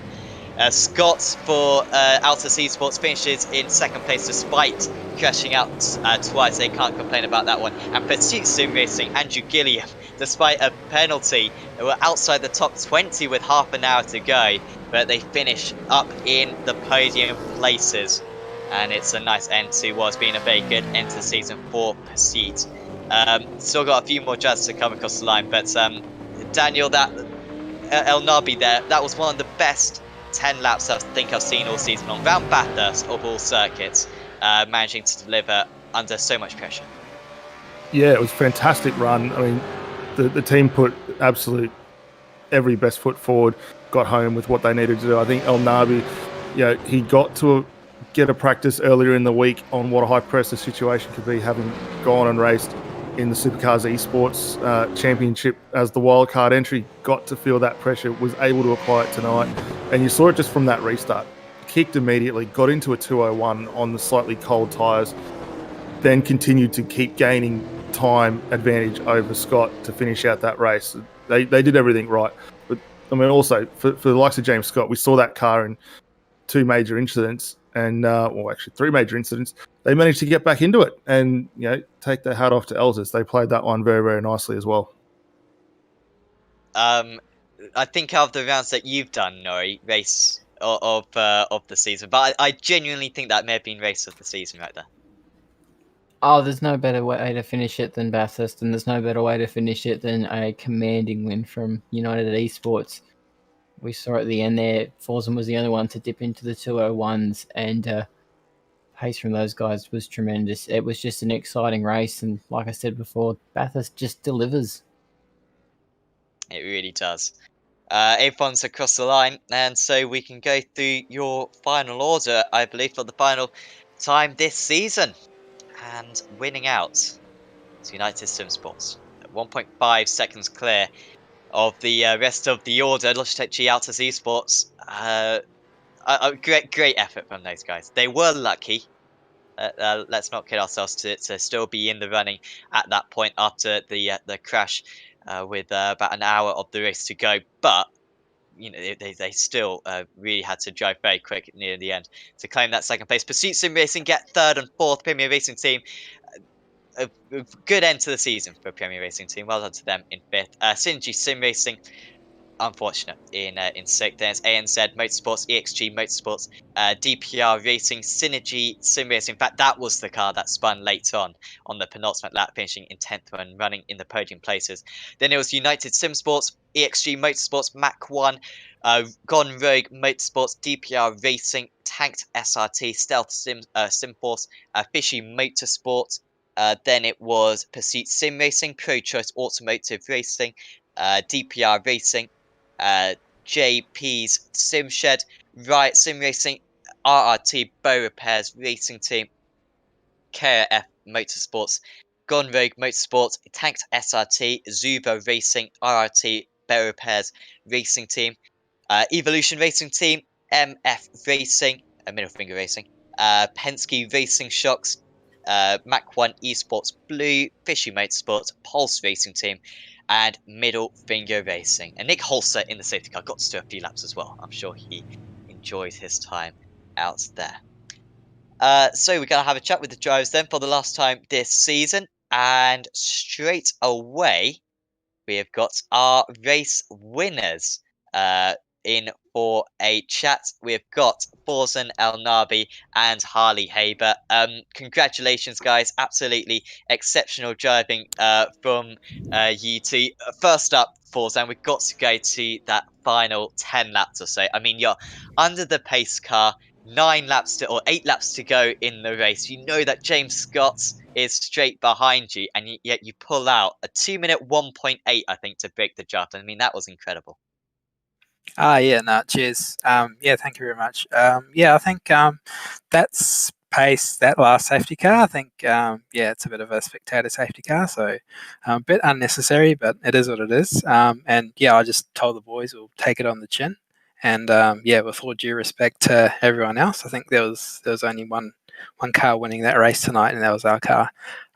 So yeah, I think Harley and Chris, they both did their job tonight, and I did my job, and yeah, we came out with a win, which is really good.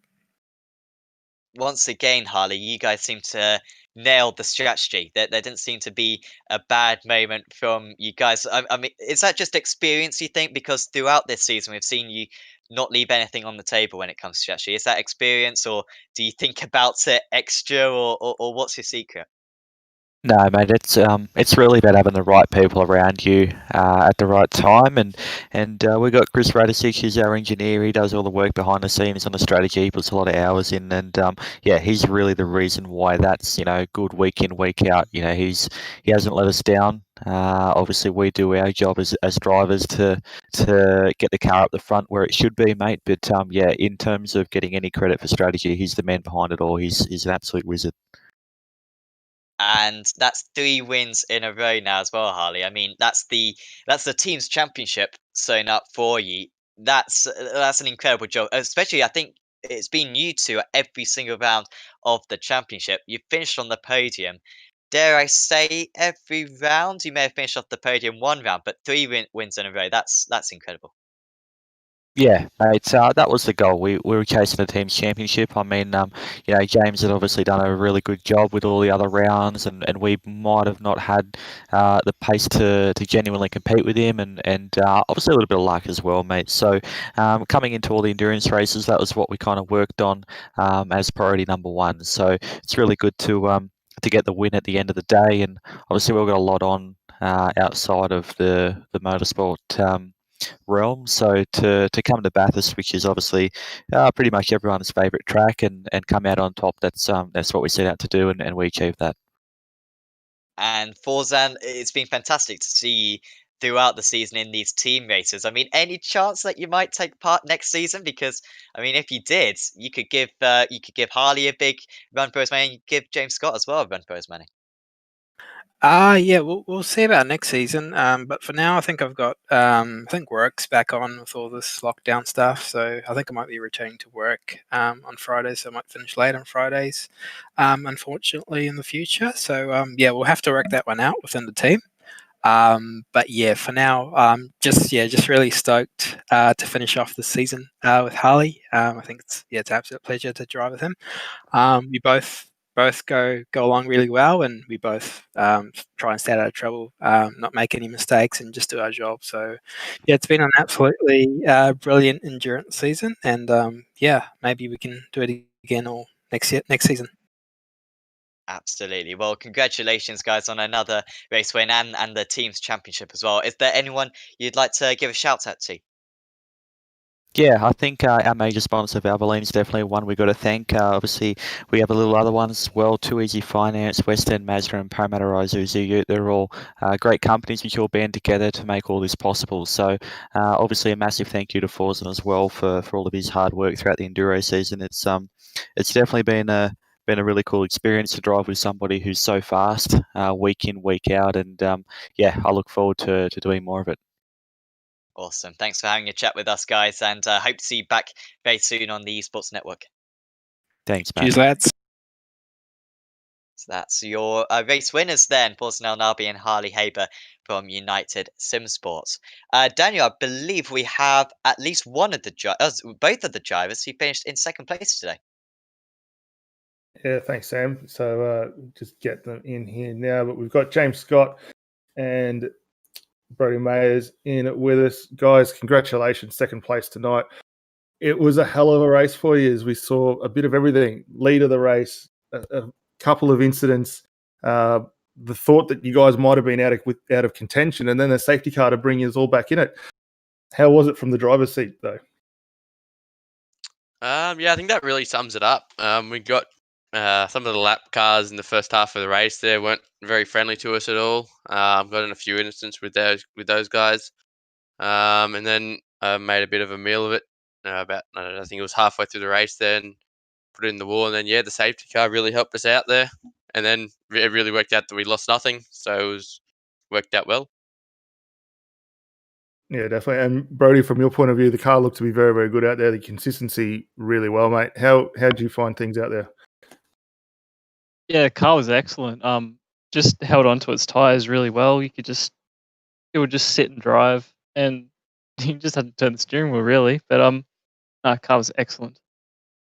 Well, we saw the comments from yourself in the YouTube chat when you managed to get back into it with the safety car. Was a little bit of a breath of fresh air when that happened. Yeah, I thought we were gone for all intents and purposes after that shunt. I thought our chance at a win was just gone. But that's the way Bathurst works. It's, you'd never know what's going to happen. Yeah, definitely. And James, switching back to you, obviously wrapped up the team's the individual drivers' championship with a fantastic effort, mate. Over the course of the championship season, how did you find it? Because we saw everything from you over the course of this one. We've seen multiple wins in a row. We saw that unfortunate engine blow up at Belle Isle. Fantastic finish out here.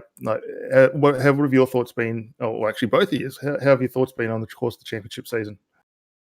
Yeah, this championship's been very competitive all season. Had some great battles along the way. With a lot of the guys, wasn't always just the same person, so that's great to see. Heading into next season. Although I will have to pick up my driving if I want to be at the front again next season, because I don't think tonight was quite good enough. And Brody, from yourself, mate, how have you found the championship over the course of this one? I've been sort of hit and miss with the championship, but I really enjoy the most of the enduros, so sort of stick to those. But I really enjoyed the longer races. Sort of just giving James a hand with his championship. So yeah, just tonight was a bit of redemption after I had a meal of it at Imola. Absolutely. And then going on, are we likely to see you guys back in the championship for season 9? Yeah, definitely. I'll have to give it another shot. We get the number 1 on the window. So see what we can do next season. I might Outstanding. appear for a few races as well.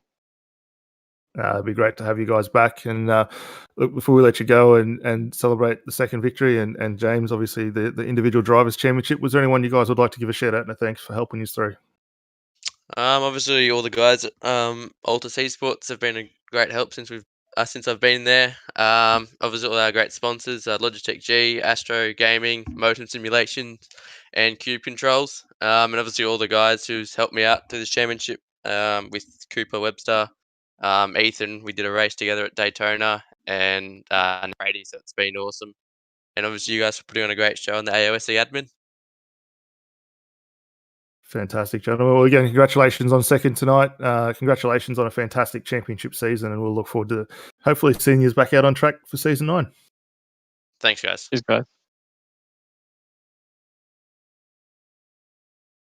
And Nori, I believe you've got our third place finishers alongside you. Yes, it's a big welcome to Andrew Gillingham and Michael Talangic. You made a fantastic run in tonight's race to bring it home in third. You really played yourselves into it right at the end of the race. How did your night pan out for yourselves? Bit up and down. Firstly, I'd love to apologise for getting into the back of the DPR racing car of Adam Briggs and Andrew Dyson. Yeah, they were on for a good result tonight, and I definitely put a dampener on that for them. So yeah, I do apologise for that one. It was pretty up and down, and we just got a good strike of luck right at the end of the race to put us in the lead pack with the fresh tyres we had. I noticed you were behind your teammates in the 717 for a good majority of the race. Was that a team move, or did they just have a better paced car? I think we're pretty similar pace drivers, and I think the pace was actually pretty similar there. So there's no need to fight too much when you got a long race ahead of you. Being behind often has a bit of an advantage. You can do a bit of fuel saving and things like that. But I think both our cars were going pretty strong. I think they were racing each other pretty hard. There was no team orders there, that's for sure. It was pretty nice to see both the cars up there in the top 4 at the end of the race. It sure makes for a nice result. You did get quite lucky at the very end with that, the Ross car around. Unfortunate for them, but lucky for you guys in the end to actually score the podium. Yeah, with that though, that's partly putting the pressure on. People don't just make mistakes. Andrew was reeling him in quite fast, and he would have wanted a good exit because Andrew was right there to take advantage if he didn't get that exit. Absolutely spot on. And you guys have been phenomenal in these Enduro campaigns. Are we likely to see you back together for season 9? It's highly likely, but we'll have to see what happens.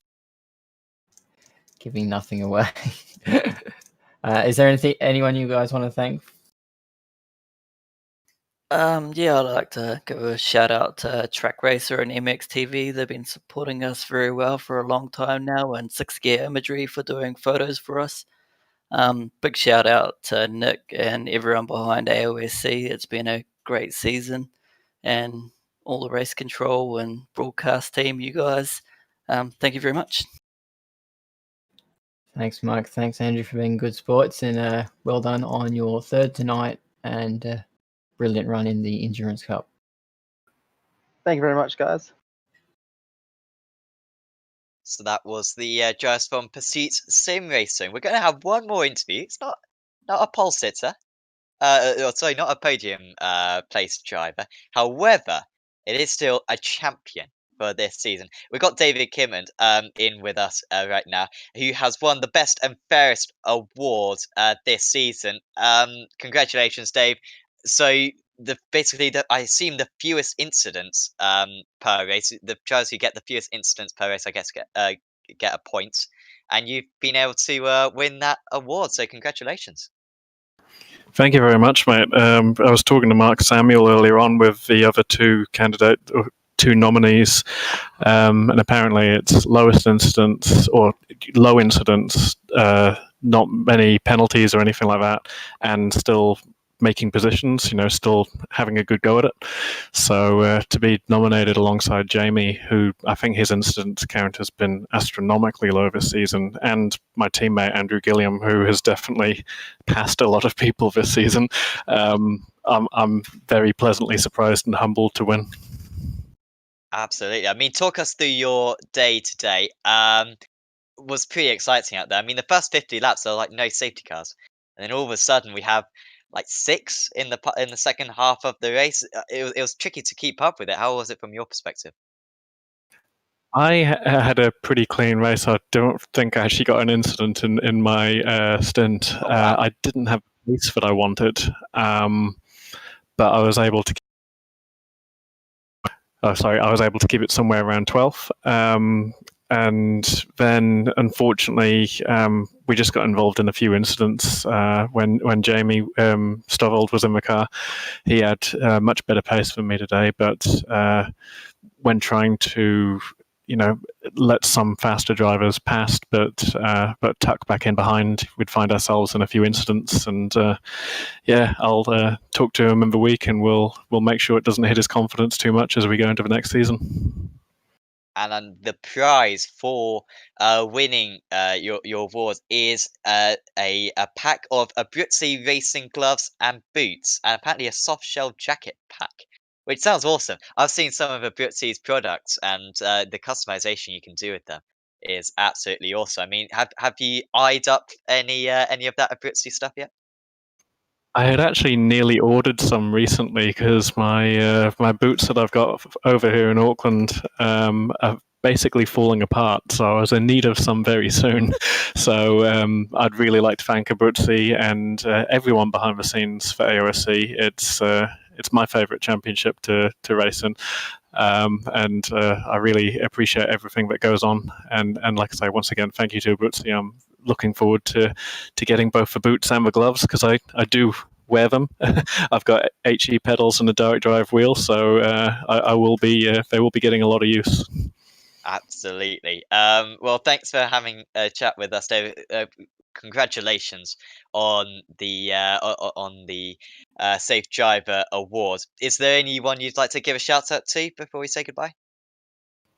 Just the entire team. I'm sure that Mike has thanked our sponsors, so I'd like to thank Pursuit. It's a really good bunch of guys, and just keep pushing forward as a team. Awesome. Congratulations, Dave, and hope to see you back very soon. Great. Thank you, Sam. That's Dave Kimmon there, the winner of the Best and Fairest Award for the season of the Acuta AOSC Super Series. That's pretty much all the racing gone, and that's all the interviews done as well for this season. But Daniel, we've covered this season almost throughout. I think I've done every round. I think Daniel, you've done all but 2 rounds, I believe. It's been an incredible season. It's been fantastic to see these drivers. Well, I wasn't too familiar with pretty much any of these guys at the start of the season, yet I feel like I know them pretty well by now. It's been fantastic to see just them improve. Some drivers kind of improve as the season's gone on, get some fantastic results, and also this team's championship battle as well, with United Sim Sports being able to come back later on in the championship to win the title. It's been really fantastic. Yeah, definitely. I mean, I've thoroughly enjoyed coming back to the commentary side of AOSC. It's been quite a few years since I last commentated on it, and in all honesty, the driving standards from then to now have increased exponentially. I mean, the driver talent out there is fantastic. Race organisers have put on a fantastic championship for season 9. We had a fantastic group of guys behind the scenes who give up their Friday nights to help out with race control. They do it week in, week out. They cop a lot of flack, but very consistent rules all the way through. I'm really looking forward to seeing what season 9 brings out. there has been well, we are going to get the calendar released very, very soon for that. Well, actually, there it is on the screen right now, so released right now. And there's some fantastic tracks in it. A little bit of a change up to what we've seen this season. We're going to cut down, or the series organisers, sorry, are cutting down the some of the endurance races. They're adding some slight tweaks to the endurance races. Instead of our regular 650s, we've now got some 300s thrown in there, which will be great to see. But I'm really looking forward to it. I think everything we've seen this season will only translate to go better. And I've thoroughly enjoyed it, both with yourself, having Nori on board, been absolutely fantastic. Definitely, and Nori as well. I mean, we look at that calendar now, it looks pretty great, but at the same time, we've visited Oran Park and Belle Isle, which are circuits that often can get a little bit aren't necessarily the best tracks in the world for this level of racing. Sometimes they can be a bit clumsy, it can be a bit too tight and twisty, and yet the level of competition in this series makes every round so great. So we could go anywhere and it'd still be fantastic. Absolutely, that's the benefit of the iRacing service, is that you've got so many amazing tracks to choose from, and the V8 Supercar is such a different beast to drive on any other circuit around the world. So it doesn't matter where we go. I'm a bit disappointed Belle Isle isn't there, because that was my pick for my favourite round, but I'm sure we can make one of those ones my favourite for Season 9. Absolutely, it does look superb. I'm also seeing that Barber Motorsports one. That looks like the short Barber, which will be good. Also Mid-Ohio for an Enduro, Charlotte Road, that will be very good. I can guarantee you that. Alton Park as well. Loads of them look absolutely awesome, and really looking forward to Season 9. By the way, a big thanks to all the sponsors as well for the last time this season, because seriously, without these guys, the championship can be nearly as good. They help fund the broadcast, and they just bring the championship up to an extra level. So Acuta Solutions, who provide rigging hardware along with safety equipment. Next Level Racing, who do flight cockpits along with racing cockpits, so certainly do check out that. Britzy Racewear, who of course were providing David Kimman with some gloves and such, some fantastic personalization you can have with that. Motion Simulations, hopefully their VR racing centres will open pretty soon again, so certainly if you're in Australia, head down there imminently. Night Rider Design, so if you need anyone to help out creating a livery for on iRacing for yourself or maybe for your team, certainly do go to Night Riders Designs for that. Wolf Graphics, who do personalised stickers and signs, thanks to them for sending me some stickers, which was really cool. And Race Management Service for helping out the live racing control. Thanks to the stewards, more than anyone else, I think, in terms of the organisation. It's been one of the best organised leagues that I've ever witnessed. I think it really is right up there in all of iRacing. Thanks to the drivers for putting on an absolutely awesome show throughout the season. Thanks to Apex Racing TV, of course, for providing you this this broadcast. Thanks to, of course, Marco Barbanero. He helped us out on one round. That was an exceptional round, I'm sure, because it was Marco. And he helps out. Also, I think Daniel Leitz, apologies. I think a couple of other broadcasters may have helped out this season. Of course, thanks to Daniel, thanks to Nori, and thanks to Scott as well for this championship. And hopefully on the Esports Network, we'll see you very soon for Season 9 of the Acuta AOSC Super Series. That will be back in a few weeks' time. But for the last time this season, James Scott is your solo championship winner. United Sim Sports are your team championships winner. And for me, Sam Fitzpatrick, we are going to say goodbye for the last time this season. See you back very soon.